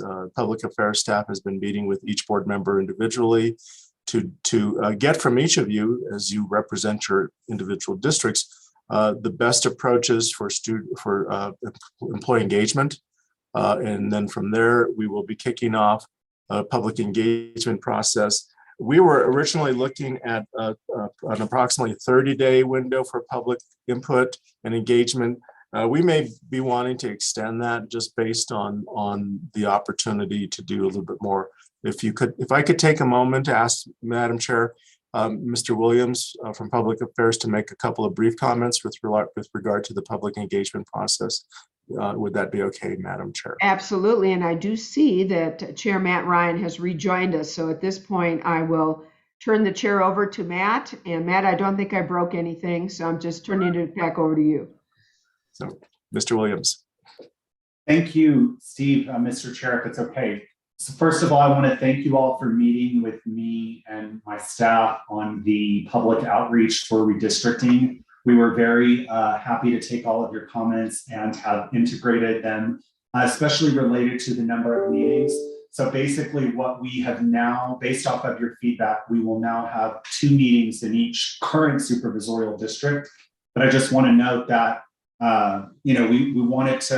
we wanted to focus on geography more than just your districts, right? So we took those comments. So we're basically looking at 2 in-person meetings per district, and then 2 virtual meetings, which we could add as a 3rd virtual meeting as well.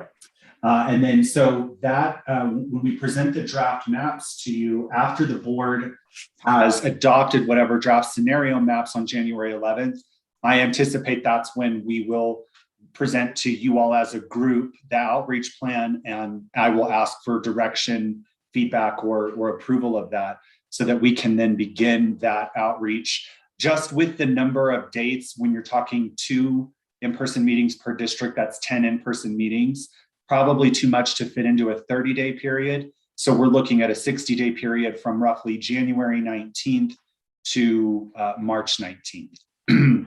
And then, of course, we would take comments via the redistricting email as well. And as we presented to you all in our print and advertising materials that will be provided. So we will be organizing that feedback. The other thing is that at those public outreach meetings in person, we would request that all 5 board members be there so you can hear the input directly from the public. We will try to accommodate dates the best we can.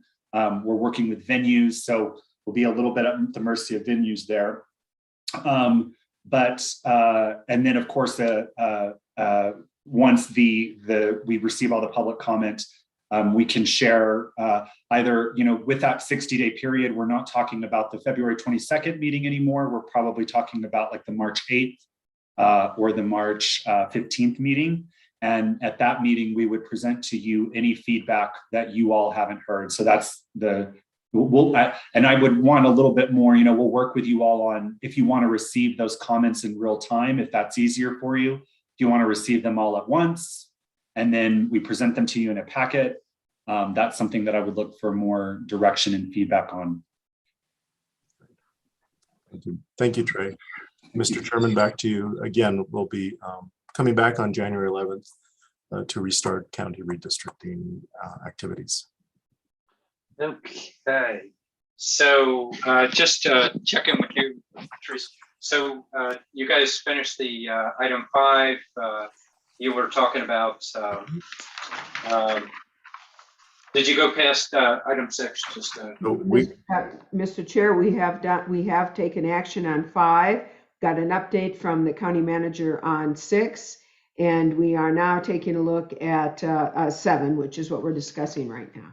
Okay, and just a question with 6 real quick. Did you, because we took an action to set a date, did you guys use an action to modify the date on that? Mr. Chair, we did not. I just, I made the discussion that we would be just bringing that to the board on January 11th. Is there, we could certainly take that as a board action to continue that item to January 11th if that's the board's choice. Well, we set a date certain associated with it. That's why I'm asking that question. Patrice?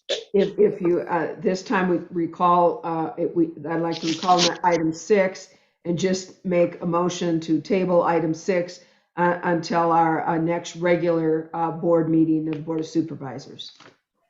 Okay, I have a motion by Supervisor Horstman. I need a second. Second by Supervisor Vasquez. All in favor of the motion, vote aye. Aye. All right. Okay. And so we finished 7. We're on 7. I'm sorry. We're done. We're done with 7. We're actually, Mr. Chairman, down to item number 11, which is roundtable. See, the real trick is when you take a break, and you go out, you have the opportunity of waking yourself back up here. All right. Okay. Roundtable is yours, Mr. Chair. Okay. Fantastic. Well, roundtable. Let's go through as we usually do. Go numerically. District 1. Supervisor. Thank you. And I do know that we're wanting to give ourselves a break before our very, very long evening. So I'm going to try to go through this quickly. There's a lot going on, and some things I think it's important to share with the board, share with the member and the staff and the members of the community. So I'll try to do it in an as expedited fashion as I can. Have been working very closely with the mayor, Clorinda Vale and Tucson. Good news is that after some discussion and some work with the mayor and myself, we in fact were able to, through the county attorney's office, draft a settlement agreement that was presented to the town of Tucson and was accepted. So that long involved settlement agreement has in fact been accepted and will be sent forward to the court to accept the settlement agreement. So that good news is that long-standing conflict hopefully is coming to an end through that settlement agreement. Also, I've been working with Clorinda Vale on discussions and combining our efforts on that multimodal plan that actually started back before I was a supervisor in 2019. It also involves the Cameron.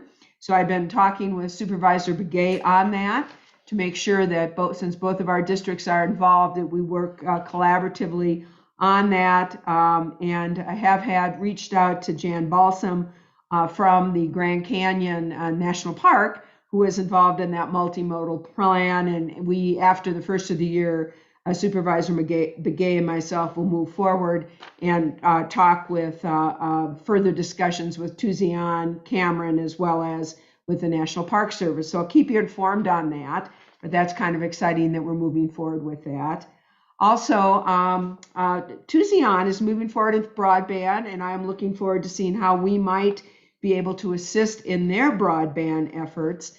They have entered into an agreement with ATI for fiber optics. The fiber optics to the school undertaken by ATI to the Grand Canyon School District will be completed hopefully in January. And the town of Tuzion, which has been primarily without internet service for all this time, is looking to do what they say, connect their ring of fiber optics for the whole town to be connected. And the internet service would be basically owned by the town and would basically provide internet to the residents, while ATI will be looking to provide internet to the commercial areas in that town. So again, I'll keep you informed on that. I think that's exciting news and something we should all be aware of. Also, Tuzion has just opened their skating rink. I think it's actually opening this week. So that's exciting for Northern Arizona for some outdoor activity there. And then speaking of Grand Canyon National Park, you may recall that we had a wonderful tour on some portions of District 5. I have talked with National Park Service and the superintendent there and Jan Balson, see if they would be willing to do a tour for the Board of Supervisors for both in Tuzion as well as in the South Rim of the Grand Canyon.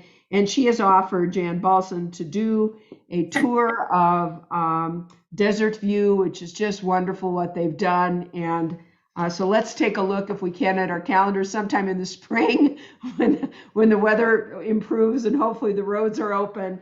And I'd love to host a tour here of parts of District 1 for the rest of the board.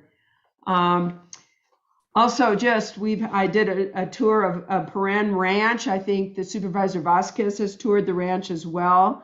And in light of the upcoming renewable energy ordinance that's coming forward, I thought it was extremely instructive.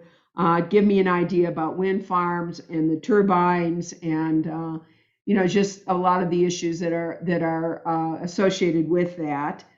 CJCC, as I indicated earlier this morning, we did undertake a strategy planning meeting here this last week, of which County Manager was also involved in. At some point in the future, it's probably going to be worthwhile providing more of an update to the board, but today is not the day to do that, so I'm just going to move forward on that. The holiday tree.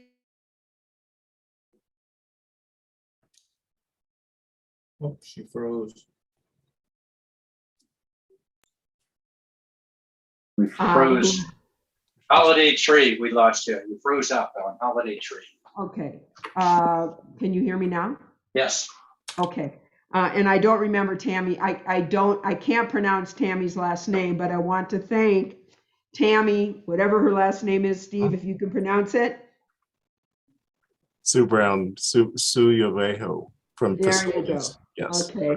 Our favorite. And Steve. There's Sue Brown is here. She can. I can't let that stand, Madam Supervisor. It's Suo Viejo. I did. There you go. As Tammy actually hardens the K, it's Suo Viejo. Very good.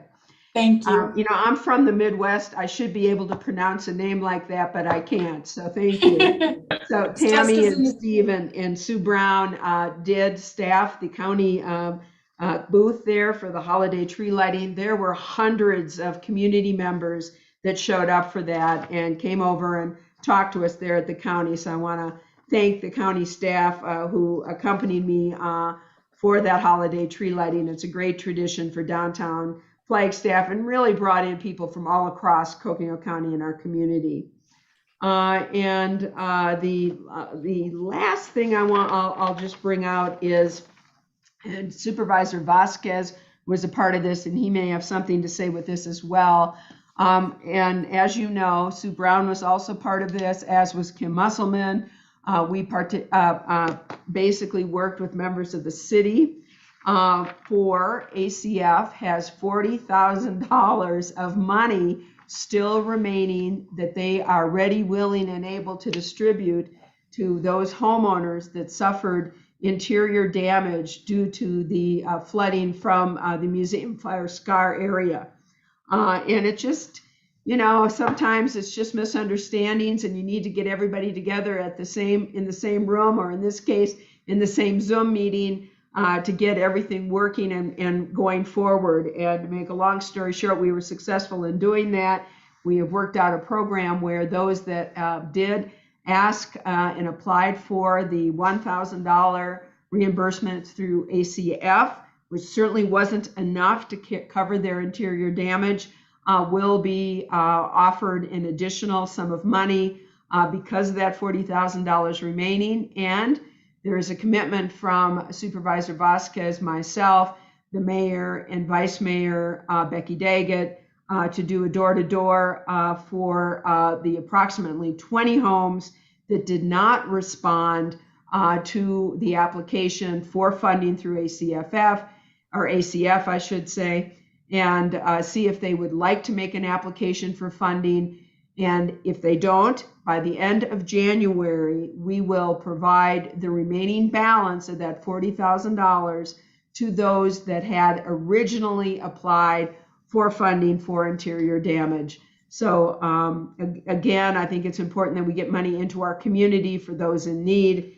And I think Supervisor Vasquez and myself, together with the city and our county staff, have been successful in getting that done, and hopefully it'll be completed by the end of January. So that's a lot, and there's still more going on, but I want to turn this over. I know we've got a long day ahead of us, so that gives you the highlights. So thank you. All right. Well, District 2, Supervisor Vasquez. Sure, thank you. A lot's been going on, but I'll start with what Supervisor Horstman was referring to in terms of the funding from ACF. I'm really encouraged and excited that we now have a plan moving forward. And so if you know any families that received the assessment and the application in their mail and they haven't applied, now is the time to apply, and they have till the end of January to do so. We will be doing the door-to-door once we come back after the holidays, and really try to talk to folks and see if this is something that they're willing to do. And if not, we will reward those families who did apply for it with the balance of remaining funding that was fundraised. So really excited about that, because we now have a plan how to get this funding distributed. And so it's exciting stuff.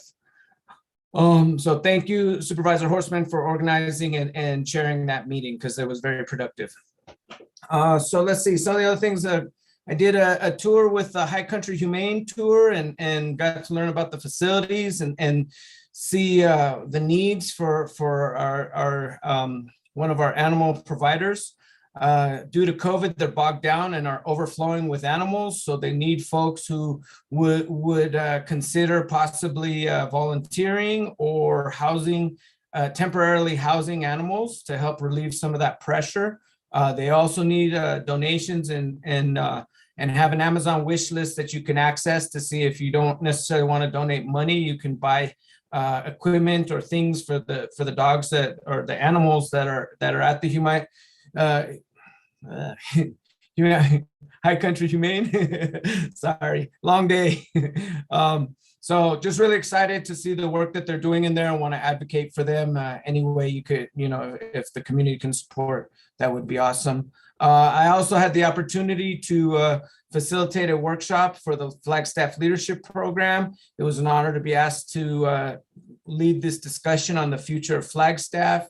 It was held with 4 panelists who are longtime Flagstaff community members, and we were able to discuss the struggles and successes of leadership in the Flagstaff community. And so it was a great opportunity. It was held at the Murdoch Center, and it was definitely a neat experience. With the Fernwood Timberline Neighborhood Watch meeting that happened earlier in the week, I wasn't able to attend. However, Arena was able to give an update, and we're really trying to encourage the community to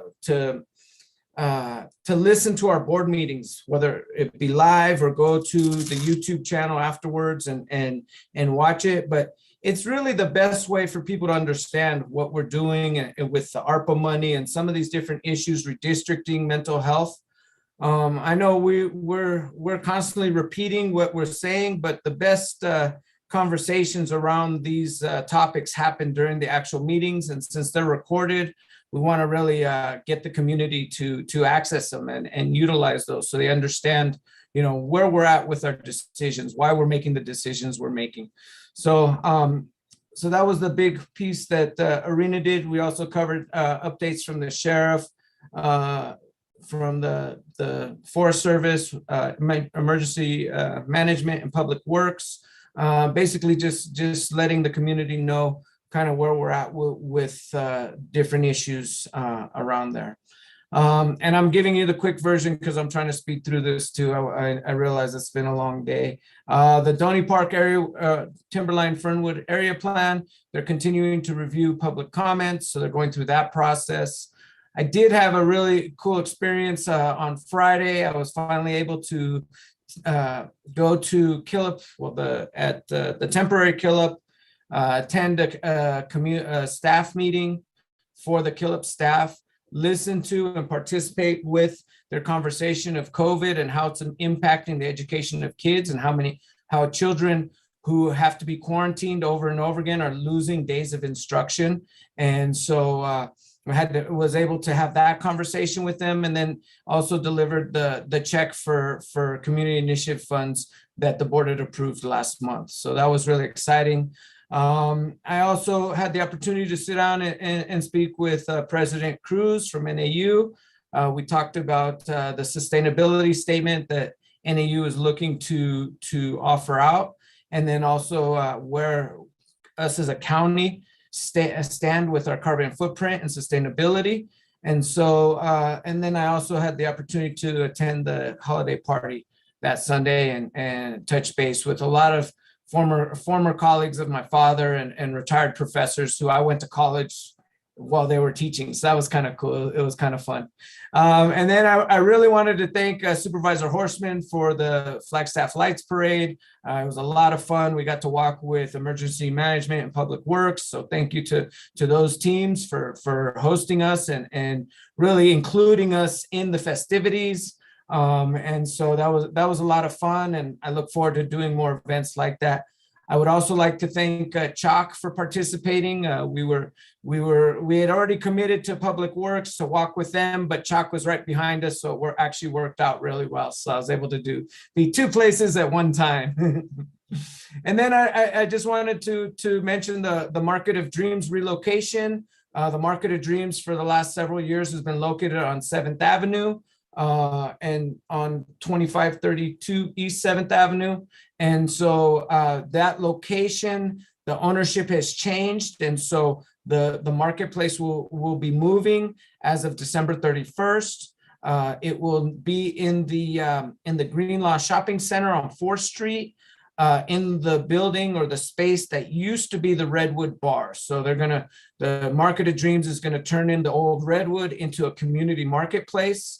It should be up and running in January. So it's really exciting. They need volunteers. So there's 2 different projects for the Market of Dreams where they need volunteers. This Saturday at 8 a.m., 12/18, Saturday, December 18th, we need volunteers at the current marketplace location, 2532 East 7th Avenue, to help load the store fixtures into a trailer and then help them unload them into the new location. It's really half a block away, but we need bodies to help move stuff and load up the truck, get it to the new space and unload the truck. Then at 10 a.m. That same day on this Saturday, we need volunteers at the new market location, 2136 North 4th Street, to help disassemble the bar and the DJ booth and put both and the carpet that was pulled into a dumpster. So if you have some time and would like to help with this community project, we could use all the volunteers possible. And then the last event for the Market of Dreams at its current location will be this Friday, December 17th, from 4 to 7 at 2532 East 7th Avenue. So if you want to go check out the marketplace as it looked before it moves, this will be the last event at that space. So please come join and support local entrepreneurs who are trying to get a step up and utilize their business skills to start their own businesses. So really exciting stuff for the Market of Dreams, and definitely would like to see if we could get as much support both to the event, but then also for the volunteer days. So please check in with the Market of Dreams, and I don't have a contact number here, but I did give you the address if you're interested in participating in any of those events. And then finally, the last thing I wanted to share about was the on Saturday, December 8th from 10 to 1, the Gift of Reading free family event with books, Santa gifts, and family activities. This event will be provided by the Flagstaff Family Food Center. It helps the Family Food Center deliver food to homebound seniors. Sign up for a senior food box. Okay, so sorry, different event. So that's the food center they have from 10 to 1. That's actually for families, to provide gifts for families at the food center with books and Santa gifts. So if you know any families that would be a worthwhile event to go, please send them that way. If you are interested in actually participating or volunteering, they always need volunteers at the Family Food Center. And then the other last little update I'll give was that if you could please help the Family Food Center deliver food to homebound seniors. You can sign up for a senior food box delivery on the second Wednesday and Thursday of every month from 8:45 to 1 p.m. Volunteers ride along with the drivers to homes to deliver the food boxes. Volunteers must be able to lift 25 pounds. You can sign up at this website, hotfood.volunteerhub.com, or contact volunteer@hotfood.org, or you can call the following phone number, 928-526-2211, extension 3. So if you have the opportunity, have some time to help volunteer and support the community. I've mentioned several events and organizations that need volunteers, and we need your help. It takes a village to get all these different great programs and services out to our community. So that said, I just say happy holidays, everyone. Thank you for all the hard work. Staff, great job. It's been a rough road. 2021 was not easy, but there's light at the end of the tunnel, and I look forward to 2022. Thank you. Yeah, and actually, you might want to give a contact for your office, Supervisor Vasquez. Oh, yeah. Let me find it. Just reaching out. If you call, reach out to County Board of Supervisors. You can find it on our website also. But Supervisor Vasquez will have that information in your office, won't you? I found the number. So if you would like to call my office, please call 928-679-7152 for any questions on anything that I recently talked about. And we'll get back to you as soon as possible to address it. Thank you. Yeah, a lot of good information. So good go-to get that information. All right. Is that a wrap for you for now? I know you're doing more than that. Okay. Supervisor Spaghetti, Judy. District 4. Good afternoon. Thank you, Chair Ryan. A lot has been happening, and a lot of legwork, and a lot of the things I'm working on is still coming to fruition, and a lot of meetings and phone calls. And as you know, that I've always asked why funding is not coming from the state or whatever. That question where I have that the funds are not being utilized on the reservation because they're sovereign nation. So I had a chance to meet with Holland and ask him this question.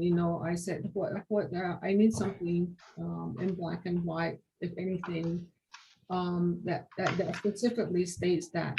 And so I met with him and Keith Burkus and Jack Jackson and O'Halloran. We're going to be meeting via Zoom here, hopefully the first part of January or even at the end of this December. And they have forwarded this question all the way to the legislative offices in Washington, D.C. And so because a lot of my constituents are saying, why are we not getting any help from the county? And it's been like that for years and years and years and years. So, and mainly it's District 4. I know District 5 has had a road that was put in. They had that Louise Yellowman park done and this and that. So I was asking around for those services because I would like to see the possibility of having a multi-purpose building, within District 4 at one of the sites, within that district. Also, I'm looking at a road that from Coal Mine down to Talani Lake, and as I had reported before, there was like 21 miles of that road that is within the Hopi partition lands. And so do we work with them? Because we did make contact with the Hopi tribe, and I was informed that, they really don't, it seemed like didn't really want to be addressing that at this point in time. So we have that option and to continue to try to have a working relationship with them. If not, then it would have to go on the HPL site, which the Navajo partition land area. But we do read that road is used a lot, and that's 6720. So I come to find out that through researching that, there are possibly capital improvement funds that were used for some of these things that came to light, or is like the road from by Kaibito and then the park there itself. So I really would like to, try to pursue and start planning and seeing if anything can be done in that way. So I've been working a lot, and we were going to be meeting, we're having a Zoom call, but we're trying to also schedule this meeting next week, in January, the week of the 13th, to see if we can go ahead and sit down, because I owe that to my constituents out there. And also within that line, there's an MOU that that we're putting together, that where we can better work with all the departments within the Navajo Nation and see where we can have the county have input and vice versa, and start the partnerships in other areas. And I know we do have some MOUs in place right now, which is the roads and stuff like that. But I think that is missing out of the picture, where we're not really trying to get things going within all the district county-wide. So, and that's the reason why I felt that, with this MOU with the Navajo Nation, which has to be approved by the Navajo Nation Council, which I'm willing to present, and it would outline a lot. And I talked to Mr. Peru regarding this earlier the other day, I think it was. So and I think it's something to look at to see what can be done. If it can't be done, then at least we tried. And I always like to work that way, And so that's all in one. And so that's like two big things, the MOU and then trying to get this clarification. I think this has to do with commingling of funds, but somehow with the MOU, I think that we can still work together somehow. So anyway, with that base being intact with the county and the tribe, with the Navajo Nation Council approving it, I think we would be in a better position to address the needs of in certain areas. And this also goes for the Hopi tribe also. So I'm looking at that, and that I would feel really strongly about having something like that if we can get that going. And then also we're still attending the planning meetings. We have 6 chapters, which is Tonalea and Coal Mine. We have Bird Springs Loop and Talani Lake, and we also have Cameron chapters. And then we also have the Hopi, Mokopi attending all their planning meetings and chapter meetings. A lot of it has to do with their road conditions. Broadband is the main thing that they're, other than the road, and then drought, of course, and these chapters want to be certified. So in order to be certified, you have to have a fire station there, and you know, through that process, you have to have a rural addressing. As you know, people have don't have street addresses like 1627, you know, North 4th Street or whatever. It's just like so many miles to this windmill, a mile post this and turn left and you go down a half a mile, you know, all of that. So they're really concerned about that. And they're really concerned about a lot of things that are still, they're still way behind. And so even drought issues, you know, it's coming down, you can see it. And those are some of the issues that they have. And those are, I guess, the top issues that I kind of put down. So Navajo Nation broadband meetings, so we've been going to, and hopeful, and we do have a meeting that's scheduled on January 13th in Phoenix. And so we'll be going back down that way. And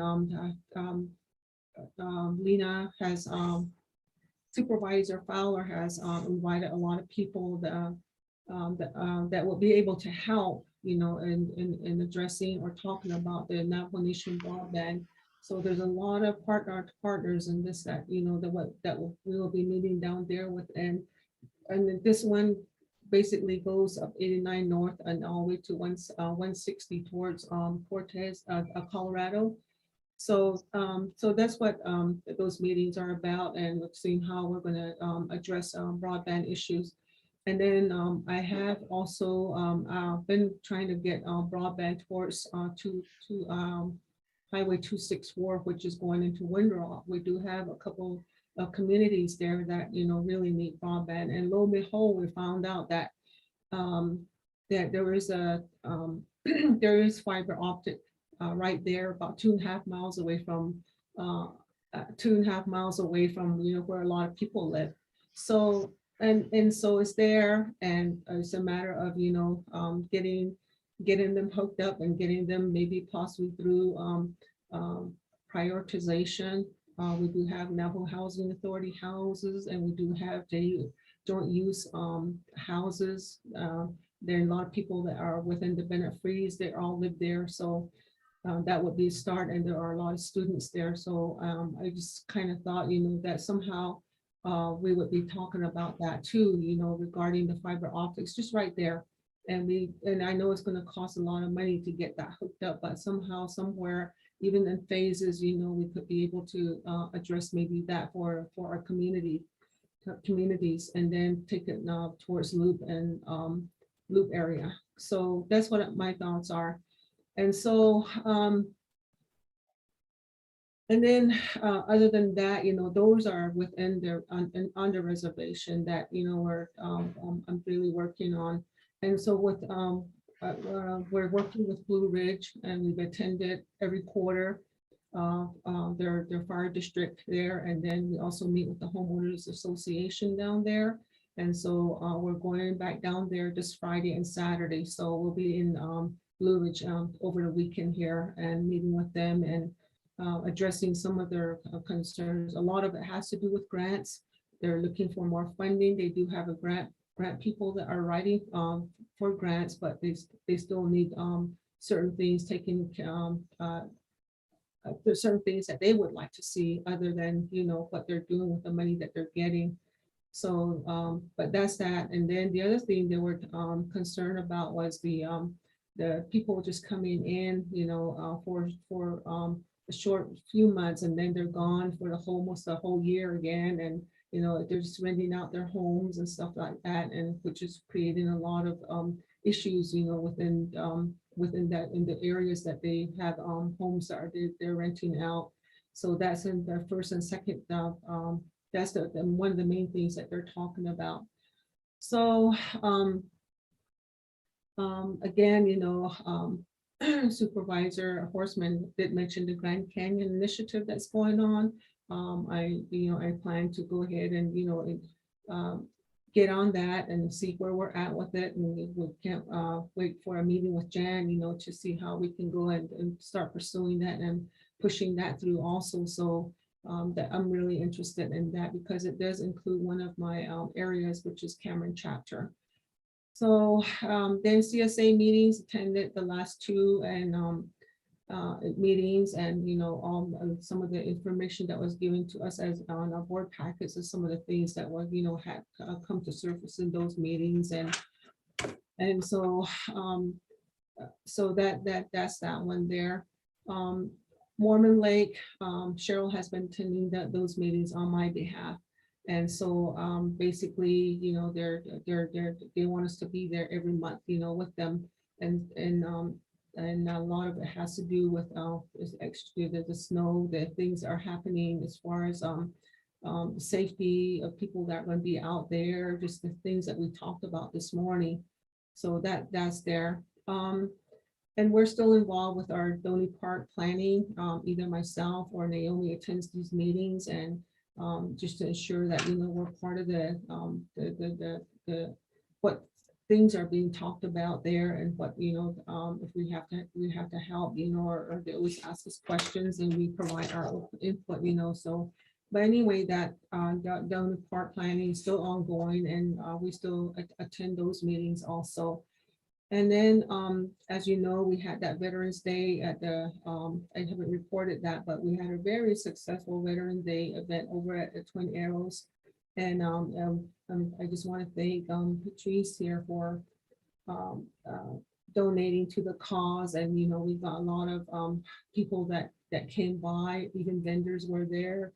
We had gone over and beyond, made food baskets, and just provided that from the county and through donations of people. And we worked with Sarah Cadell, and she's does a lot of nonprofit work. And it just so happened that during one of the Donny Park meetings planning meetings that we are open house, I had a chance to meet her, and I kind of ran it by her, and she just ran with the whole thing. And we met also. Got cups, tumblers, and gave them out to all the veterans. And there was also a powwow that happened that same night. So there's a lot of people there. And we did giveaways, and we also, from our county, I just told them that, this is on behalf of the county, this is what we're doing. And they really were really appreciative of it. And they said it's the first time that the county, Coconino County, has ever been involved in their veteran function at Twin Arrows. And I think this is the third annual, but last year they didn't have it only because of the COVID. But the first year they had very few people that came. But this time around it was something that was a great thing that had happened. And for the veterans, and I spoke to them pretty much like addressing them, how thankful we are for them that, they've gone and over and beyond, so that we have the freedom and the right to vote and this and that. So, that was something that was a highlight of what, the people were there really, really liked. So other than that, it's just a lot of other meetings, people calling in, a lot of letters, and a lot of people wanting to meet with us on individual basis and ask questions, or they want answers from us and stuff like that. And I just want to thank the staff for helping us answer these questions and stepping up. So just want to thank again all the staff and my colleagues, and I just want to wish everyone the happy holidays and happy new year to all, if, and I know we don't have another board meeting until January the 11th. So thank you very much. That's the report I have. All right. Wow. Yeah, it's always busy. Welcome. It's always busy, isn't it? And so mine, I'll try and be quick on mine. For the most part, be honest with you, I'm working more with Steve in terms of chairing and coordinating and trying to see if we can position these things for the board, so that they, the ARPA, how do we do it? It's a lot of work in the chair. So as far as me doing stuff in my district to some degree. You know, I've neglected them. I am getting out to the communities, interacting with them. Fortunately, I've had an interaction with them for a while, so I can manage that. Greg's done an excellent job. He and I have worked well on that, but I am going to have to find a replacement for Greg pretty soon here, and I got to work through that particular item, which is really important. You know, as you can see, your assistant really is your right hand for many of the things that you end up doing, because there's so much that happens out there. And noting that, Greg attended our Munns Park Community Watch meeting, and we usually have a pretty good presence from Public Works, and sometimes as sheriff and other departments, they go out there, or offices, keeping them informed. Just of note, I have resigned my chairmanship on Transportation Advisory Committee for NACOG as well. And that tumbles into RTAC. So I'm no longer the chair of RTAC, Rural Transportation Advisory Committee.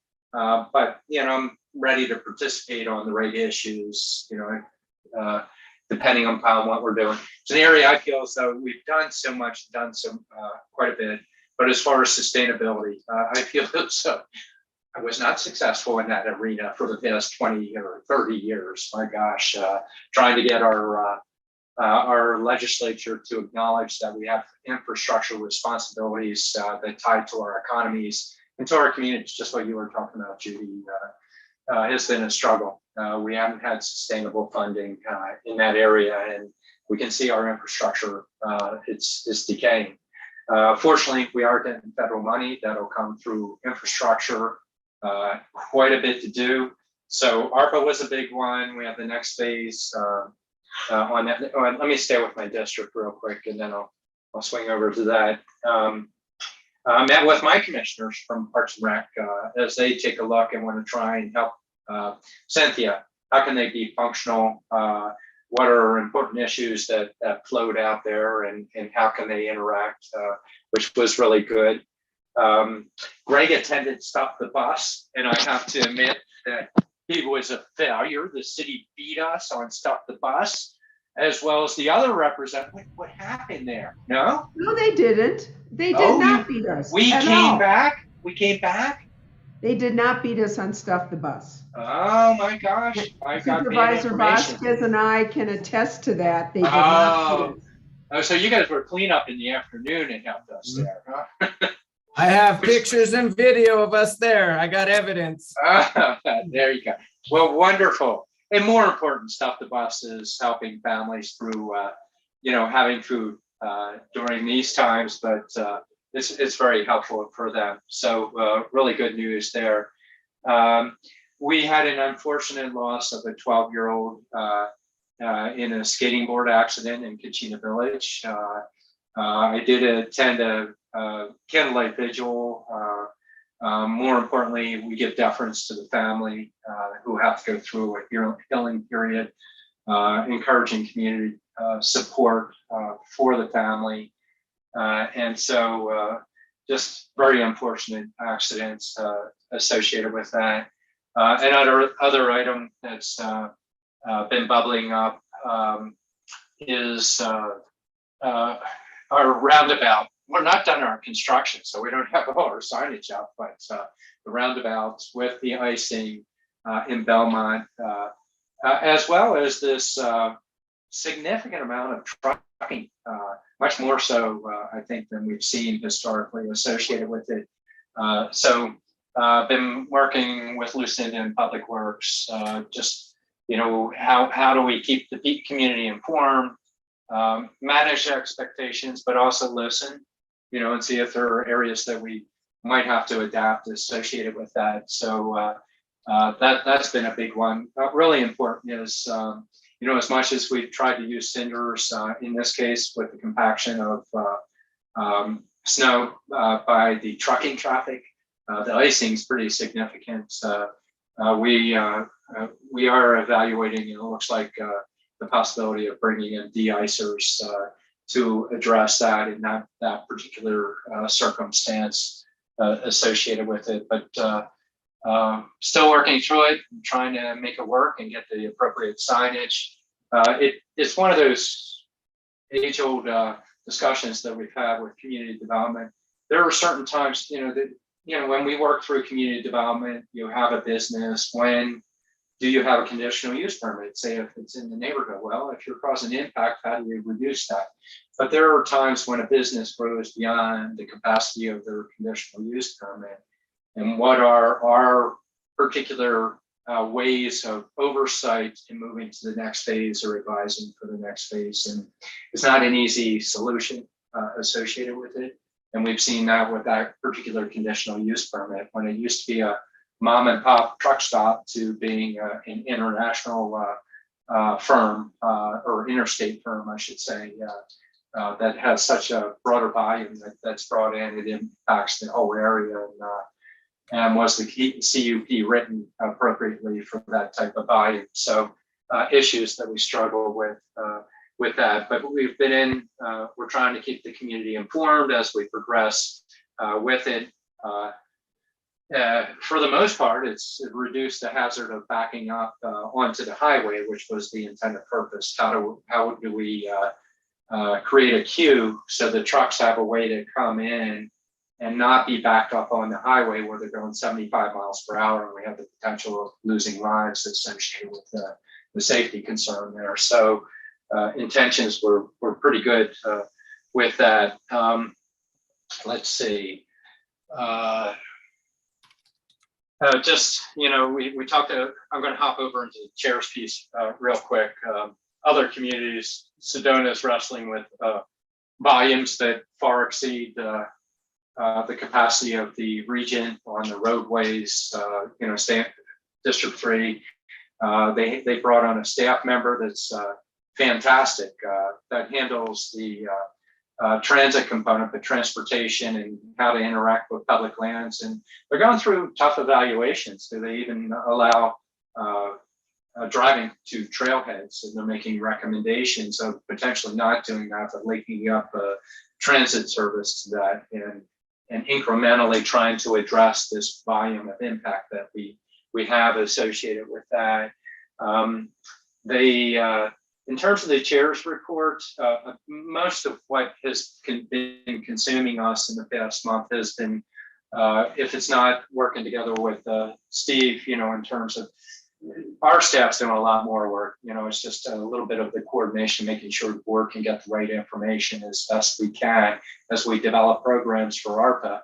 We've had redistricting, and it's been very consumptive, a lot of outreach. In this case, Lena and I have been working on that quite a bit, as well as meetings with the IRC chair, IRC members, trying to get the communication out to communities or feeding it to others on what we're trying to do, interacting with different jurisdictions as we've tried to work through that. And every time it seems like it's absolutely horrible, then it seems like we're hanging on by our fingertip to the cliff ledge, and maybe it will work. So, quite a bit of work there. So important thing that's going on. Other stuff that we talked about already, but just keeping in mind, infrastructure is going to come up. It's going to consume staff time as we work towards that and do prep work associated with that. Jail district, not only the coordination that can work together with our mental health as a possibility, but we have to work with the sheriff on that. We are the board of directors, but obviously they administrate with the jail district. But we're coming up on our renewal of the jail district and the tax, which will sunset out, and the types of programs that have been very successful there. We have that, but we have to go through conversations at the board level and have that brought forward. So as noted during the agenda, future agendas, beginning of those type of discussions of what's out there with the jail districts doing, those are coming forward. Real important. Steve and Lindsay have been working together on what you asked for, the September discussion associated with the retreat, and can we put together different policy type discussions. They are working on it with all this other stuff. So they're moving information forward, trying to find the right date to bring it to us so we can discuss it, bring us together. And, quite frankly, I've been able to do the chairmanship, but we need to move on also on rotations associated with it. And I think it's important that we pull the retreat together, as well as, how do we manage these larger activities that we have happening. And so definitely listening to the board, trying to move that way while staff is trying to manage we've reduced the panic state that we've been in, but the volume's still pretty heavy for all. And some of it is just is the times we're in, to be quite honest with you. These big federal pieces that are being brought forward that are added to our agenda, as well as redistricting. We have phase 1 that we're going through that consumed a lot of time. Phase 2 is supervisory districts, and that'll take staff time as well associated with that. In terms of, I feel as though I'm missing something there. Let's see. We have, that's most of it. I'll go ahead and, the last piece is, and my daughter had an operation. Thank you for everybody with the understanding. If I'm not here doing this, which I am, the little kids, we're managing through it. Good thing is we're stepping into the holidays for the sake of staff. That we're not having an early meeting in January is really important, that they can take a break with their families, however they celebrate, whatever. But it is a downtime that helps, and it helps people come back to the new year with, a fresh start. Challenge will be install phase with our brains, but shortly thereafter, we want to get up to speed and get rolling with a lot of what's going on. And that's plenty. There's a lot going on. I think the board, we've been making a lot of good decisions, really coming together quite well in terms of the decisions that we have to make. Sometimes we have hiccups working our way through it, but I think you take a look at everything that we've done throughout the year, and we should celebrate. I think we've done, you look back to the beginning of the year with the appointments that we went through, we picked up this extra supervisor, I'll tell you, it's been a lot of good decisions, and appreciate just the diversity on our board and the diversity of thinking. It's been really good. Steve, you and staff, yeoman share of what you're doing, for the pace that we're going, that you're even breathing. I appreciate it. So thank you. Yeah, there you go. I went a little bit longer than I should have, just in terms of, we know we have a meeting later on tonight. Here, Ryan, if I may, yeah. not to extend this any longer than it already has gone, but I also want to extend a deep appreciation for your leadership and your willingness to take on the role of chair. I know it's gone on longer than you thought it would, and maybe that we thought it would, but I think it has been important continuity for the county and for the board, especially through these, very, very difficult times and challenging times. We've had a lot of, shall we say, crises that have come on our doorstep, and I want to commend all the members of the Board of Supervisors and, quite frankly, the staff for rising to the occasion for so many of these emergencies, from a pandemic to a vaccine rollout to a fire to flooding to the wonderful opportunities we have through the ARPA, and now, of course, the infrastructure bill. But through it all, you have been the guy at the top that have helped us through it. And I want to just extend a great appreciation and recognition of the time and the commitment that it has taken you personally, and that you have given to us, your colleagues, but this whole county. And I want to thank you so much for your service to us. And I know it's going to continue a little while longer as we work through policies and roles and responsibilities, but you have done a great job. And I just want to thank you so much for all of your efforts on behalf of us and on behalf of the county. So thanks, Chair Ryan. You've just done a great job, and I really appreciate you. Thank you, but it's a team. It's all of us working together as we navigate and learn about things. And not everything's perfect, but we'll work our way through, and we have a great staff. So thank you, Patrice, on that. Yeah, I forgot. COVID is just consuming us, and it's just so matter of fact, but it is consuming us and impacts the community. And it's almost an afterthought, and yet we're so immersed in it that it's always in our day to day. Same thing with with what you guys have done with the museum fire and the forest issues. There's so much going on. It's actually special. So with that though, we really want to give everybody a break so that we can have our 6 o'clock meeting. It's not a heavy meeting, but we still have more of the day to go through. So a little bit of extra time for people to take a break, get some dinner, come back, and we'll finish this last meeting of the year. All right. Steve, did you? No, sir. Good? We're done until 6 p.m. tonight. Okay. So we'll go ahead and close up this work session, and we'll come back at 6 o'clock for our regular meeting. Thank you, everybody.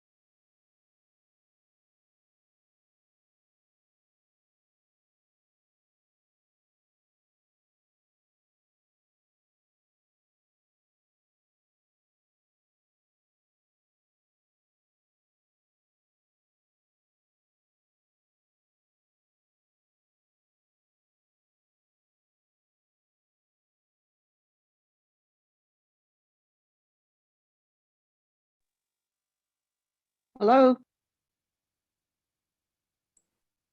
Hey Judy, are you there? Yeah. Hello. I just want to make sure it was working. I can see you. I can hear you. You're Okay. good.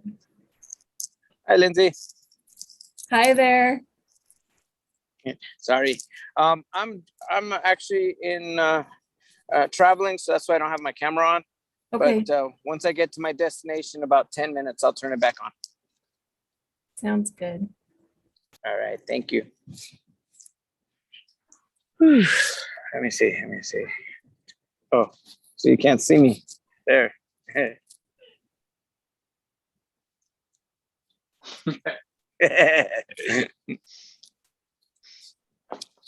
I'll hold my comments. I'm trying.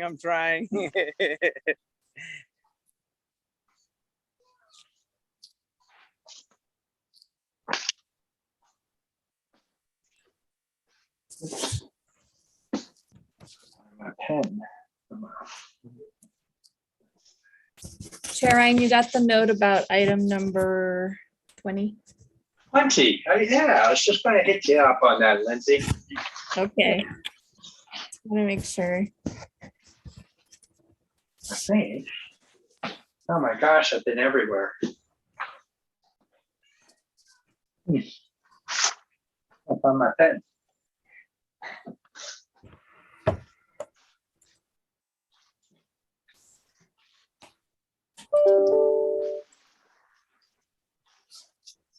Just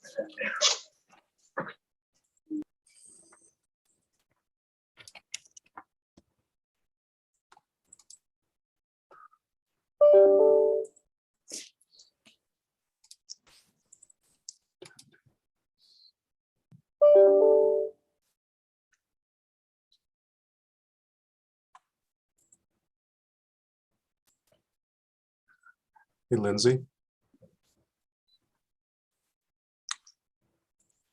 I'm here. Hi, can you promote at the proper time Dr. Guzman, Joseph Guzman? He's on the attendee side. Yes, I'll do that right now. Thank you. Thank you. Thank you.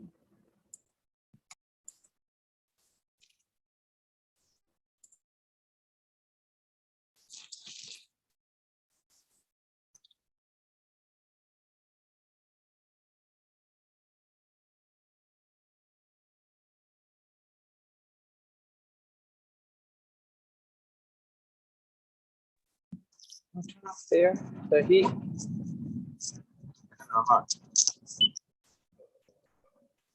Or at least turn it down a little bit so it's medium.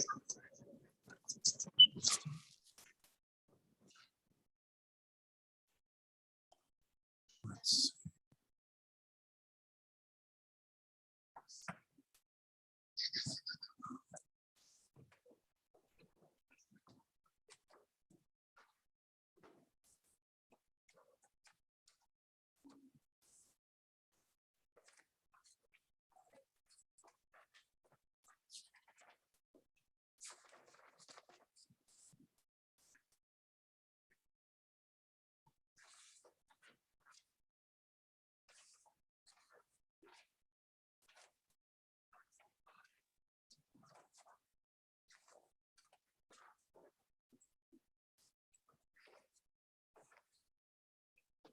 So, and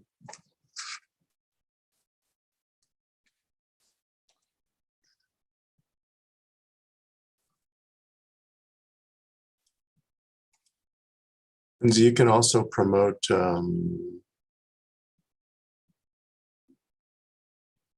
just to Kim Musselman. Yep, Kim's there. Thanks.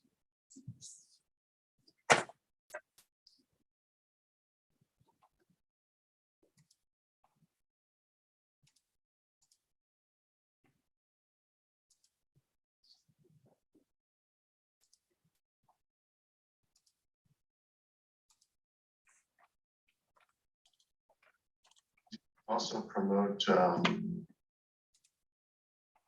that's a delay.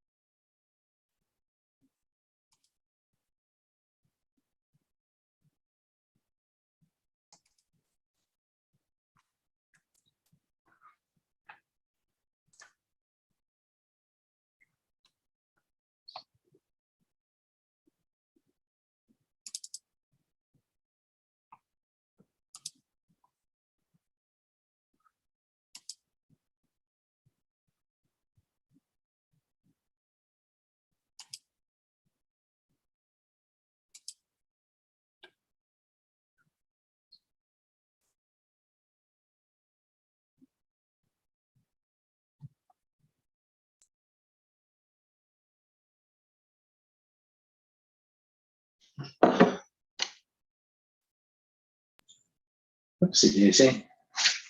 Already started talking about the meeting. How's it going there, Steve? I see you're promoting people. Mr. Chairman, we are ready to proceed whenever you are. I'm okay, Steve. Okay. And Dr. Guzman is here, but so Mr. Chair, back to you, sir. Okay, well, let's check in. And so do we have all our board members present? Let's see, there's Patrice. I saw Geronimo blending in with the camouflaging with the aspen trees in the background and promoting people.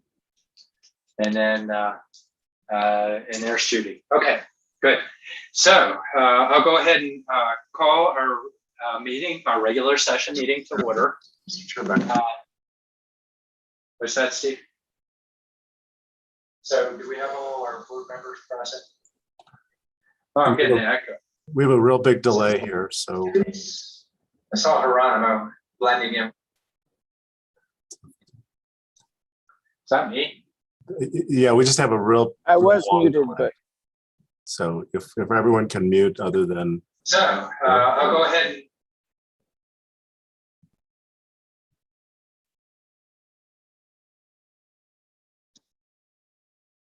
Okay, Mr. Chair, try that again. Yeah, let me try it. And if I have to shut off and turn on. Delay here, so. That sounds like it's me, right? Yes. Okay. Be patient. I'll be right back here.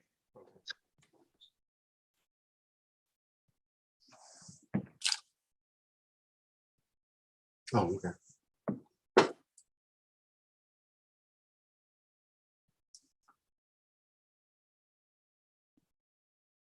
The delay may be the chair or myself.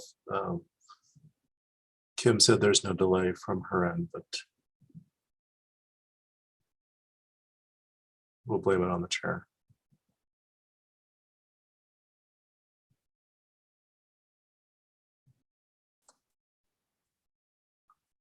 Here it comes.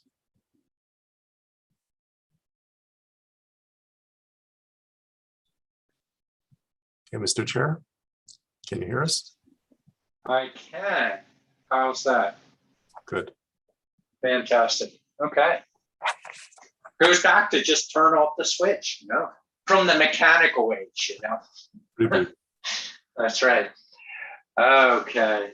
Let me just get my screen set up real quick here so I can see who's out there. All right. I'll go ahead and call the meeting to order. And just quickly, you know, it's a regular meeting, so I'll go back through, give board members a chance to say hello. Go to District 1, Supervisor Horst. Got to find my mouse. Yes, hello all, and good to see everybody here. And Dr. Guzman, great to have you here with us this evening. And I hope everybody's ready for the storm. It is getting really, you could see the clouds rolling in, so it's really going to happen. So be safe out there. All right. Okay, District 2, Supervisor Baskins. Geronimo. Yes, thank you. I'm glad to be here. Thank you for being here, everyone. Looking forward to a nice, concise, quick meeting. Thank you, everyone. All right, District 4, Supervisor Begay, Judy.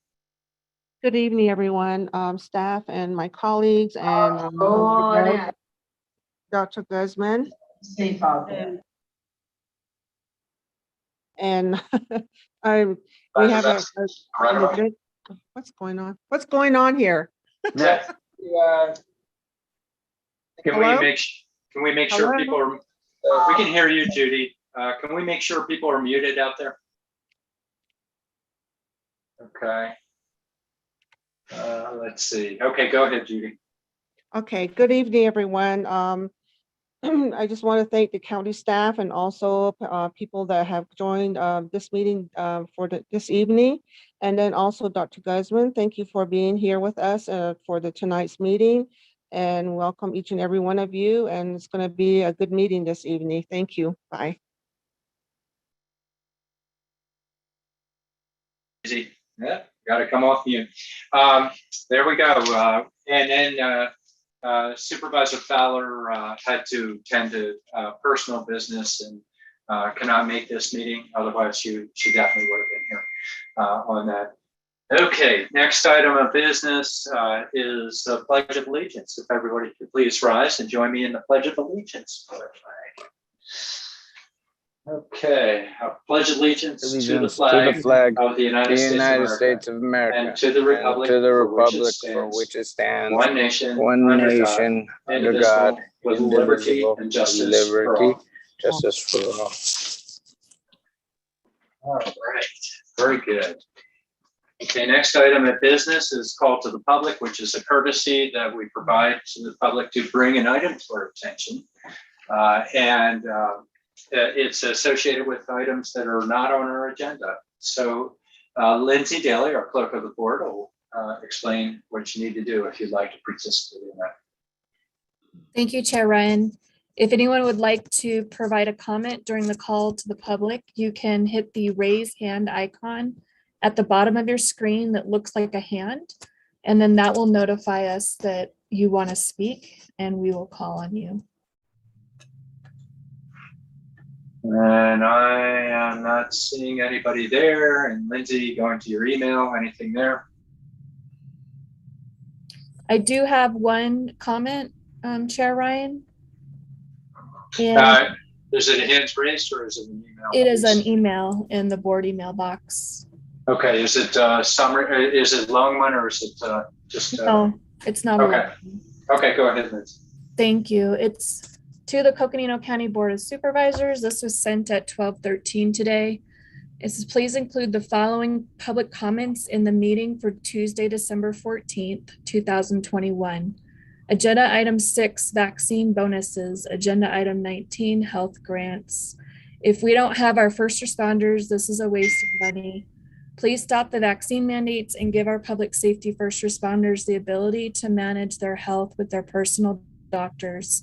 Call to the public. As members of the public, we respect and support the medical freedom of our first responders. From Roger Owers, O-W-E-R-S. All right. And that's the only one that we have, Lindsay? Oh. That's correct, Chair. That's correct. Oh, clerk of the board on a mute. Oh, you get 10 times the fine there. We tease at 25 cents if you're on mute. Okay, there we go. So with that, we have no further public comments. And the board, on these items, they're not part of our agenda. We do not discuss so that we can follow the open meeting process on this. But thank you for bringing this to our attention. Next item of business is a special recognition. And as noted, we have Dr. Guzman here, who has been the director of the Alliance Bank Economic Policy Institute, which we often call the RPI because we started with that way back when. But what I'll do is I want to turn it over to Steve first and we proceed. Go ahead. Yeah, thank you, Mr. Chair, members of the board. It's my pleasure this evening to also tag team with Kim Musselman, Director of HHS, to provide a special recognition to Dr. Joseph Guzman and the staff of the Economic Policy Institute at Northern Arizona University. In addition to what we've always known as RPI, Rural Policy Institute, the Institute has provided valuable research to Coconino County on a number of different policy areas, focused predominantly in rural Arizona. This initiative began my first stint here, and of course the RPI, now the EPI, has done phenomenal work in helping us through policy analysis and looking at some of the economic forecasting that we do today. But there's more. In addition to what the Policy Institute has done for us, they've also helped us in the area of food handlers, and I'm going to turn this portion of our comments over to Kim Musselman, and Kim will detail Dr. Guzman and his team's involvement and support of our food handlers program for several years now. So with that, Kim, to you. Thank you, Chair Ryan, Supervisors, County Manager Peru, Dr. Guzman. Thank you so much for being here tonight. It's my pleasure to kind of provide what is a little bit of an outline. I know that the relationship began many years ago, and as we were digging through our files to actually try to figure out when it started, we were able to come up that we think with the relationship in particular with health and the food handlers program really started way back in 2005, when we were able to create and form an innovative partnership with the Arizona Hospitality Research and Resource Center, and that's part of the School of Hotel and Restaurant Management at Northern Arizona University. And NAU at the time was able to provide some innovative training software and the technology to be able to provide that training software to allow food workers to get certified in food safety in a convenient and user-friendly way at a time when the county had limitations in providing this online platform. And the success of this partnership really led to additional collaborations with the Arizona Hospitality Research and Resource Center that resulted in new innovative programs, including the COVID Aware initiative, which took place within the last year and a half with the onset of COVID, and something that we were really excited to partner with NAU to be able to do, to provide restaurants and establishments the opportunity to complete a course that then they would receive a certificate and can post that in their window of their establishment. And then also additionally, the enhanced food handler certification. So there's been many iterations with respect to the software and the platform that we've been able to utilize. So now the county is in a different stage in our life, if you will, with respect to our information technology capacity. And we now have the ability to handle that food, to host that food handler certification training online. And we wanted to take an opportunity, we've transitioned this with your staff, Dr. Guzman, and we wanted to take an opportunity to appreciate all of the support of Northern Arizona University to make this training available for over a decade for us, and want to thank you personally, as well as all of your talented staff serving in the Arizona Hospitality Research and Resource Center and the School of Hotel and Restaurant Management. And we have a certificate tonight, and I think if Lindsay's able to, she's going to share it just so we can show the public.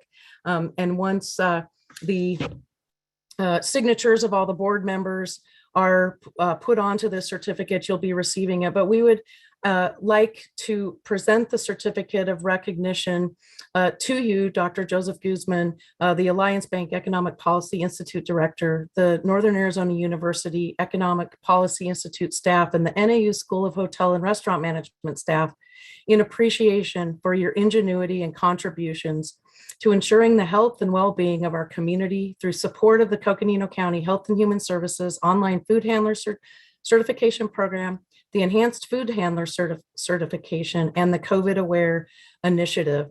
And this will be issued tonight on the 14th day of December. And then of course, with all of the board's signatures, and you'll see we were able to lay in that certificate, the little certified COVID Aware emblem, thought that was kind of fitting. And again, to recognize the work that you all did for us and with us in partnership. So again, please accept the certificate of recognition in acknowledgement of all of the great contributions and the talent of yourself and your staff, and for being such a great partner to us at Health and Human Services and our entire county. So with that, I'm going to turn it back to Steve and then to Chair Ryan.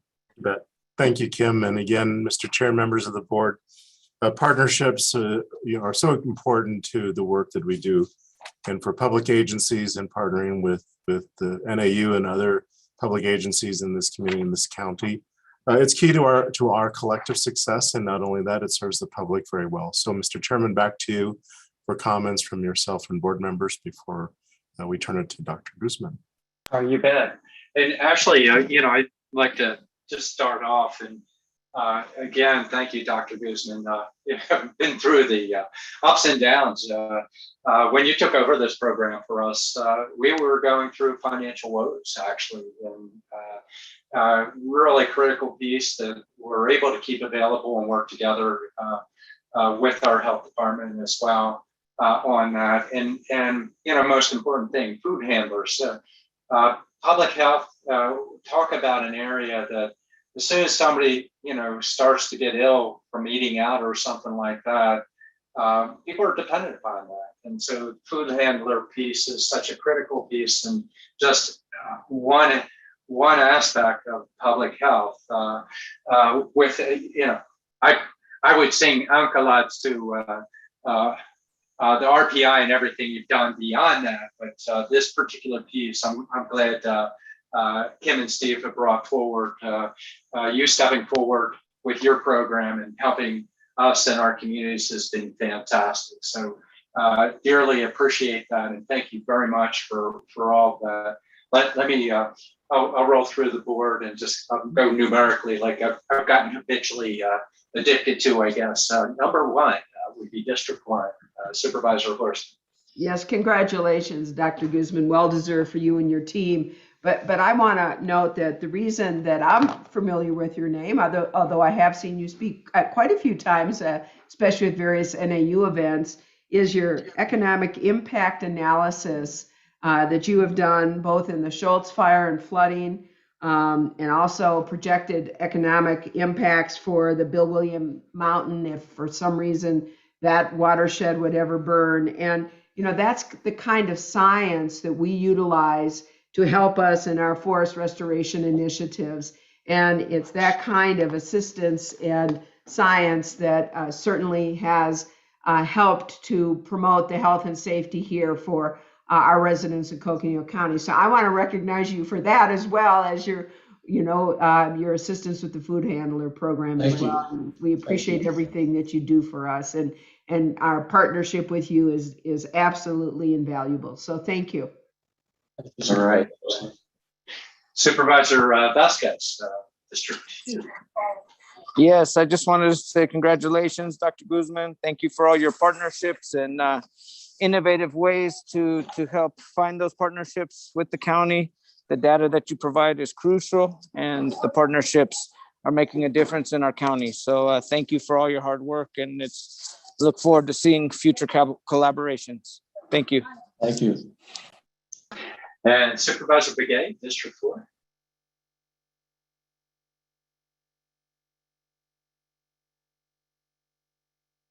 Sometimes we have a pause here. Hello. Yes, you're out there. We can hear you, Judy. Oh, okay.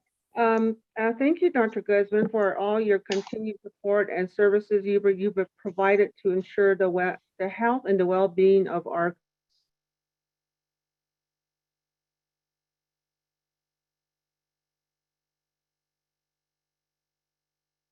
Okay. Thank you so much. Bye. Okay. Very welcome, Supervisor Begay. And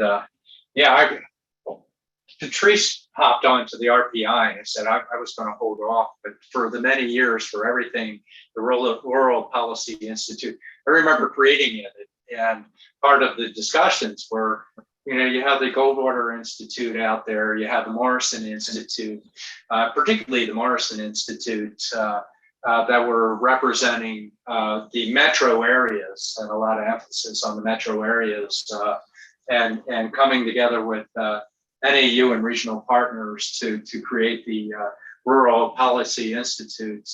It launched many different studies that were exemplified, as noted with this program that we're doing, but also as noted by Supervisor Horstman. And your team has been absolutely wonderful in helping us, not only our county, but other rural areas throughout the state. So really appreciate it.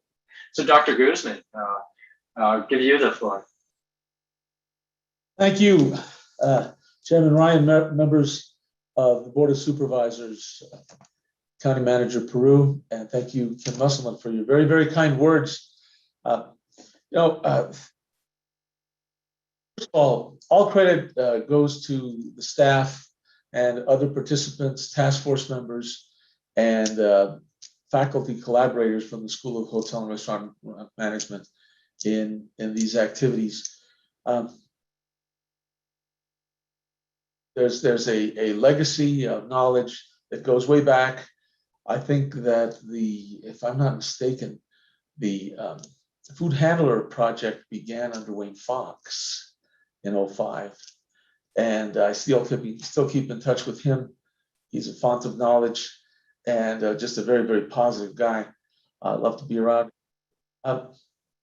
This is particularly meaningful to me. I've received a few accolades in my short career. At least it seems short.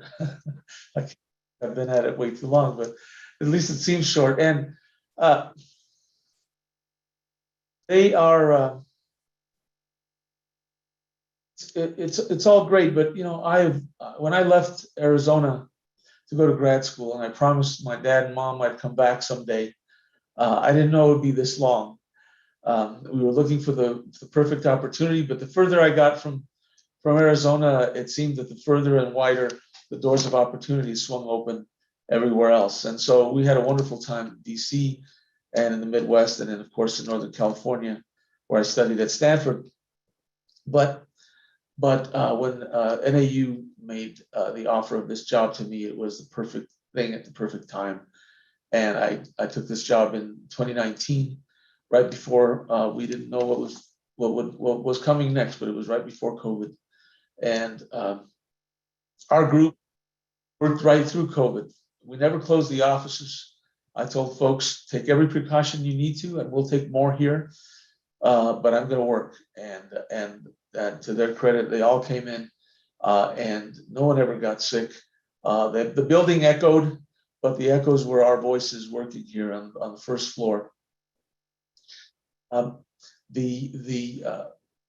Bringing back the economy, or making sure we didn't lose things unnecessarily, was very, very important to us. And that's where we put in the economics sentiment survey with fantastic input from the task force. I compared that survey with the best in the country, and it was nice and tight, and generated great qualitative and also quantitative input, and also didn't make people sick of filling it out, because they kept filling it out no matter how many times we sent it. We wanted to make sure restaurants could get back going, and there were a lot of requirements coming from different angles, different federal agencies, state agencies. And so Chef Mark Molinaro did a fantastic job of synthesizing everything and making sense of it, and then putting it into a very slick and clean modern format that people could take online. And we offered it for free, and we still do. Of course, it will be supplanted by the new requirements, but it's out there, and it did its job in giving our restaurants and their customers greater comfort in knowing that their food is being handled in the most safe, COVID-appropriate way. Arizona is just a beautiful state. I appreciate everything it's done for me, as did my dad and his brothers, who were born in Bowie, Arizona in the 1920s and lived through the Great Depression. They loved Arizona, and that's why, and they all graduated from U of A after going to war and studying under the GI Bill, and they lived lives as exemplary citizens, and I admired them so much. And that's why I chose to return to Arizona and serve in this capacity. And it was such an honor to do it in a time of need. And I hope that as we come out of this chapter, the task force will continue to meet, and we can continue our partnerships and NAU's collaboration with the local community. The future of Arizona is rural, and the growth that you're seeing is just the beginning, in my view. So I'm again, thank you all. Credit to all the board, all the task force, all of the staff, all the faculty that participated in these efforts. And I'm just the guy that gets to stand here and say thank you. Wonderful statements. Humble, but It always takes a village also. Steve or Kim, any follow-up comments? All right. So after we sign this, we're going to get this so we get signatures on your certificate of recognition, but we will get a signed form over to you and really appreciate all that you've done, Dr. Goose. We'll hand deliver it to you, sir. All right. Okay. Now, next up, I need to move us on in the agenda. Our next items are associated with our consent agenda. And our consent agenda are items that are routine in nature. We may have had them in a work session, or it might be a renewal of a contract. And we take a single vote on all these items instead of a vote on every single item in the process. It's a more efficient way of working through our meetings, but we definitely have them posted appropriately for our open meetings. Our consent agenda is comprised of items 13 through 23. However, I've been asked by staff to remove item 20 so that we can bring that back at a future date. Are there any items that any other items the board would like to remove?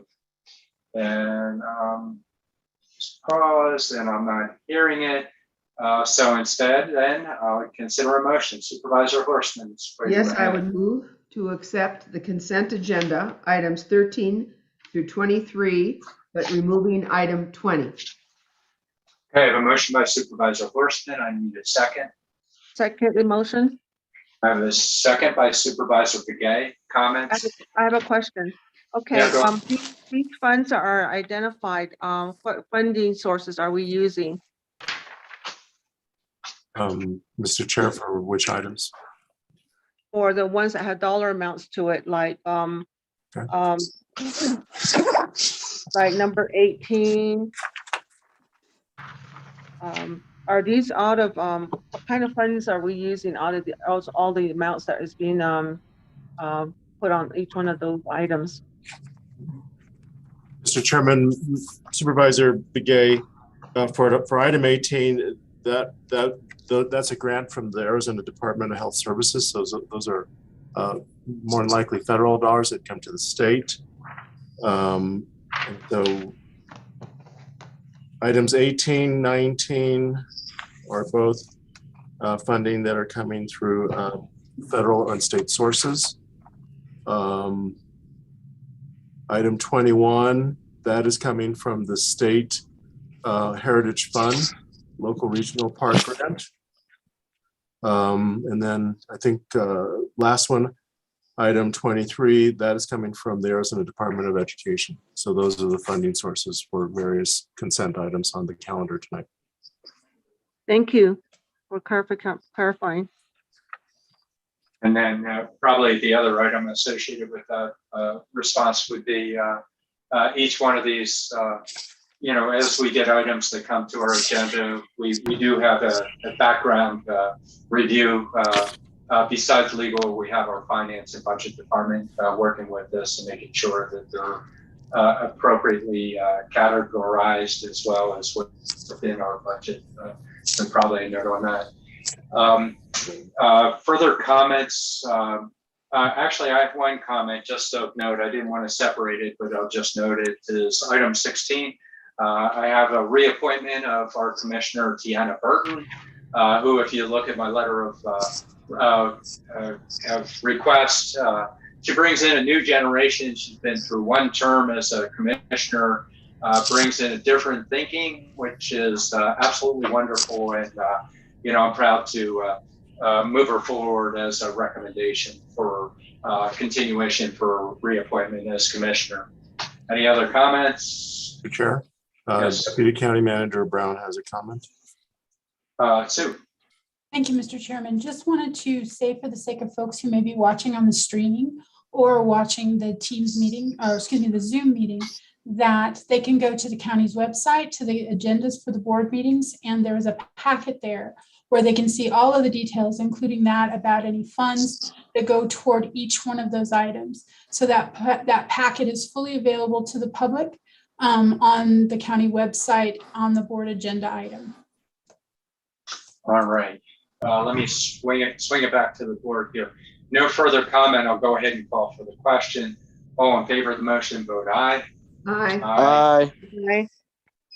I had 4 ayes and we have 4 board members. So I'm not going to hear a nay out of that, it sounds like. So motion carries unanimously for those present. That's a 4-0 vote. Next item of business, now that we've done up through item 23, is we have item 24. And this one is a discussion and consideration of appointments to our Arizona Workforce Development Board. I'll go to Steve first on this, and I'm sure. Thank you, Mr. Chairman. This item was continued from last week's board meeting. The item is consideration of possible action of reappointment for members to the Workforce Development Board. This evening with us, we have Mr. Billy Francis, the Executive Director of the Workforce Development Board for Coconino County, and he is here to go over this item with you regarding appointments and then also efforts to attract additional members. So, Mr. Francis, if you can unmute yourself, and the floor is yours, with your permission, Mr. Chair. Well, before I do, this is the first chance that you come before us also, Billy. So I want to welcome you. Didn't have a chance during agenda review the other day, but for the sake of the board, it's wonderful to see you and have you present to us. Thank you. Ryan, Board of Supervisors, and County Manager Steve Peru, thank you so much. And guys, it's an honor to be a part of the Coconino County family. We definitely at the Local Workforce Development Board, we are looking forward to serving the community of Coconino County and the employers of Coconino County. So again, thank you all for the opportunity to come and serve on behalf of the county. Today, Board of Supervisors, is because we are here to reappoint some key members of our Local Workforce Development Board. And for these reappointments, we are looking to get back into compliance as we bring these individuals back on board. A lot of the individuals that are up for reappointment are a part of our executive committee. That includes our chair and our vice chair. So we are really, we're really working against the clock right now to get these individuals back reappointed so that we can report back to the state that we do have everyone in place at our local area so that we can serve the companies and the people of Coconino County. And so I'll pass that back over to you, Board of Supervisors, for any questions that you may have of me. So, I'll follow up real quick for the sake of the board, I'm sure as well. As we looked at this, we also realized that we probably have other vacancies, and there might be a greater opportunity for, a more diversified board. If you could speak to that, Billy, that would be very helpful. Both professionally as well as culturally. Absolutely, Chair Ryan. And so when you're a Local Workforce Development Board, what your goal is you want to make sure that your board represent the community that you're serving. And so diversity upon our Workforce Development Board is imperative to the people in the community and the businesses that we serve. Being here for just a short period of time, I realized that Coconino County is huge and it's full of wonderful people. So I think that anytime that we have the opportunity to reach out as far as wide as Coconino County is, to bring on any individual or any party that would like to be a part of our Local Workforce Development Board, we would only be doing ourselves a great justice in order to move in that direction, because our people that we serve in our businesses that we serve in Coconino County need the best Workforce Development Board that we can put together in order to serve them and meet their needs. Mr. Chair? Yes, go ahead. I can also add to Billy's comments. The Workforce Development Board has specific sectors by regulation that need to be filled. And so if I could ask Mr. Francis to go over quickly those 3 sectors, and then also the opportunity that while the board size is not necessarily limited, when we do expand the board, we need to make sure we're doing that in proportion to having those sectors represented by statute. Billy? Thank you, Steve. So Board of Supervisors, so certain parts of the board is broken down in percentages. So the major part of our local workforce development board must be made up of what is called business leaders. And that's just individuals that represent in Coconino County in-demand occupations, that they have hiring authority and things of that nature. Those individuals that are brought in under the business section of our local board has to be 51% of our board. So and then what we have after that is we have what we call the,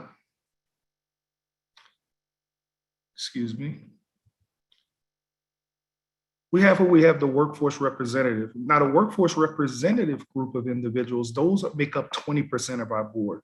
When we go into building the workforce development board, according to regulations, we have to stay within those parameters when it comes to business leaders and workforce representatives. Right now on our board, we have 2 vacancies in our business representative section of it, where we need to bring in 2 more members of the community that has hiring authority, that is a business manager and a business leader, in order to meet our requirements as the local workforce development board. As we continue to diversify our board and grow our board, if we make sure that these individuals are inside of the business representatives component of it, or the workforce representation component of it, then we can grow the board as large as we wanted to, as we would like for it to be, in order to serve Coconino County. What we have to be careful is we have a part of our board that is called balance of the board. When we get to balance of the board, we can put as many people as we desire on the local workforce development board. But what happens is if we fill the balance of the board with individuals that are not business or individuals that are not workforce, what happens is we now have to get more people to fill those requirements of the 51% and the 20% in order to balance our board and stay in compliance.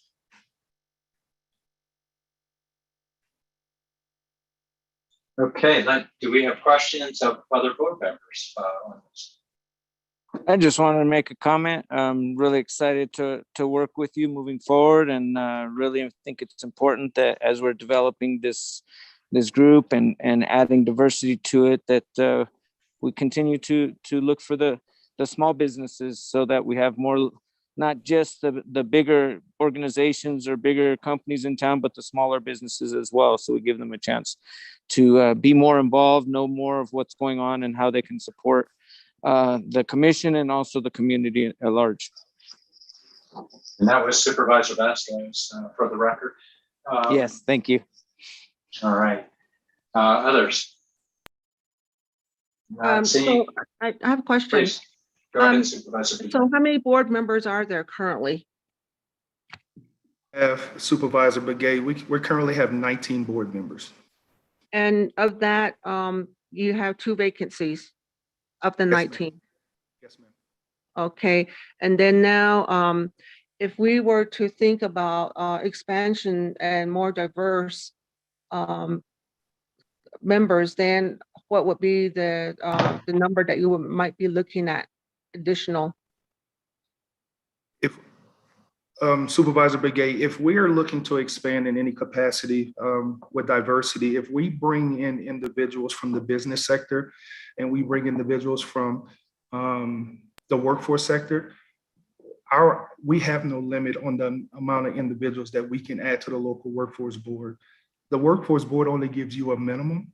So if you bring, for example, Supervisor Begay, if you bring in 10 individuals and they're all from the business sector, they can all join the board, and they will all just make a stronger workforce board. And we'll still be in compliance, and we'll still be able to add those individuals. Okay, I guess, my thought is that I'm not sure how you do recruitments. It's just that if a person is interested, they write a letter, or how do you do the recruitment portion of that?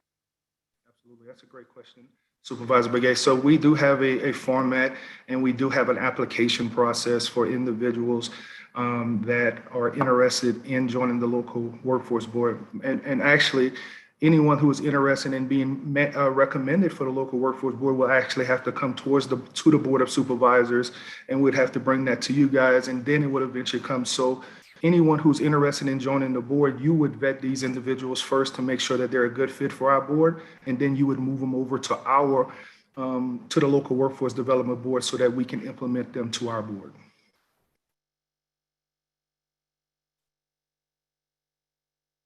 All right, did you get your questions answered, Supervisor Piquet? Yes, I did. Thank you. Okay. All right. Supervisor Bush, At this time, unless there are more questions, I'm ready to make a motion. please.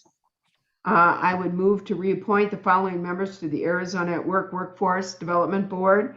Aaron Tabor and Deidre Crawley for the term expiring November 19th, 2023. Judy Franz and Paul Koplinski for the term expiring December 10th, 2023. Beth Kaplan for a term expiring June 30th, 2023. Marv Beckham for a term to expire June 13, 2023. Regina Salas for a term to expire May 14th, 2023. And Kay Loom for a term to expire April 16th, 2023. I have a motion. I need a second. I'll second that, and I do have a comment. Okay, my second would be by Supervisor Piquet. Comment, Supervisor Piquet? I would like to ask the motioning party that we make room for diversity and expansion if it's applicable. I have no problem with that. I think that's implicit in the mission of the workforce board. So I have no problem with that friendly amendment. All right. And so Supervisor Piquet, seeing that you're including that in your motion, you know, not this, you have your original motion. Okay. So that would then be a piece of your second. That would be my understanding, Supervisor Piquet. Yes. Okay. Further discussion or questions? No further discussion. I'll go ahead and call for the question. All in favor of the motion, vote aye. Aye. Aye. All right. Any opposed? Not opposed. Motion carries 4-0. All right. Well, thank you, Mr. Francis, Billy. It's great to see you, and appreciate this work and look forward to working with you. And Mr. Chair, we will be scheduling Mr. Francis to do an update from the Workforce Development Board periodically throughout the year to keep the Board of Supervisors apprised on all the great work that the team is doing in the area of workforce development for Coconino County. All right. Before I go, Board of Supervisors, Supervisor Vasquez, if there is some small businesses in your area that you serve that you feel that can benefit from the services of the local workforce development board, we can put some work experience individuals inside there that will help with their bottom lines, and we can pay 100% of their salary when they go in. So if you have some businesses that can benefit from our services, please don't hesitate to reach out. Thank you. I appreciate that. All right. Thank you, Board of Supervisors. Thank you. Okay, next item that we have is a flood control district item. So we need to resolve as the Board of Directors of the Flood Control District. We need a motion to do so. Supervisor Begay, got a motion. I need a second. Second. Okay, second from District 2. You have to pull seconds on that. Okay, all in favor of the motion, vote aye. Aye. Aye. Okay, we're now acting in the capacity of Flood Control District Board of Directors. We have item 25. It's consideration and possible action to approve a submittal of an application to secure an emergency watershed protection program grant from the Natural Resources and Conservation Service, NRCS, and slightly over $4 million. And we have our district director here, Lucinda Andriani. Am I going to Lucinda or Steve first? Lucinda. Okay, go ahead, Lucinda. All right. Good evening, Chair and members of the Flood Control District Board of Directors. This evening, I'm very excited to bring forward an opportunity that we have had certainly on the landscape since the museum fire back in 2019. And as we saw this last summer, although we had 2 years of no flooding as a result of no monsoon, we did in fact have significant impacts this last year with flooding to interior flooding to 85 homes and significant costs to flood control district as well as the city. You know, as you're well aware, we have expended upwards of $4.5 to $5 million in both response and mitigation costs to date. So we are now obviously very focused on longer term mitigation and watershed restoration. And this is securing this funding will create a big step forward in implementing watershed restoration measures. And in effect, what those do is they reduce down the sediment that's coming with the floodwater. And if we don't reduce down the sediment, both the existing flood mitigation work within the city, that the current conveyances in the city, as well as those that the city is looking at and working on expanding, will just continue to fill up with sediment, and we won't be able to mitigate those flood impacts to private properties, both within the city and in Mount Eldon Estates and other areas. So we pursued this grant, and it's kind of an interesting process within NRCS. You request the funding, they actually decide if they're going to give you the funding or not, and then you actually make an application for the funding. So we're in the process. What we are under considering tonight as to pursue this grant for those measures. And the staff report here kind of outlined the financials relative to that. We would receive the actual grant that's been approved is a little over $3.5 million. In addition to that, we are being provided $429,000 in technical assistance funds. Those funds will be used for the engineering of these projects, as well as those kind of associated pre-construction costs. And then we will be required, the district will be required to make a match of $894,000. So in effect, we will receive, assuming the costs are all the same, it's a reimbursement grant. We would receive in effect, about $3.1 million for construction, and then in addition that $429,000 for the technical assistance fund. So with that, I would be happy to entertain any questions.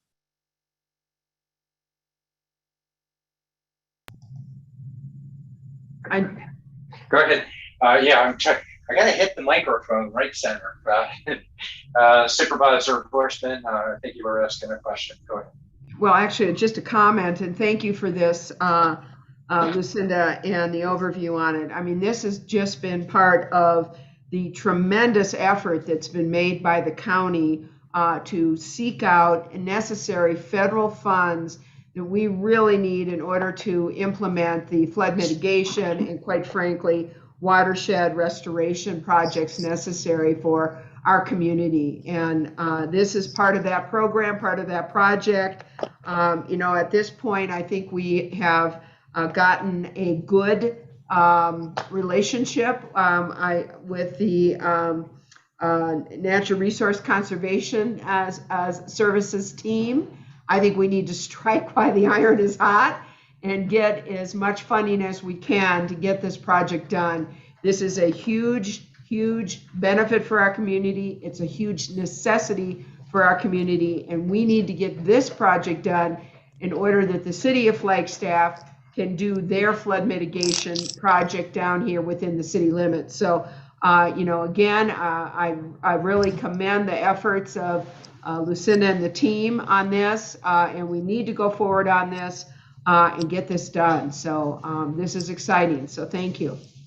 Thank you. All right. And I suspect Supervisor Vasquez would like to comment on this one as well. Yes, I would. Thank you.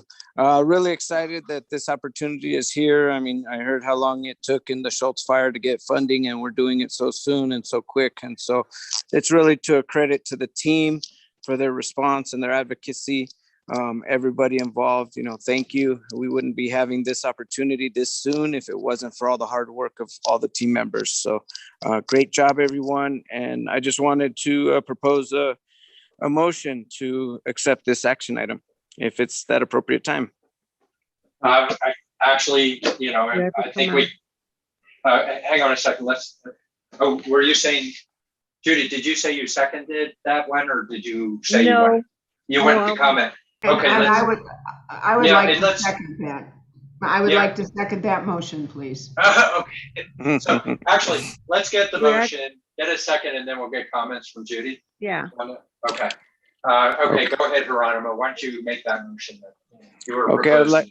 I'd like to move that we approve the submittal of the application to secure Emergency Watershed Protection Program grant from the Natural Resources Conservation Services, NRCS, in the amount of $4,009,009.76 to engineer and construct watershed restoration measures on private and municipal properties with a district match of $894,868.25.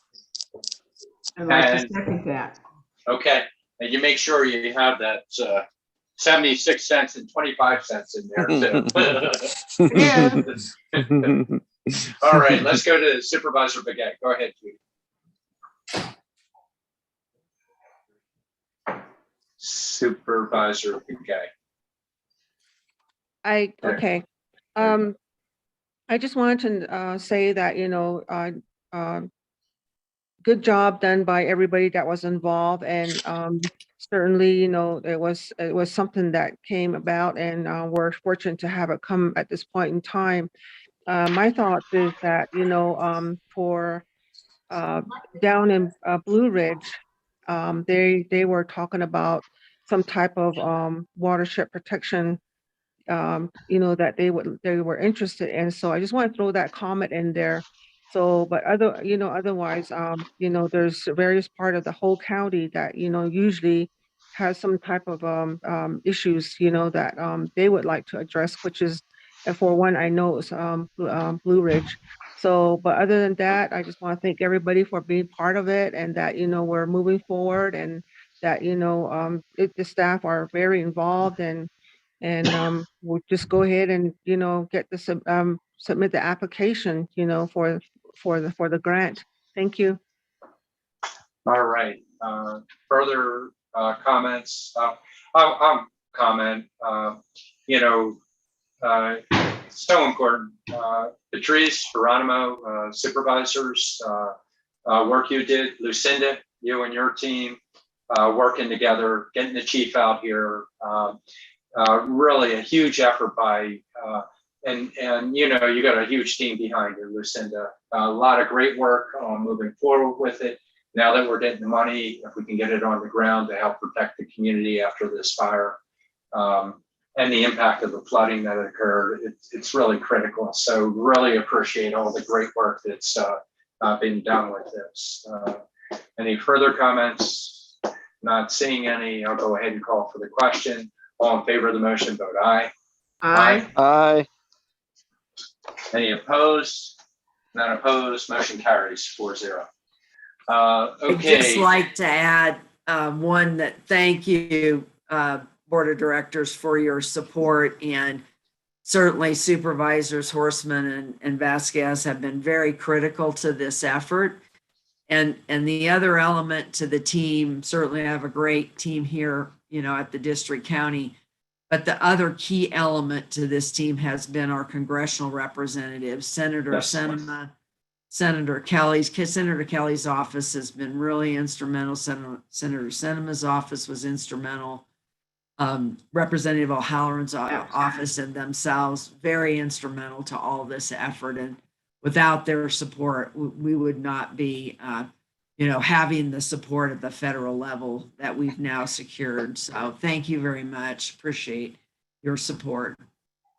Yeah, once we get the grant in, the final piece, I think no matter what, we need to continue with our thank yous out to those offices. So really, it is a very important point that you're making. Our local Forest Service, as well as the NRCS board, our local board, all of them playing a part in this, which is really Absolutely. good. Yeah.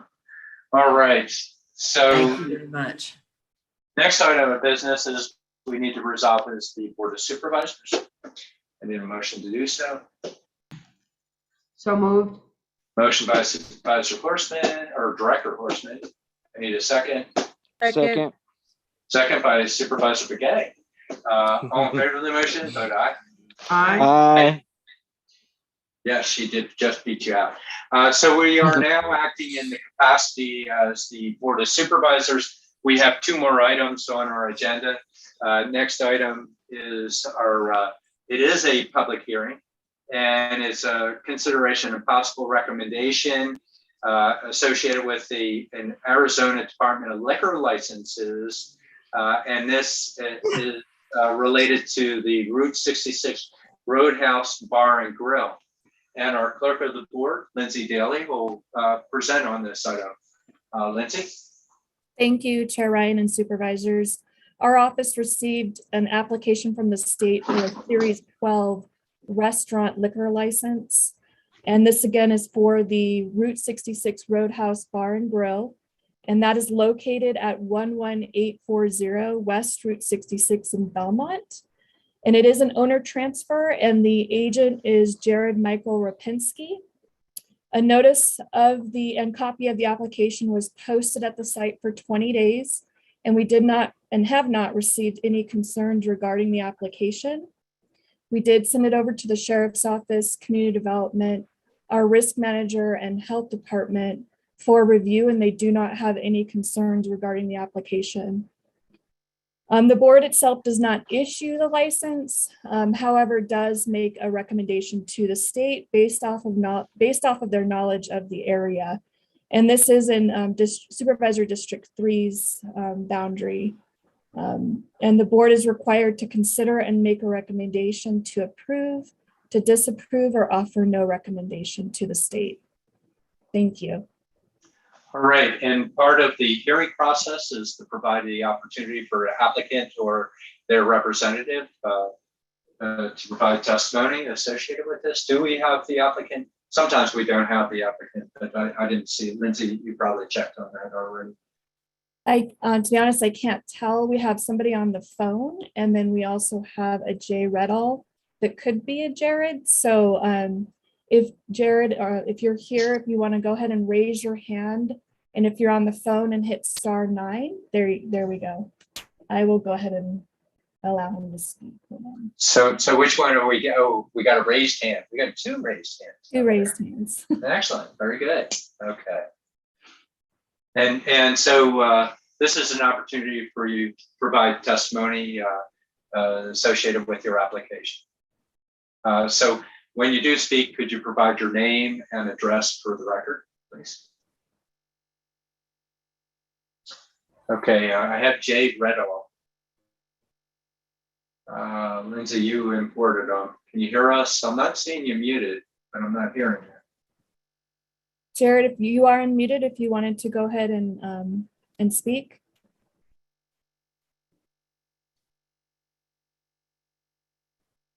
Okay, we're not hearing you. And it's unmuted. Okay, let's try the phone number and maybe we can come back to that. Okay, *6. *9, actually. Oh, *9, I'm sorry. If you have the phone number 928-301-9932, there you go. Okay, I apologize. Can you hear me now? Yes, we can.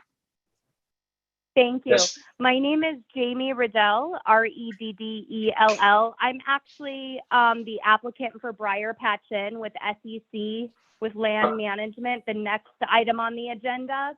Okay, so we're going to hold off on you. I'm commuting and I'm having some technical difficulties with my computer, so I'm using my phone and my computer, but I'm on the next agenda item. Okay, well, thank you. and we'll provide you that opportunity on the next item. Okay. Thank you. All right. You're welcome. So we go back to Jay Riddell. She's on 2 devices. Oh, I'm sorry. Okay. Rapinski Riddell. I probably have to look at the rest of the name. Okay. So it doesn't look like we have the applicant here is what we're finding out at this point. Okay. So let's go ahead and open the public hearing. Is there anybody that wishes to testify associated with this liquor license? So Lindsay, will go ahead and describe that process again. Sure. Thank you, Chair Ryan. If you would like to speak during this public hearing on this liquor license, you can hit the raise hand icon at the bottom of your screen that looks like a hand. Or if you're on the phone, you can hit *9, and that will raise your hand if you're on the phone. And for Jamie's sake, for the Briar Patch, you can go ahead and put your hands down for now. But I'm seeing that was part of just letting us know who you are. I'm not seeing anybody out there. Lindsay, how about you? No, I do not see anyone that wants to provide comment. Okay, so with that, I'll go ahead and close the public hearing portion of this liquor license, and just providing comments from my side. This is in District 3. Roadhouse Inn is in Belmont on the south side of the highway. It is a transfer of a license. You can see it went through appropriate review with no red flags that came up associated with it. I would ask the board if someone can make a motion for a recommendation of approval. Supervisor Horstman. Yes, with the information as provided and with the recommendation of Chair Ryan, who this is in his district, I would make a motion for the recommendation of approval to the Arizona Department of Liquor License and Control regarding an application number 167720 for a Series 012 restaurant owner transfer liquor license for the Route 66 Roadhouse Bar and Grill. Licensee is Jared Michael Rapinski, located at 11840 West Route 66 in Belmont, Arizona. I have a motion. I need a second.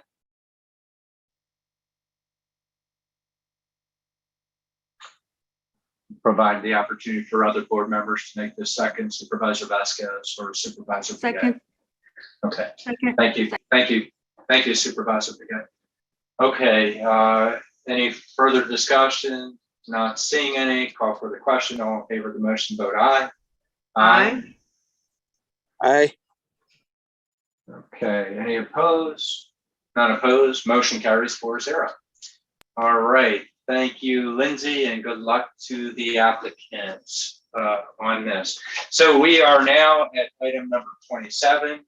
Again, item 27 is a public hearing, and it's a consideration of ordinance 2021-11 dealing with a change of zoning to resort commercial.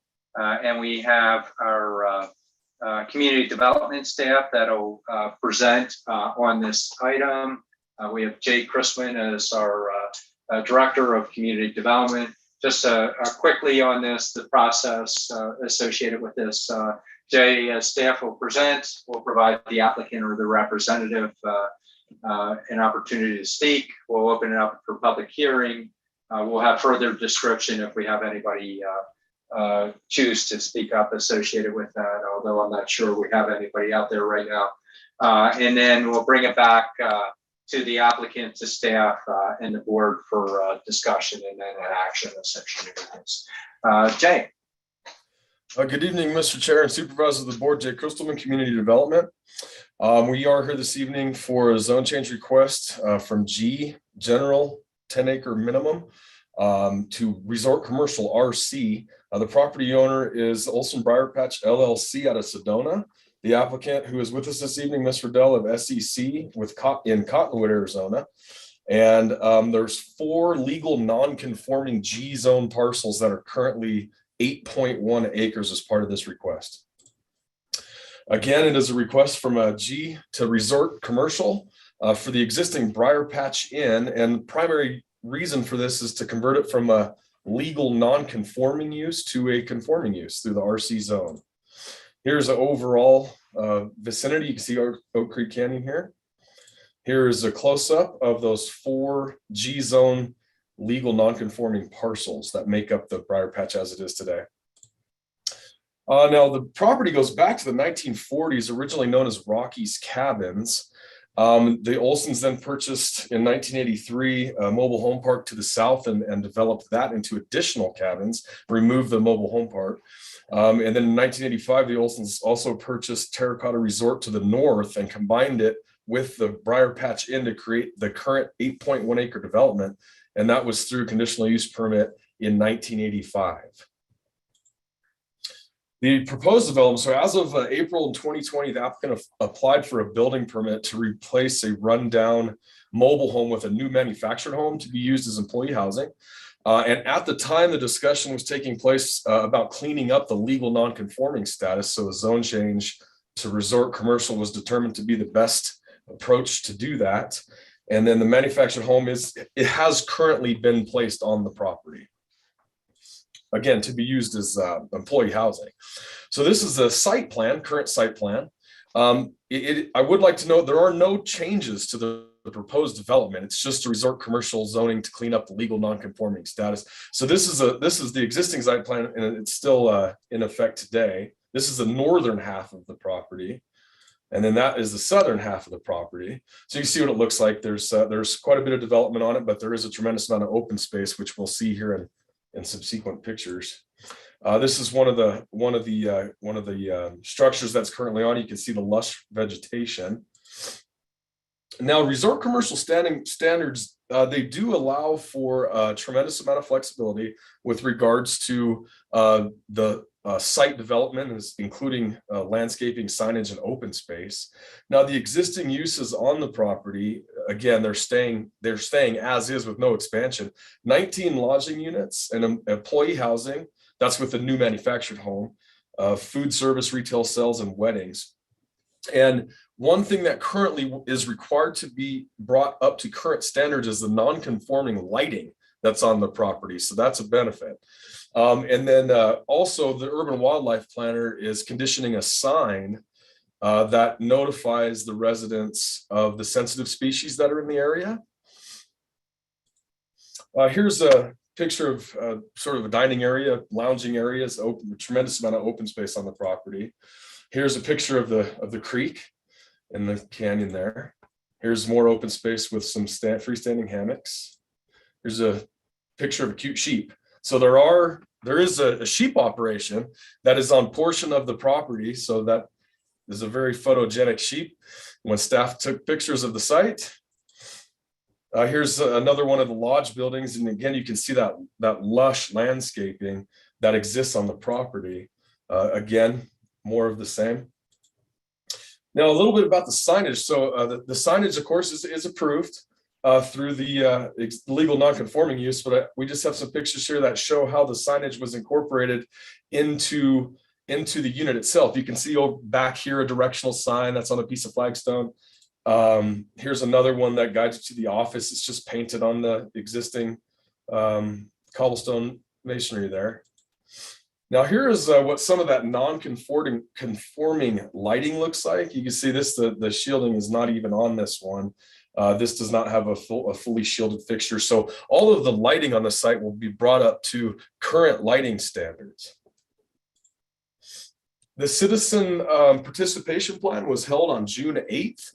3 people attended, and the applicant has indicated there have been no concerns about the application, and the department has not received any concerns about the application.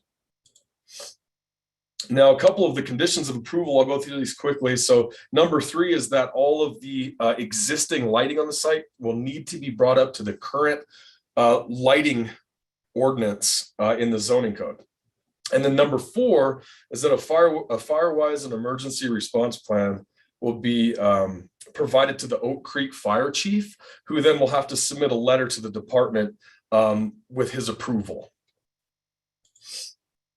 It is conforming to a number of comprehensive plan policies, specifically land use and growth number 8 and land use and growth policy 25. It also is supported by economic development policy 4. Again, the use has been here for a number of years, relatively unchanged. It's just going from a legal non-conforming status to a conforming status through the resort commercial zone. Now, the compliance with the Oak Creek area plan policies, there's particular with regards to preserving the environmental nature. Again, the development's already there. That sign that's being proposed will be an addition, something that's not there now that will help to educate the vacationers that come to the Briar Patch with regards to the sensitive riparian area. It's also informative. So the wildlife planner did indicate, of course, that there are a number of endangered and threatened species in the general area. And again, that sign will be a permanent sign that will educate and inform guests of those endangered and threatened species and the fact that it's a sensitive area ecologically. Here are the findings for a zone change. The change is consistent with the goals, objectives, and policies of the comprehensive plan and this ordinance, meaning the zoning ordinance. The change will not be detrimental to the public health, safety, comfort, convenience, and welfare, and that the change will not adversely affect the established character or the surrounding neighborhood, nor be detrimental to adjacent properties. Here are the findings, additional findings for a planned district, which a resort commercial zone is. And with that, the Planning and Zoning Commission unanimously recommends approval to the Board of Supervisors through the adoption of Ordinance 2021-11, approving the zone change from G to RC Resort Commercial. And with that, I'm happy to take any questions. All right, so questions of the board on this one. Supervisor Horstman. Yes, hi, and thank you very much for the overview, Jay. And I understand no change in development, as is, no expansion, just trying to clean up, if you will, a non-conforming legal zoning, I guess. So I get that. You did, though, say one thing that caught my attention, and I'm just asking for information on this. And that is, can you turn that down for a minute? And that was that you're talking about a Firewise and emergency plan. Is that something new that they're doing that the existing development did not do? Mr. Chair and Supervisor Horstman, thank you for the question. That is a good point. So they currently do not have a Firewise plan. It's something that our zoning ordinance promotes as we've updated our codes, particularly the zoning code and the subdivision ordinance. It's something that we frequently request nowadays, but the 1985 conditional use permit did not include that. So besides cleaning up the non-conforming legal status, it sounds like there's quite a bit of a benefit that is going to be realized by the zoning change. The lighting, which obviously is very important to all of us, and also this Firewise emergency plan. So thank you. Thank you. All right. And so I believe we're losing Supervisor Vasquez. He will be, he has to hop on a flight, but we still have a quorum in place with Supervisor Begay. Supervisor Begay, do you have any questions? I can't. No, I don't. It's just that, I'm glad to be, I'm for what's going to be happening. So the recommendations that are being made and the points that Patrice brought up, Supervisor Horstman brought up. So otherwise, I'm okay with it. Okay, and I just got a message. Supervisor Vasquez is still with us for his last moments here. Supervisor Vasquez. Sure. I just wanted to say that if the Planning and Zoning Commission is good with it, we haven't heard any public comment yet, then I'm good with the recommendations from the staff. Okay, well, we do need to go through a hearing on this real quick here. Just quickly though, I don't have questions. I see the recommendations. I'll follow up with my comments after we get through the hearing component on this. But we'll turn to the applicant or the representative. In this case, I believe it was Ms. Rendell. Now is an opportunity for you to comment, either by phone or if you can make your Zoom work, either way.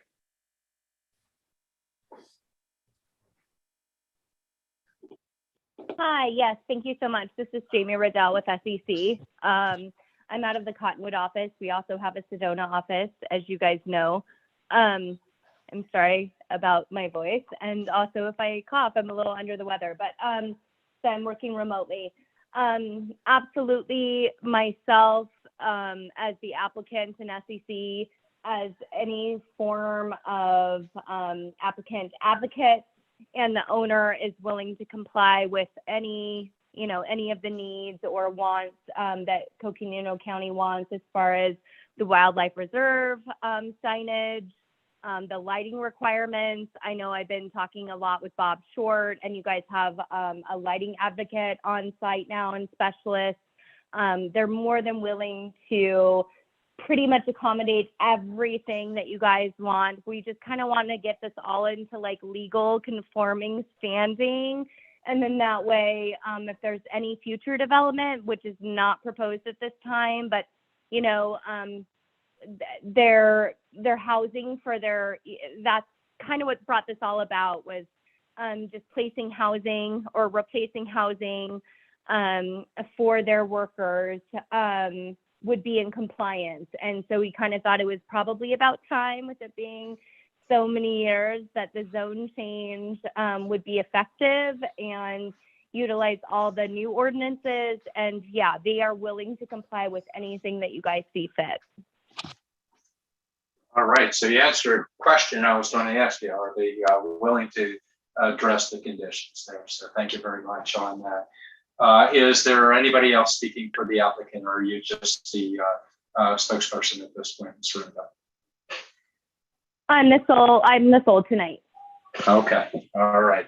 And then, so what we're going to go ahead and do is we'll go ahead and open up the public hearing portion of this hearing, and Supervisor Lindsay Daly, our clerk of the board, please explain. We have another phone number out there, so let's just make sure we provide the opportunity for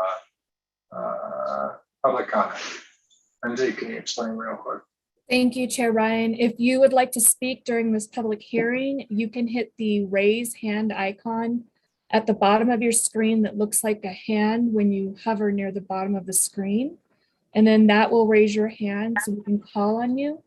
If you are on the telephone and you'd like to speak, if you hit *9, that will raise your hand and make us aware that you want to speak as well. All right, so I am not seeing any raised hands. And Lindsay, we're not hearing anybody bubble up in terms of phones. There's one. Oh, there's one raised hand, and that is phone number there. Go ahead, Lindsay. Correct. It's phone number 612-877-0122. You do have permission to speak if you'd like to go ahead and unmute yourself. And please state your name and address for the record. Okay, that is phone number 612-877-0112. You are muted. So you need to, what is it? Go ahead, Lindsay. There you go. Okay. All right, can you hear me? We sure can. Cool. This is Lydia Goki. I am the general manager of the Rainbow Trailer Park, Rainbow Trout Farm Living Springs Camp, just across the creek. Yes. I just joined out of interest to hear how a meeting like this would go, and I'm in support. I have no objections. All right. Any further comments or? Nope, none. Okay. Well, thank you very much. Allowing me to join. All right. And then actually, you stated that you're from across the street, but could you please provide us with an address for the public record? 3500 North State Route 89A. Okay. Okay, you got that, Lindsay? Okay, anybody else that wishes to comment? Provide you the opportunity of having that. And I am.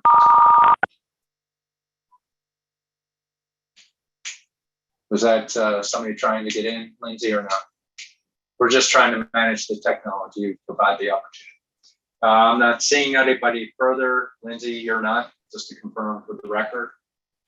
No, I'm not seeing any other hands raised that have not spoken already. Okay, so what I'll do at this point is I'll go ahead and close the, is that same? Yeah, that's the same phone number. Okay, I'll close the public hearing and bring it back to the board for actually an opportunity for discussion or questions. And I'll go ahead and provide a little bit of my own input on this. You know, well aware the Oak Creek area plan process has noted it's the consistency associated with it that I absolutely can make the findings as it relates to the area plan and the comprehensive plan, the updated pieces, adding in the lighting. Really appreciate the applicants being willing to work with us on this, as well as working with our wildlife component of the not only our staffing, but the consistency associated with our comprehensive plan. For the zoning itself, this is something that we've tried to do over time, not only here, but also in other areas. But we have a lot of these historical commercial areas that are often caught in a non-conforming. To use a planned community zoning is a more functional tool.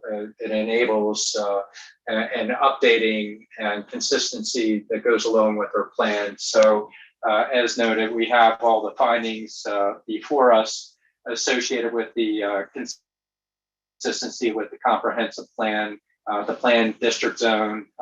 You know, it's very consistent with those recommendations and achieves the objective that we try and bring our historical communities or older, I shouldn't say historical, but older communities into a more current status. So very easy for me to make the findings and associated with each issue on this. So I definitely support the application and the ordinance that's being proposed 2021-11. And we heard from the applicant that they also agreed to the conditions that are being proposed. Other board members on this, Supervisor Horstman. Yes, Chair Ryan, I agree with everything you said. It looks to me like this is a cleanup of the older property. There's no change in the development. It's as is. There's no expansion. I also find, as you did, that it is consistent with the goals, objectives, and policies of the comprehensive plan that was outlined by Jay. Also, I like the fact that upgrading to its legal, legally complying zoning would also have a upgrade to the lighting. And this would also get that FireWise and emergency plan in effect. And I think that's really important, especially for an area down there in Briar Patch. I've seen it. I've been to the Briar Patch. I know the area that we're talking about. Very nice area. Very nice sheep, by the way. Nice picture, Jay. We need. I do like the open spaces and certainly like how they have maintained the property down there. It's certainly consistent with the character of that area. The change would not be detrimental to the public health, safety, comfort, convenience, or welfare. It's clear that nobody has come forward and had any problems with the zone change. And as I said, it's not going to adversely affect the established character. Even the sheep are happy. Or the surrounding neighborhoods, nor is it detrimental to the adjacent property. And I note that one of the adjacent property owners, in fact, was here this evening. And thank you for being present here for us this evening. So with that, I at this point certainly would have no objection to the zoning change either. Okay. And actually, I want to thank both neighbors. This is a unique time, and definitely appreciate the neighborhood reciprocation here, positive reciprocation. Let's see, do we still have Supervisor Vasquez, or did we lose? Looks like we lost him. Supervisor Begay, further comment on this, or question of, or you can answer that you can make the same findings. No, sister, it's all clear. I Okay. don't have any comments. Thank you. Okay. All right. With that, Supervisor Horstman, did you care to make a motion on behalf of me? Yes, given the fact that the findings for a zoning change have been made, and I think both Chair Ryan and myself have set those out, at this time, I would move to adopt ordinance 2021-11 and approve a zoning change from the G General 10-acre minimum parcel zone to the RC Resort Commercial Zone, which is at ZC-21-009, and approve a master development plan to allow for continued operation of an existing development with 19 cabins used for lodging and supporting uses on 8.1 acres located in Oak Creek as assessors parcel numbers 405-31-001, 405-34-001B, 405-34-0016, and 405-34-001D. Okay, I want to get a clarification. The second to last one is 405-34-001C. Sounded like you said 6, so that's just a clarification. That's See, it's Okay. my accent. No, you did bring that up. I need a second for the motion here. Supervisor Second the Begay. motion. All right. Second the motion. Thank you. I have a motion and a second, and as noted in deliberation leading up to the motion, findings to be met both for the sake of meeting our plans as well as the zone change associated with it. So I'll go ahead and call for the question. All in favor of the motion, vote aye. Aye. Okay, and I'll just double check and make sure that we don't have Supervisor Vasquez. Are you out there, Supervisor Vasquez?